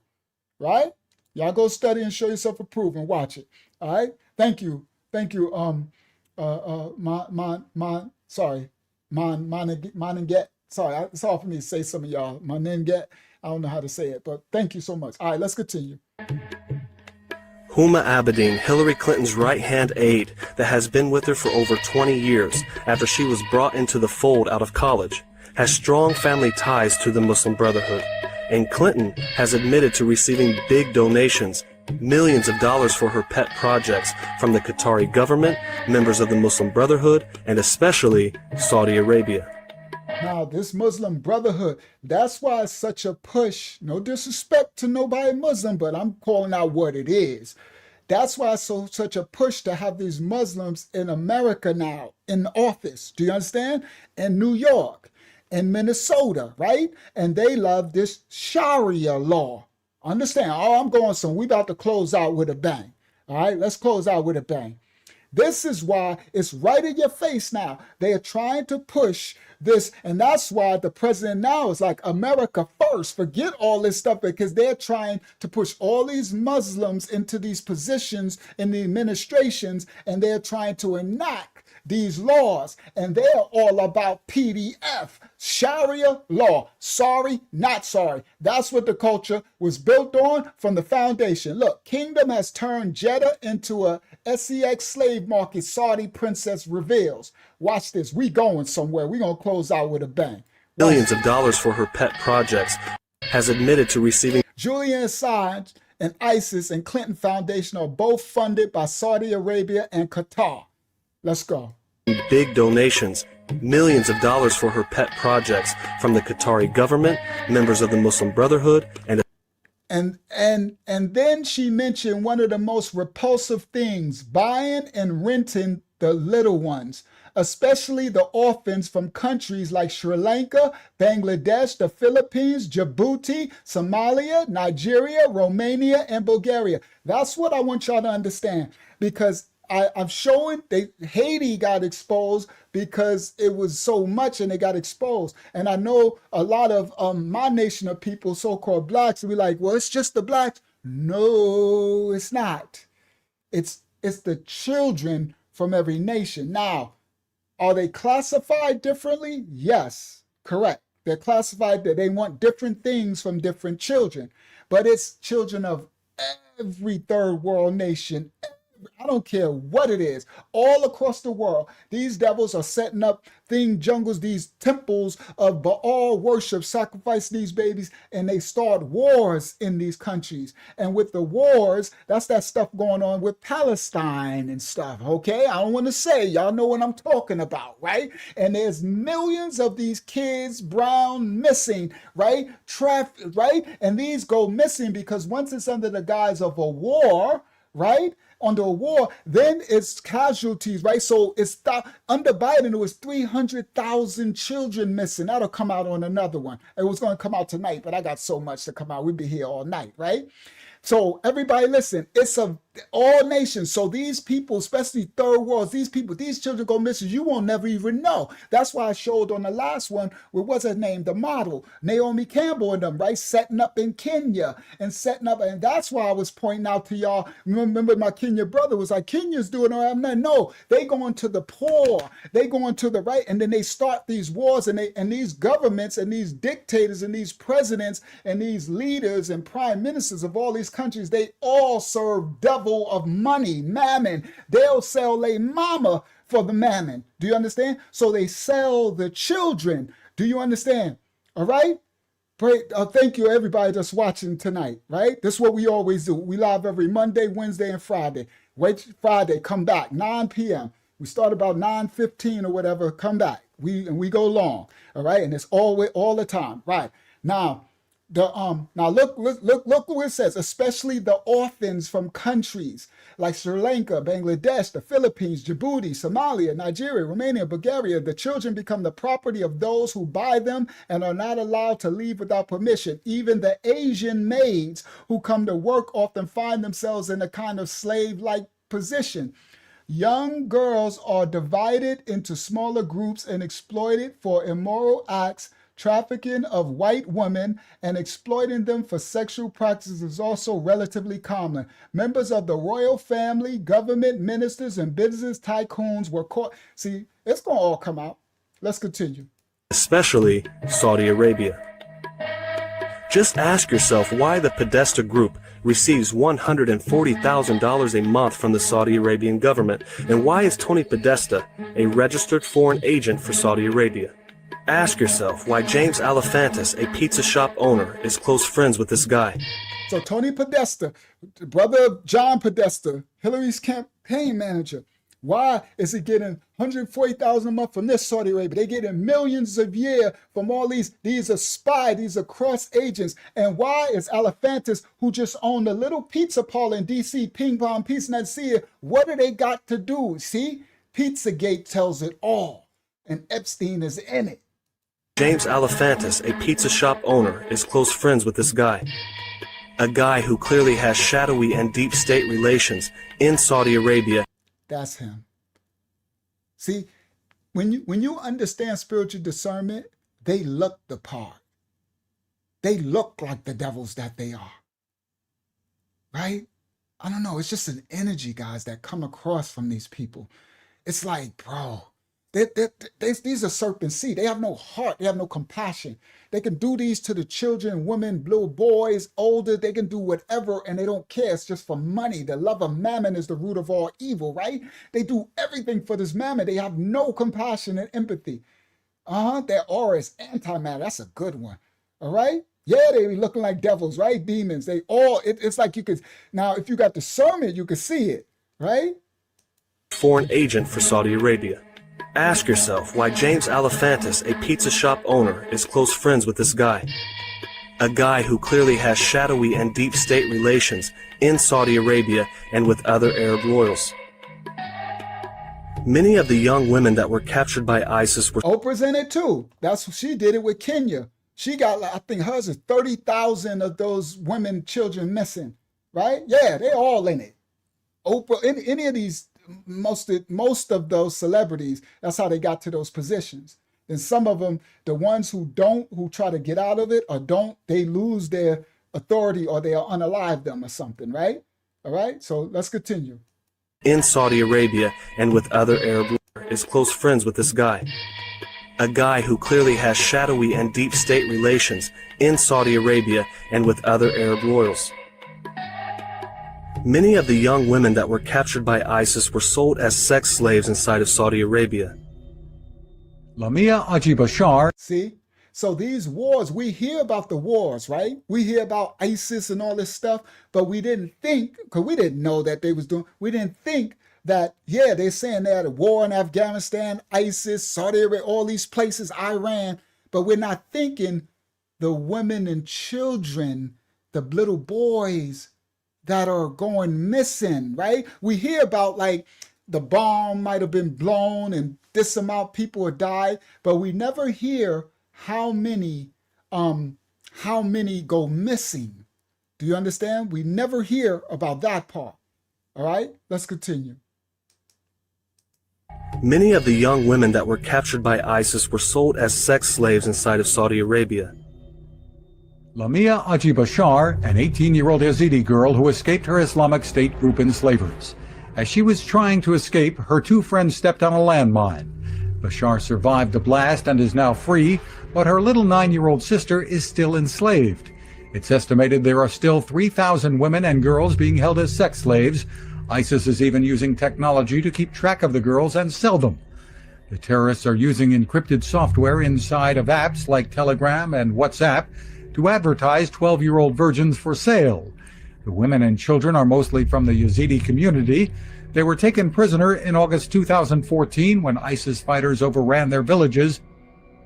Technology and the ambition of the people to want to know the truth had finally caught up with the Clintons, and Hillary decided to make a public appearance addressing the allegations against her. She chose none other than politics and prose to speak to the people. It's sick how they are throwing it all up in our face and mocking us.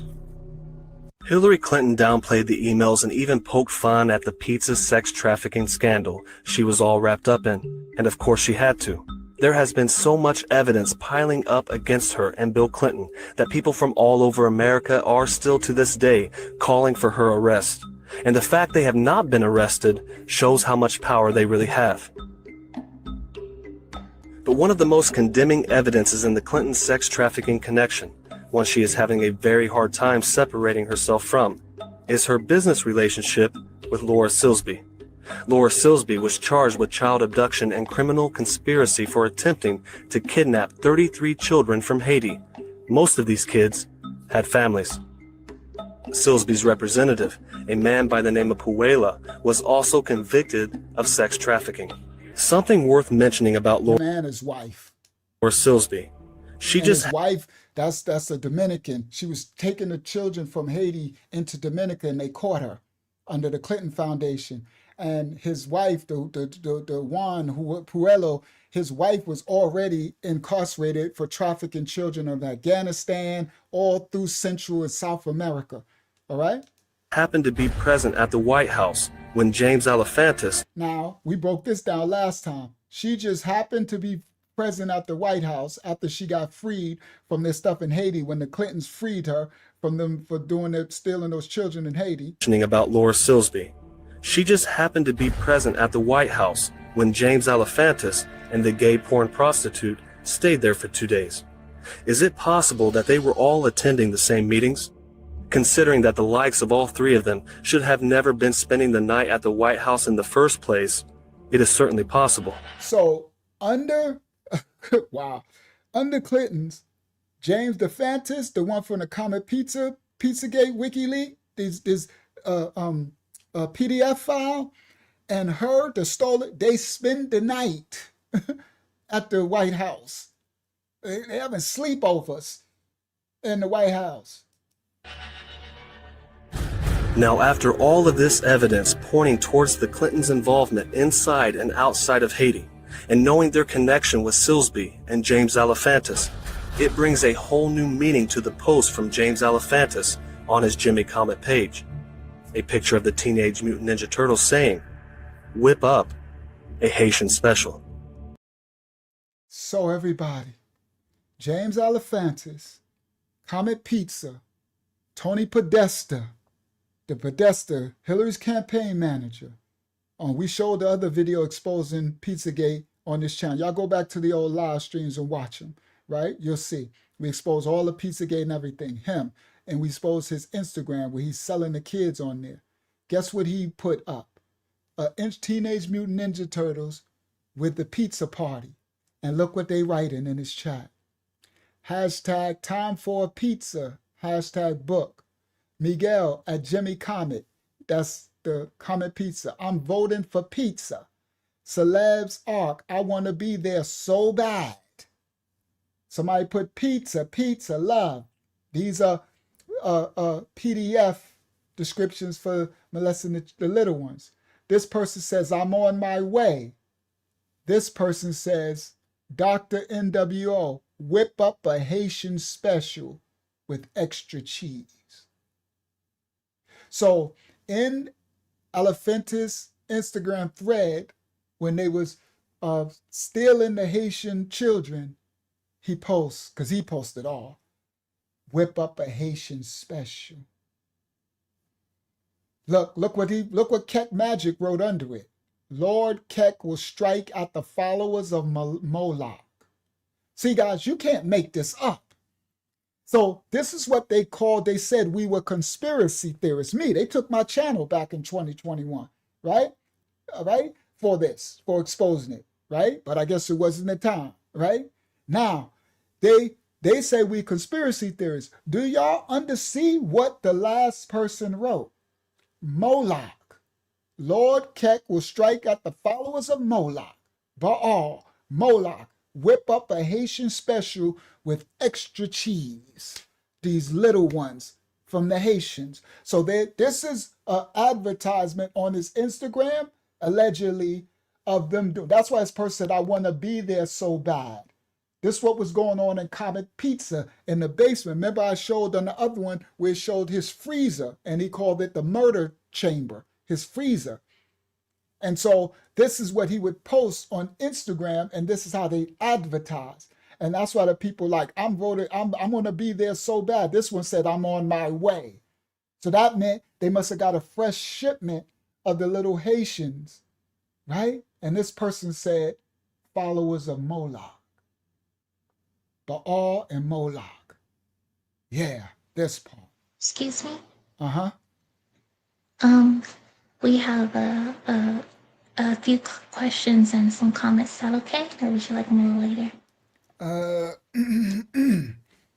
Yeah, quickly. Okay. Because The first one is close with a from, bang. okay. The first one is from Sit. It's a long name, so I'm just going to say Sit. Shout out It to Sid. says, I get spiritual attacks from time to time. I love this. More people like you in the world will be a better place. And Thank you so much. I humbly appreciate that. And you're gonna get it. I get attacks too. I just went over this last weekend was bad for me, really bad. And the way that I work through it is I know that this too shall pass, right? And I know that there's ebbs and flows in life, and no matter what Bad's gonna come, good gonna come, right? It's just gonna come. So as the bad come, I try to recognize it for what it is at the time and know that I got to try to get through it with as much peace, as shalom as I can, and work my way through it, right? And know that at the other end it'll get better, and then it's gonna come again around too. So I understand that. So yeah, I get these spiritual attacks. They're gonna come for all of us. But try to, one of the mantras I say, or I don't know if it's called a mantra, but one of the statements I like to say is, "This too shall pass." I know that it's happening now, but it won't last forever. It'll pass, and that helps me to get through it. All right, go ahead, Hakim. He continues and says 2026 is the year of exposing these animals. I think so too. And it's funny, guys, because that's why when the Most High told me to start doing this, I was like, I don't want to do this. I want to keep teaching. He said, no, now. And I'm like, oh. And now I see why. And after doing all this work, now I got a lot of hours of this now, right? Now I see why he said do it, because I guess he's giving me a gift at doing it, exposing. So I said, okay, I see why, right? Of course, you don't got to have a gift at it, but I do see his gift as I'm putting. I say, Yah, Father, I call him Yah, right? Y'all can call him God, the Most High, whatever. But I know his name in Psalms. It says my name is Yah, right? So I call him Yah, right? The Hebrew Messiah, the Hebrew God, right? This is a Hebrew book. It just is what it is, right? Sorry, I ain't trying. It's not religious. It's spiritual relationship, but I call my Father Yah, right? So I'm like, Yah, I see, I get it. Thank you for the gift. And now that I know, I will work even harder to put it together for your children and do the best I can. So everything I do it as if the Father is watching. That's what the scripture says. That's what our Messiah says, that y'all call Jesus, right? Our Messiah, the King, right? Yahweh Shah, Yahshua, Yahayashah, however, Habariah, whatever Hebrew title or English name you want to call him, Jesus. He said, same thing, instructions. So I do things as if the Father, as I'm doing it unto the Father. Do all things as if you're doing it for the Father, because you actually are. So even in your little jobs where you don't like to work at the job, right? I remember I was trying to be righteous. I used to steal staples at the job and stuff, right? You try to take stuff home, toilet paper. I'm like, oh, Father, see me, this is stealing. I'm like, okay, I can't do this no more. And I'm like, because you're used to stuff. And I'm like, the company won't miss it. But I'm like, my Father sees everything. Right? So it's, again, we're on different levels. I'm just giving y'all some of my testimony. But I do all things as if I'm doing it unto the Father. And so when I do it, I do my best at it. I try to do my best at everything. So even the presentations, right? So, and that's for you guys, right? That's for those who are going to receive. I try to make it the best presentation as I can so that it can be easily digestible for y'all, and hopefully y'all can gain some and learn and go and teach someone else and spread it forward, right? Just pay it forward. Praise the Most High. Go ahead, Akiyama. The next one is from Araya. She says, I heard someone say everyone has their own path and way. Could we break down for people the way? I know we all have different works, but shouldn't our way or path be the same? I'm just asking a question. Okay, no. Now let me explain, Marawaya. You're right. They're kind of right. Everyone does. Now I'm gonna explain it. That's what she want me to explain it. We do have different ways. None of our ways are really the same. We are many branches. It should be leading to the same place, Marawi. I know that's where you're going. This is where people go wrong. All of our paths will probably be a little different. Some of them will mirror, right? Because remember, the Most High's children is scattered across the four corners of the planet Earth, right? And it's billions. So there are going to be branches that are going all over here, and yours is going over here. That's not the same way. So there's going to be levels of who this one can reach over here. But the end part should all reach to the Father. That's what the Messiah said. He said, his name means the path to the Father, the Dalayat. He is the way, the truth, and the life, the path, right? Now, some might not even know who he is, but in their works, meaning they could be growing up in the jungle, ain't never read a Bible, ain't never heard the name Yahusha, Yeshua, Yeshua, Yahusha, Jesus. They ain't never heard nothing, but in their works, in that jungle, in the work that they do, they're helping the meek, the hungry, the poor. They taking care of the animals. That you'll see the Father's image. So in their path, wherever they at, they don't even speak your language and stuff, right? But if you go amongst them, you'll see the righteous and the unrighteous, and they have a lane and a path, but it all should lead to the oneness of the Father, the righteousness. That's where, so the end goal should lead the same place. The problem is when you take your path and say, well, we all got our path and I'm on my path and I'm this district, right? But then your path, you don't end at the same place mine's. Mine is ending with the Most High, my Father, and he is righteous. You understand? He is. Yah is. That's Ayah in the Hebrew tongue. Ayah. It means I am. Right? So that's why it says, I am that I am. That's Ayah, Asha, Ayah, when you speak the original Habariyah tongue, right? So that's where you get Yah, Ayah. If you put Yah, his name, with Ayah, it got I am Yah, I be Yah. And you put Hayah, that's he is Yah. That's the first person is the first person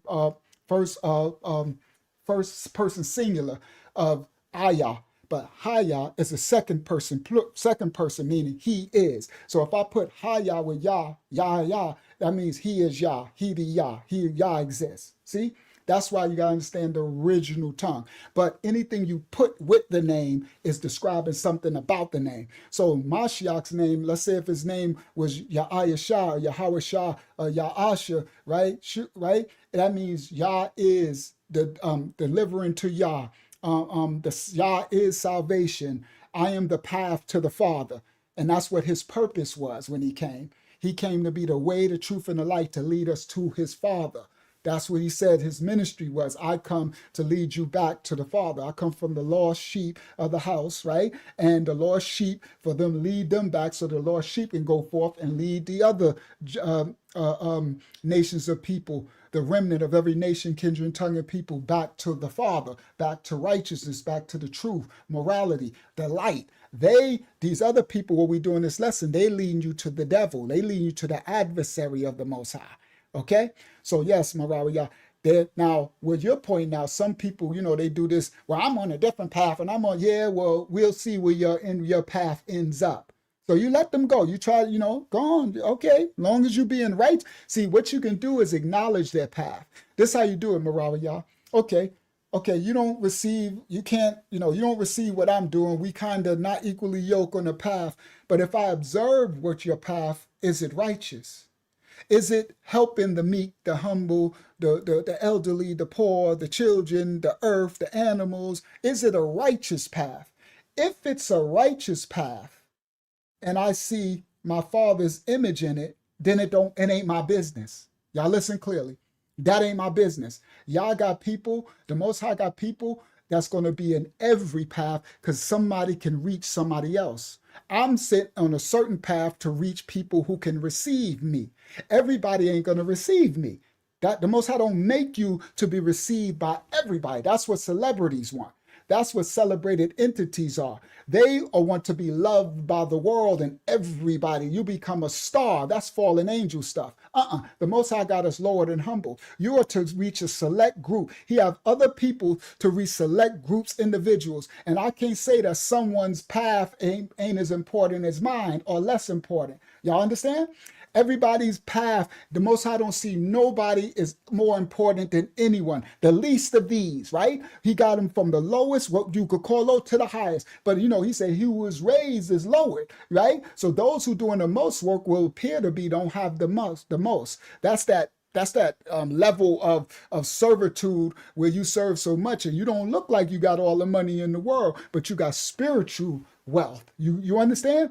Right? Store up my treasures in the kingdom that have come to the Most High, right? So I'm here to do my work, the purpose. That's why I don't got my riches like I used to. I was rich in the world. I was a multimillionaire. Those who know my Uncle Yahshua 25 Life Testimony TV is my my testimony channel. Watch that. Y'all gonna be like, dag, Unc.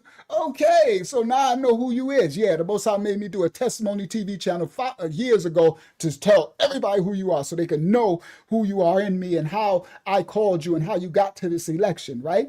So you know them by their fruit. Okay. So anyway, when I was serving the world, I was rich. I was a millionaire. I was, doing my thing outside. All my cars, my Bentleys, my Benzes, my cars, my nightclubs, my construction, real estate, construction development company. I was outside, living. But now, right, I'm lower because I got a purpose, right? And so now I don't have those monies, but I got spiritual wealth. Do you understand? And all my job now is to serve all of you. I'm here every Monday, Wednesday, and Friday to serve you, and I'm not monetized. I just showed that to the ministry yesterday because they took some of our videos down, and I showed them. I said, see, every time I put a video up, they say, this will not be mine. I'm used to that. That's why I said, don't worry about that. I ain't doing this for no money. I'm doing this because it's my purpose. And each of y'all got a purpose, and nobody's purpose is greater or less than another. Each is equally needed. You understand? The Most High don't see us like that. So now what you can look at, guys, if someone's path is different from you, all you got to pay attention to is if their path denotes righteousness. If you watch them along their journey, as long as it's a righteous path and doing good, that's of the Most High. That ain't none of your business. They might not know Yah, they might not know Yahuwah, they might not speak the Habara Yah, the language, they might not do this, what you want, but that Most High is guiding them because they got to reach somebody that he wants them to reach. The marker, the sign that it's of the Most High is righteousness. And you can discern righteousness as morality. Not saying perfect, I didn't say perfection. We all make mistakes, right? Are they repentant? Do they stay in darkness and sin? Or do they get back up on the horse and try to be good again and go? Are they doing more good than dark? Are they doing more righteous than unrighteous? That's a righteous path. You hear me, Marawiyah? A righteous path. That's the path that the Messiah says to walk. Everybody, the path is a dalayat in the Hebrew tongue. All right? And walking is the gamayal. These are letters of the ancient Habariyah tongue. It's the gamayal, walking along the path. And the daliyat is the door too. It's the fourth letter in the language, right? All right, in his tongue. This is the Messiah's original tongue. All right. So anyway, and they have me. It's a reason why I'm saying that, because once you understand what it all means, you'll be like, okay, now all of this makes sense. Because a lot of it won't make sense when you don't understand the euphemisms, the tongue, the language, the intonations, right? You got to understand the linguistics to really understand. It's like you won't understand another culture. It's like when you learn, when you learn Spanish or when you learn English or something, right? We got words that mean something different, right? Like the word to. We got a word in English called to, T-O. Then we got T-O-O. They mean something different. Then we got T-W-O, right? Now someone try and learn, they be like, but you just said to.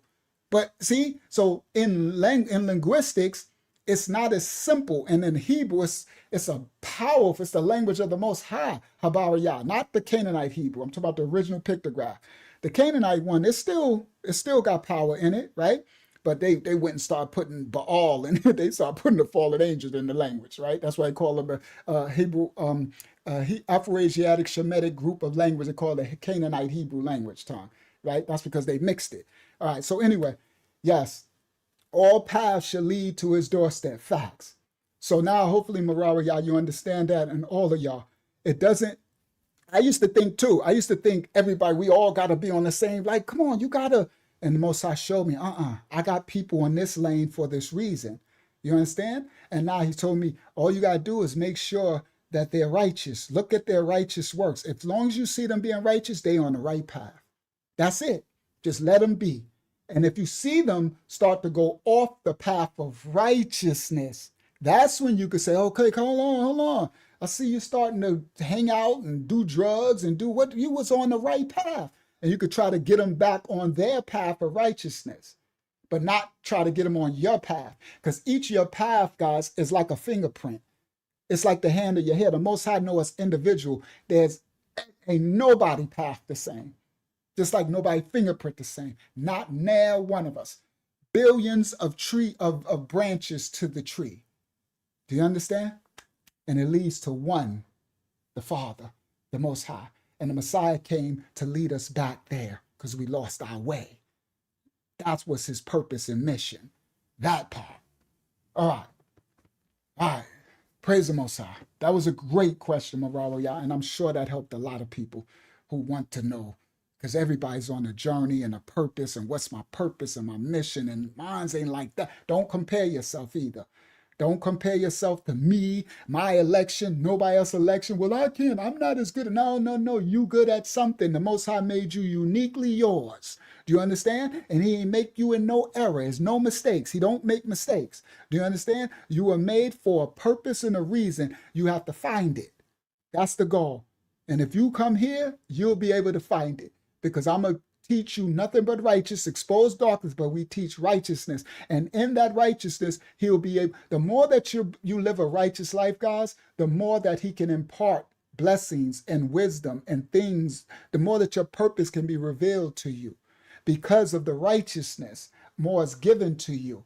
You understand? Release, right? Now, if you in your unrighteousness, then you got the adversaries releasing other dark thoughts and stuff to you. They'll give you gifts too, right? Of unrighteous stuff, money and stuff like that. All right? Praise the Most High. All right. All right, Hakyama, that was it, right? One more if you want Okay, right go now. ahead. Go ahead. Okay, this one is from Miss Chocolate Chips. Miss Chocolate Chips says, what do we do with this information? How can we save our children? And she also says, thank you so much for your life, and your chat is greatly appreciated. Well, thank you. The ministry, the Most High have instructed us to be loving and kind and welcoming and receive it in his image. So the whole house, our whole ministry, we are all righteous light. And I'm not alone. It's all of us. So we welcome you. We being in the image of the Father. So thank you. Yeah, the saving your children, the best you can do is warn them and guide them. It doesn't mean they're going to listen. It doesn't mean everybody's going to be saved, because they're not. Right? Woe to those. It's only 2/3 going to be saved, but we got to try, right? I try to save my children. They not here, right? They don't even log in or nothing. I raise them up and everything. They don't even want to hear what I got to say. But look, the Most High got other people worldwide who receive me. You get it? My own children. Sometimes the enemy comes with those in your own household too, right? But the Most High got a yeah, and that's the king. You can introduce them, but that don't mean they're going to receive, right? But you got to plant the seed, right? Come on, T. Plant the seed. That's all you can do. But don't think just because you're doing it that they're going to receive. That's not your worry. Your worry is to raise them up in the way, guide and lead them. Try to lead them righteous. If they don't receive it, that's on them. But you continue to try, because guess what? Even if your own don't receive you, you could find somebody else will receive you. Because I was shocked. I'm like, wow, I got other people's children all over the world who were raised in this ministry. I got people that was in this ministry from when they was 15, now they in their 20s. They married, they got kids, and they still in the ministry. Some of them look to me like an uncle or like a dad figure. You see, when my own children ain't even here. And I raised them right. They ain't got nothing to be mad at me about to complain, really. You know, nothing. They had a blessed life. But look what the Most High do. He'll have others who don't even know me from all over, and everybody, they have every nation, kindred, and tongue. Some of these people I'm talking about are white. Yeah, little white girls and boys, well, young men and women who are in our ministry, who are raised and see me as their uncle. And we have marriages in our ministry, because it's not racist. It's about children of the Most. I know some of y'all be like, what? Yeah. Yes, sir. Some of the moderators you think is black, they're not black, so-called. they grafted into the house of the Most High, Yasharel. Yeah, got here Habariah names and everything, right? So we're not a traumatized house either. Healing. I understand that other nations did things to us, but remember, we got cursed from our ancestors, and the Most High used a nation of people to destroy us, and those are a serpent seed nation. And these same serpent seeds is what we're exposing tonight. And they are black, white, brown, Arab, Saudi, Ukrainian, African, South African, American, German. These serpent seed coming you heard? Canaanites were black. That part, you heard? Now, let's continue. All right, that was it, right, Hakiyama? Just one last praise is from All Zazaya. praise. Says all praise to the Most High. Ya Ankh, there is nobody else I've seen on YouTube that can preach for hours without a break. I give you Tayada, which is thank you, for getting through the shadow ban, a righteous path. Praise the Most High. Thank you. And that's supernatural too, that I can teach for all these hours and I don't even move. I just speak. Sometimes my voice be hurt, guys, afterwards. It be pain. My legs will be swollen up. Like it's a labor. It just is what it is, right? I just gotta heal and get through it, right? So praise y'all. Like after the Friday lesson, I really take a breather. After the live stream on Friday, I'm like, okay, praise y'all. I made it through another week, right? Then I get a little day of rest. Then I'm back at it Sunday to prepare for Monday and back at it again. So, but the Most High said, don't call it burdensome. It's a purpose work. It can be heavy. It could be a lot. I ain't rich from it, but I'm rich in spirit. I'm rich in the fact that some of you guys receive the truth and it might can help you go forth and help someone else. That's what we're called to be. That's what it is. It's a selflessness life of servitude, service. And it's crazy because they talk about it in scripture, but it's good to see someone actually living it. And I live it day in, day out. Go back to those. I've been living this for years in the public and everybody ain't nothing. I tell everything, right? Even my baby mama's exes are mad at me because I tell everything. Because the Most High told me, expose everything. Expose yourself. Testimony, show everything, transparency, because when I send my children to you, I want them to know who I am in you. You get it? Who you are in me. Not follow you, they following me that's in you. They following you as you follow me. But the only way they're going to really know that is if you expose everything to them. Everything. And that's why he made me do the 25 to Life channel. I was really secretive. I grew up in the crack era. I had 25 to Life. I was a drug dealer, bro. And I was very successful. And I grew up at the time you didn't let nobody take your pictures. We ain't have no cell phones. We had beepers. We would go to the phone booth and I made millions. You heard? You go to my channel. Y'all see the 25. I got the pictures. I can show y'all here. Me and my Benzes, my car in the 80s with the big chains and Louis Vuitton suits and Fendi suits, the big chains and all the 3 and 4. Yeah, I come from that era, the 80s, for the Supreme Team and Fat Cat and the 80s crack drug era. I come from that generation. And I had the big 500 SELs, the BMW 7 Series. I had everything you could imagine. And I got the pictures of it all. We got receipts. That's why he made me do the 25 to Life channel, so that the people who say, who is this guy? Right? Who this? Because everybody teaching that. Everybody want to teach the Bible. Everybody, who this? So he said, and I was like, I don't want to show people. I spent my whole life staying away from the cameras. Now you want me to expose my life? And he said, everything. And I'm like, oh, come on, bro. See, this is when you really following the Most High. It is not something, it's not always it's not what you want. It's what he wants for you. And it's like, it'll be, a lot of times it'll go against what you want to do.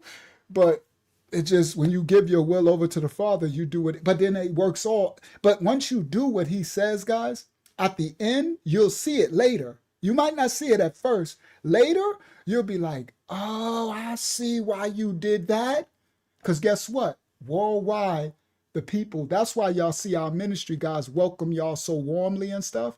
Because worldwide, from the years of putting it out, the people from all over the world, I'm talking about Africa, the United Kingdom, Canada, we from all over the world, all in the United States, white, black, we got East Indian, we got Africans, we got Hispanics, we got white, what you call white people, we got black of the blacks, what you call the white of the whites, the black of the, we got people from every nation, right, in our ministry. And it's because they seen the years of the testimony and they sat and watched and say, okay, I know who you are. And I said, now I see why you wanted me to expose everything, because they need to be able to see him in me, not follow me, follow the Father in me as I thought, right?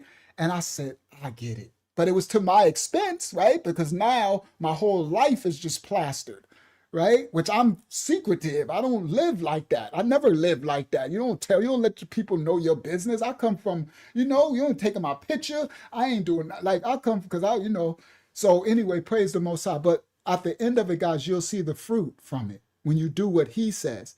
It might not be what you want, but later, right?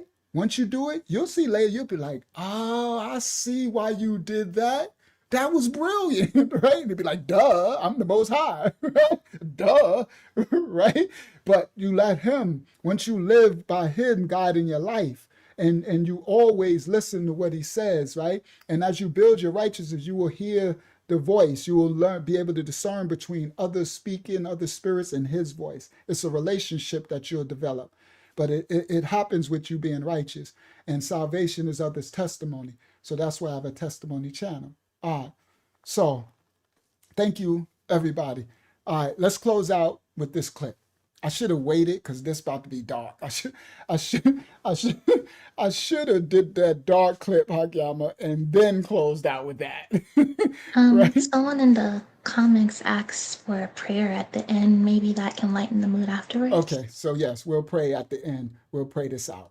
All right. So now let's close with this. Because right here, right, I'm going to show y'all something. Because this is what they're doing to us, right? See the Clintons? And they getting all this money from all these Muslim countries, all right? And this is key to why America is being a flood of these Muslims get into position in our government, right? And then they in a position now, and now they're saying, right, they start off campaigning. You don't hear no Muslim prayer. No disrespect to any of my Muslim American brothers and sisters. I'm just speaking out what's going on, right? You see that they get in, but once they get in, now they talking right? They saying their things from their country, right? Like Ilhan and all of them, right? And that the dude in the mayor of New York and the other states, right? There's a flood of it, and the other administration is welcoming it. Now they're coming and they have this thing in their culture, right? They got laws, and their laws got something to do with them having children, sex with little children. See? Baal, Moloch, right? So you got to watch the patterns and the signs, right? And to close out, I had many more clips, but we're going to close out. We live again Friday. I'm going to show this to close out. This is the proof of what I'm talking about. This. Copyright disclaimers on effect.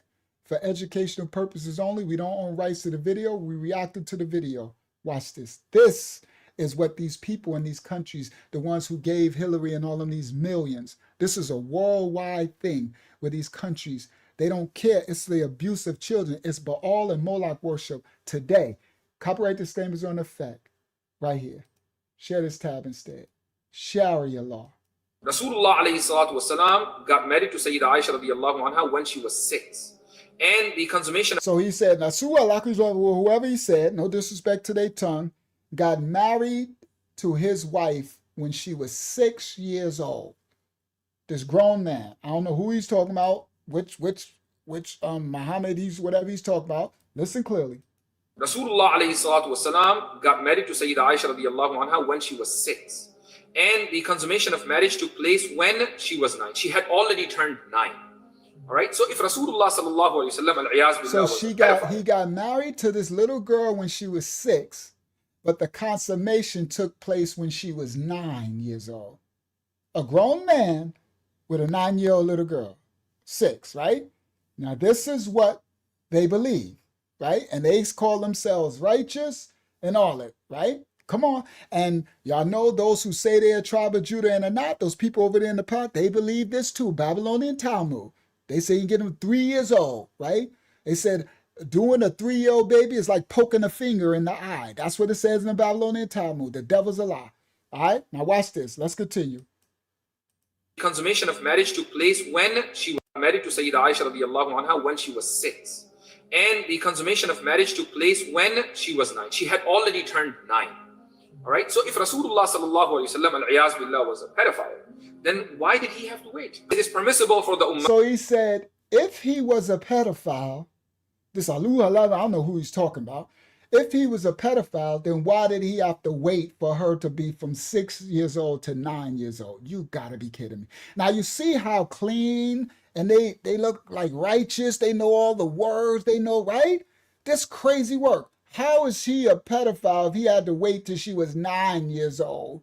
Look, you can't make this up. Let's continue. Watch this. Aisha radiallahu anha when she was 6.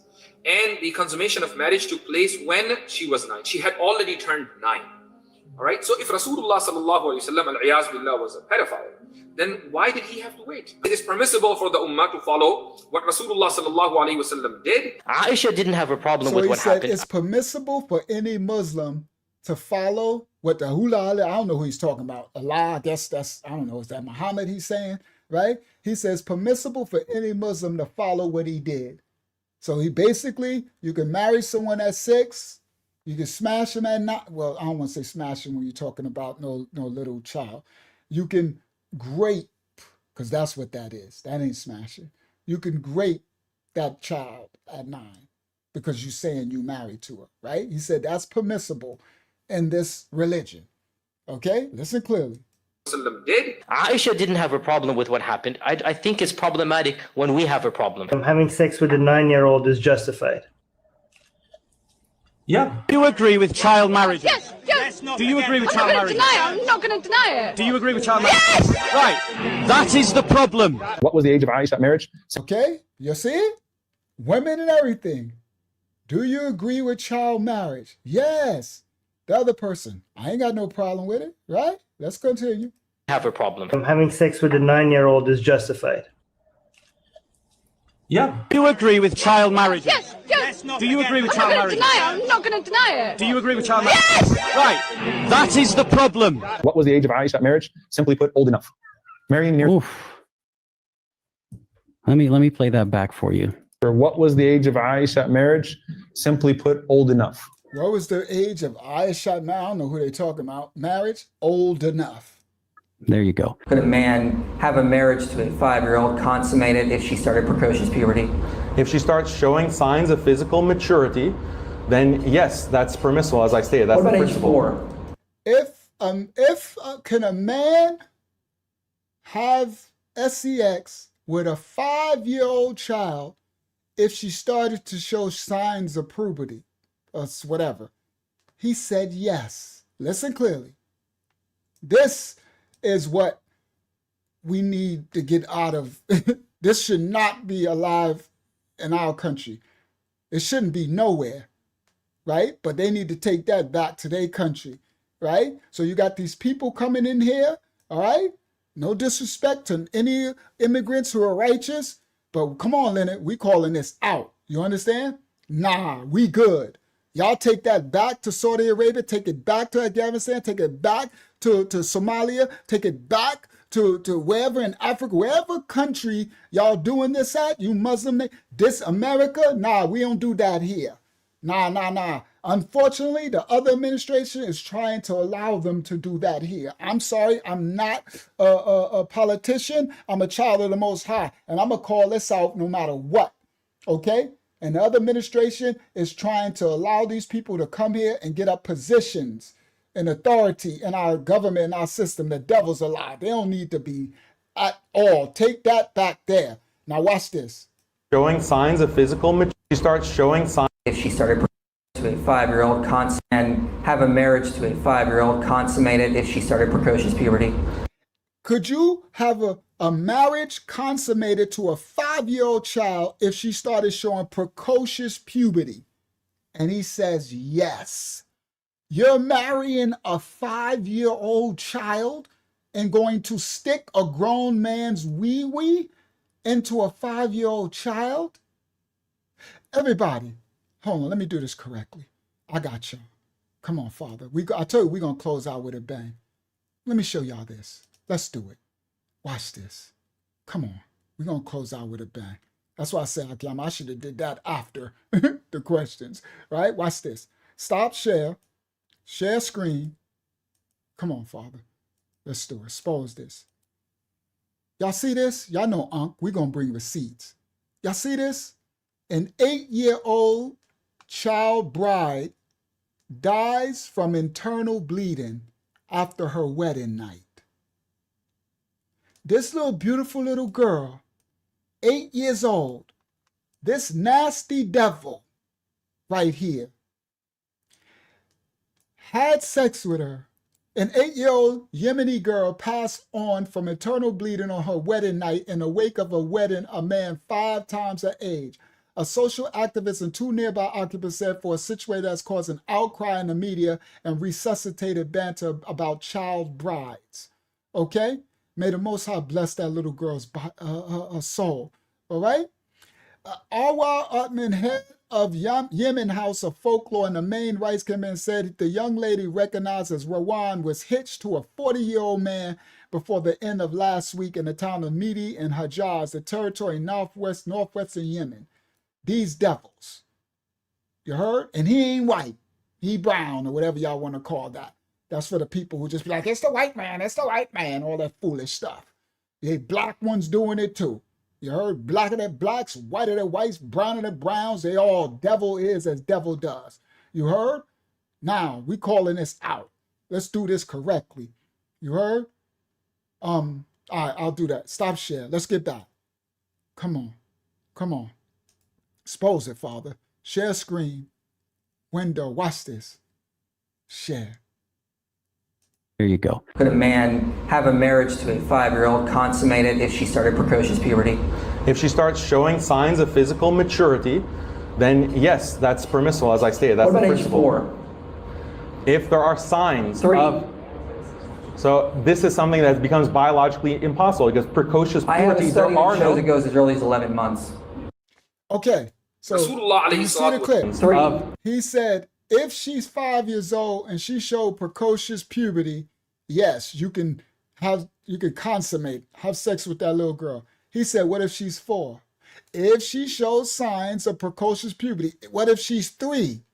Then he's like, okay, well now it goes, no, because he's correct. He said there's scientific studies to show some of them show precocious puberty at 11 months.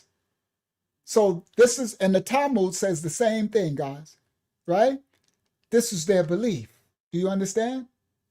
This is fallen angel, Moloch Baal sacrificing these grown men, gonna stick a grown man-sized wee-wee in a 5-year-old, a 4-year-old, or whatever, a child. Expose it all. The Most High says, expose it all. And these nations was given all this money to the... Showing signs of physical maturity, then yes, that's permissible, as I stated. That's What the about age principle. 4? If there are signs 3. of... So this is something that becomes biologically impossible because precocious I have puberty, a study there are that shows no... it goes as early as 11 months. That was a lot. All right. We got to close out. It's 2:30. I had other clips. I'm going to have to find another way to bring them out another time because I had clips with others taking children from America's taking their babies, right? I got this white family and they took their babies, right? This military family, this was under the Clinton when he made the AFS program, Adoption and Safe Family Net. They were stealing, taking American children, okay? Yeah, CPS, facts, okay?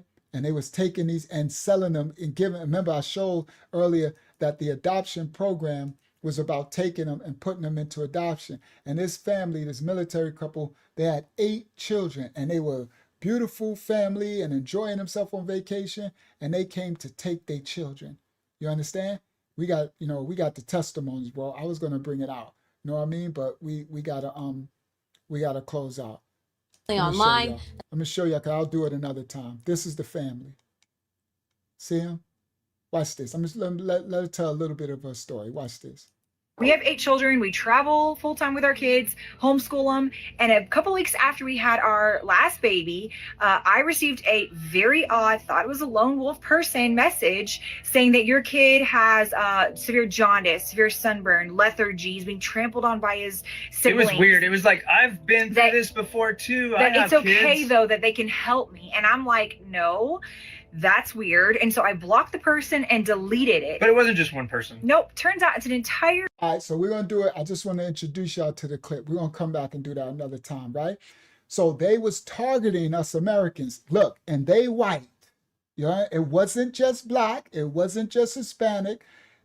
These devils didn't care. They coming after your babies, and they target them and try to take their babies from them. And they would use it under the Clinton Foundation. They used this ASF, right? The Adoption and Safe Family. What they would do, they could make false claims against you, and Clinton empowered them to come in and take your kids. So they made false claims about this family. They got 8 kids and they raised well. They doing their thing. I guess they like their children. You see the children look happy, and they said, well, your children looks like, and then once they get their tentacles, and they wouldn't stop, okay? And they was trying to take their babies. And we'll play that story another time. This was part of the lesson tonight. We was going on in the ASF, the Clintons, you understand? This is tonight's lesson. The Epsteins, you heard? The Clintons, all right? May the Most High. All right, let's go. Epstein and Clinton's Temple of Sin. All right, stop share screen. Who wanted the prayer, Hakiyama? I'm gonna close out with their prayer, right? You said who wanted to a prayer? Who wanted you said somebody said they wanted a prayer. It was Crypto. I think he was just asking for a prayer in general. In general, okay. Temple of Sin underground, okay? So Epstein, a spy. So he dressed according to the countries. I got you, Crypto. According to the countries that, right? And we're going to continue these series. We got more to come. I broke down this Wilson, this ball, pedo image, reverse panda eyes, the goat, and the blood. That's a blood and what it symbolized, right? These temples, Temple of Sin underground, ancient. Let's close out. Everybody, the Most High is in charge of it all. But we have to understand the patterns, right? So whenever we see our civilization or our culture start to drift from righteousness, shout out to Sister Kelly Perry, and start to begin to justify these acts that I just showed, right? Where these Muslims saying, you can do 4 years old, a little 4-year-old baby, if she shows and shines a precocious puberty, you can marry and have sex with the baby? See, this is when you see your civilization drift darker and darker. And they justify what should be unthinkable. When you let this continue, this is why we're called to call it out. Because when you let this continue without exposure, it starts to call darkness enlightenment. Everybody listen. It starts to call the things in dark, they start to call that the light, right? They call sacrifice progress. That's why they got this progressive movement that they're doing over these children, right? They're not male and female anymore. You get it? Progressive. They'll call perversion empowerment. Jeremiah 32 and 35 says, they built high places to Baal to cause their sons and their daughters to pass through the fire, which I commanded them not. The Most High said, Jeremiah 32, 35, they built these high places, temples, on this thumbnail, to Baal. Remember I just showed, the other one said Moloch, to cause their sons and their daughters to pass through the fire, which I did not command them. The Most High said, I commanded them not. But the darkness always invent their own authority. Okay? Now, if ancient kingdoms practice ritualistic evil under the cover of temples and secrecies, if the elites justify their deeds through ideology, if power and worship are merging as a darkness, a legion of darkness, then we must understand that the capacity for such evil has never disappeared from old. It just put on a new clothing, and it always waits for a new opportunity to expose himself. Okay? We are to recognize that our scriptures warns us about secret chambers, hidden actions and deeds, moral corruption. Okay? Psalms 94 and 20 says, shall the throne of iniquity have fellowship with thee? which frameth mischief by a law. I just showed you these Sharia law, these Muslims, right? These Christians too, these politicians, whatever, they make laws. Psalms 94:20, shall the throne of iniquity have fellowship with me? Absolutely not. Which they frameth mischief by a law.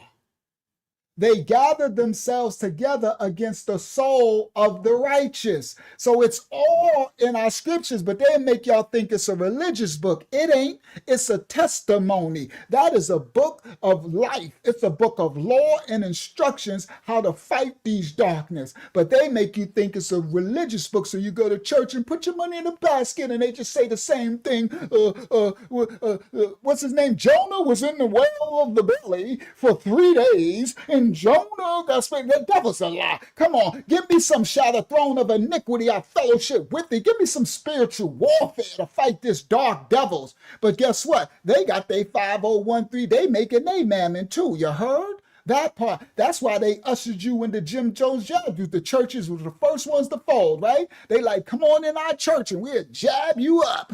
You understand? And they jabbed you up with Epstein's DNA. So everybody who took the Jim Jones jabs, repent.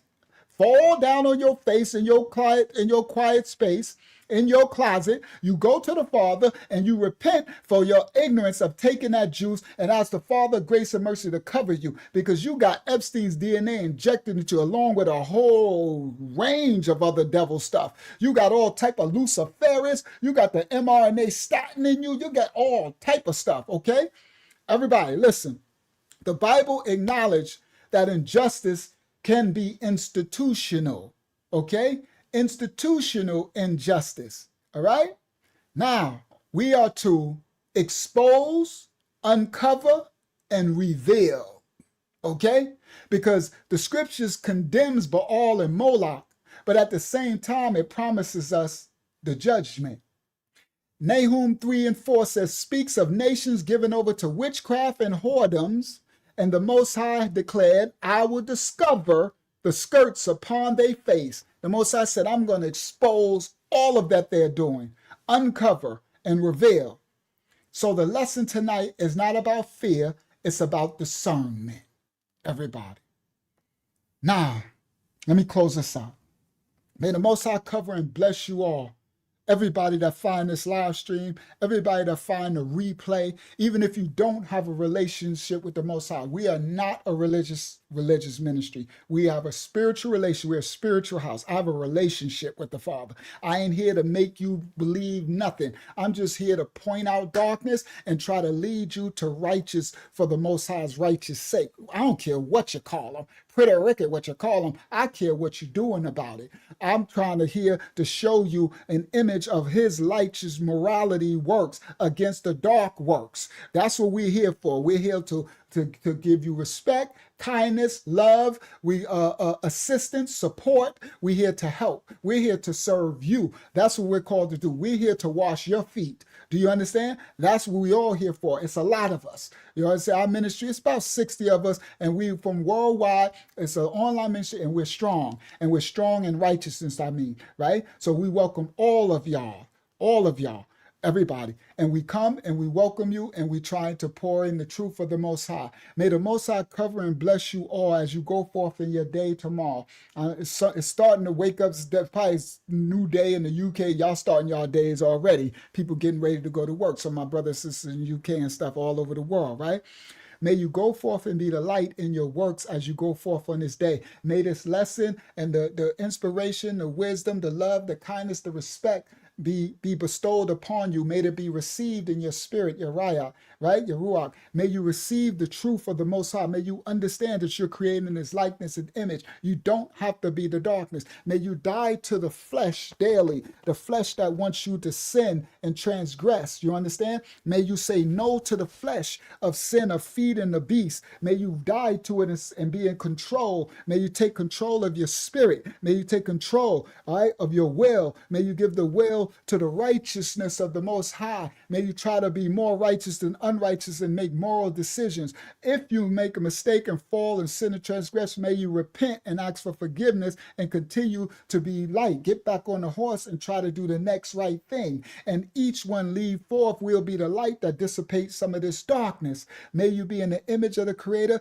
and may the Most High bestow favor, blessings, and grace over you as you go through your trials and tribulations of life. Because tribulations will come, ups and downs. May the Most High's mighty hand embrace you and stay you in your times of woe and transverse and tribulation so you can make it through. And in your times of blessing, may you go forth and pour that blessing on to others. May this lesson sit well in you. May you learn from it, and may you go teach someone else something. Protect the women, protect the meek, protect the earth, protect the animals, protect the babies. Protect. You are the creator in the image of the Most High, and you are the light on the earth. We're exposing the darkness. Go forth and take this prayer with you in your hearts and say it over yourself and your family. You are somebody. You are created in the image of the Father, and you are beautiful. You are a light. You can do it. You can repent. If I can do it, you can do it. And I was in the darkest stuff. I sold so much drug across America. I went to jail for 25 to life for a kingpin charge. You understand? That's how I sold kilos. Okay. So I repent for all my transgression. And if I can do it with all the transgression, the harm I caused on this earth by selling all those drugs during the crack era, you understand? And I can repent and change it around. You can too, right? And I was the lowest of the low. I ain't have my mother and dad didn't even love me. They both abandoned me. Yeah, I'm a motherless child. That part. Yeah, and it broke me. I used to, but I had to stay strong. But sometimes it'll look, tears about to come to my eyes right now. I'm 1,000 years old and it's still broken from not having a mother's love or a father's love. No, neither. No parent to love me. Some of you had a mother to love you. You're blessed. You might have had a grandmother. You might have had a dad or something. If you had, just understand. So if I can change, anybody could. And that's why the Most High used some people like me, the lowest of the low. That's who the Messiah, which y'all call Jesus, went to, the lowest of the low. And they disrespected him for it, right? They say, you dealing with prisoners and whores and tax collectors, those are loan sharks, and you staying in the house of sinners. And he like, well, I'm coming to the sick. The sick need a healing. Yeah, I'm sent to the sick. That's right. And they try to unalive them for it, right? These are the religious ones, the ones that think they too good. And these are the same Sadducees and Pharisees who got the Babylonian Talmud who doing this to these little ones. Same religious ones. Welcome to the house of the Most High.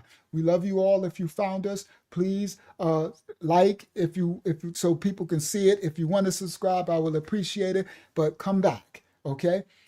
Every Monday, Wednesday, and Friday, we live. And we're going to always expose the darkness, and you will learn something always. I was about to do something, show y'all a head blown emoji. I'm going to have to do it another time. It's too late. I had a head blown emojis. I'm going to save it. I'll show. Y'all going to be, when I do show it, y'all going to be like, yo, this what they got planned for us? Yeah, I got to show y'all, because then y'all going to be like, oh my goodness, we need to prepare for this. Oh yeah, wait till I show y'all what they got planned. I was going to show y'all tonight. Right? The Most High be showing me some stuff, bro. He like, teach my children. I'm like, okay, I got you. That's why I said, I'm kind of good at this thing. And I'm like, okay, all right. So may the Most High cover and bless you all. We say this prayer over all of you worldwide, and take it and say it over your loved ones. The Most High love you. You created this image, and you are great. You are beautiful. You are special. I don't care. If nobody loved you and nobody gave you a hug, you getting a hug from Unc in the ministry. We give you one big old love, one big old hug of the Most High to you all worldwide. May the Most High cover and bless you all. Go forth and be the light in this darkness. From the house of Yah to you all, we say Shalom. Shalom says, I look forward to see you, Crypto. Shout out to cut from a mad different cloth. y'all tandles are dope, right? May the Most High go forth and bless you all, and y'all go forth and be the light, guys. I'll see y'all Friday about 9 p.m. If for those who can make it. If not, you can come in late. We be going to about 2 in the morning, right? So just stop on in. We'll be here dropping something dope. May the Most High bless you all. Thank you, Hakyama, for your assistance tonight. Thank you Tamaya, and for the ministry for welcoming everybody new all over the world. Shout out to Brother Tim in the building. Welcome. Thank you guys for loving on your brothers and sisters worldwide. May the Most High bless you all. We'll see y'all again Friday for those who can make it. Thank you, Hakyama. Good job, House of Yah. Welcoming everybody. Shalom. Shalom is peace and blessings of the Most High unto you. Shalom, everybody worldwide. We love you all. Shalom. He secures and hooks us tight, a gift from Yah, eternal life. He sent his son a sacrifice to show how much he loves us. You are loved, you are loved. You are loved, you are loved. You are loved, oh, you are loved. You are loved by Yahuwah. Praise Yah. Praise Yah, hallelujah. Hallelujah. Bible study every Tuesday, 8 p.m. We having a Zoom Bible study. I'm gonna email me for the link.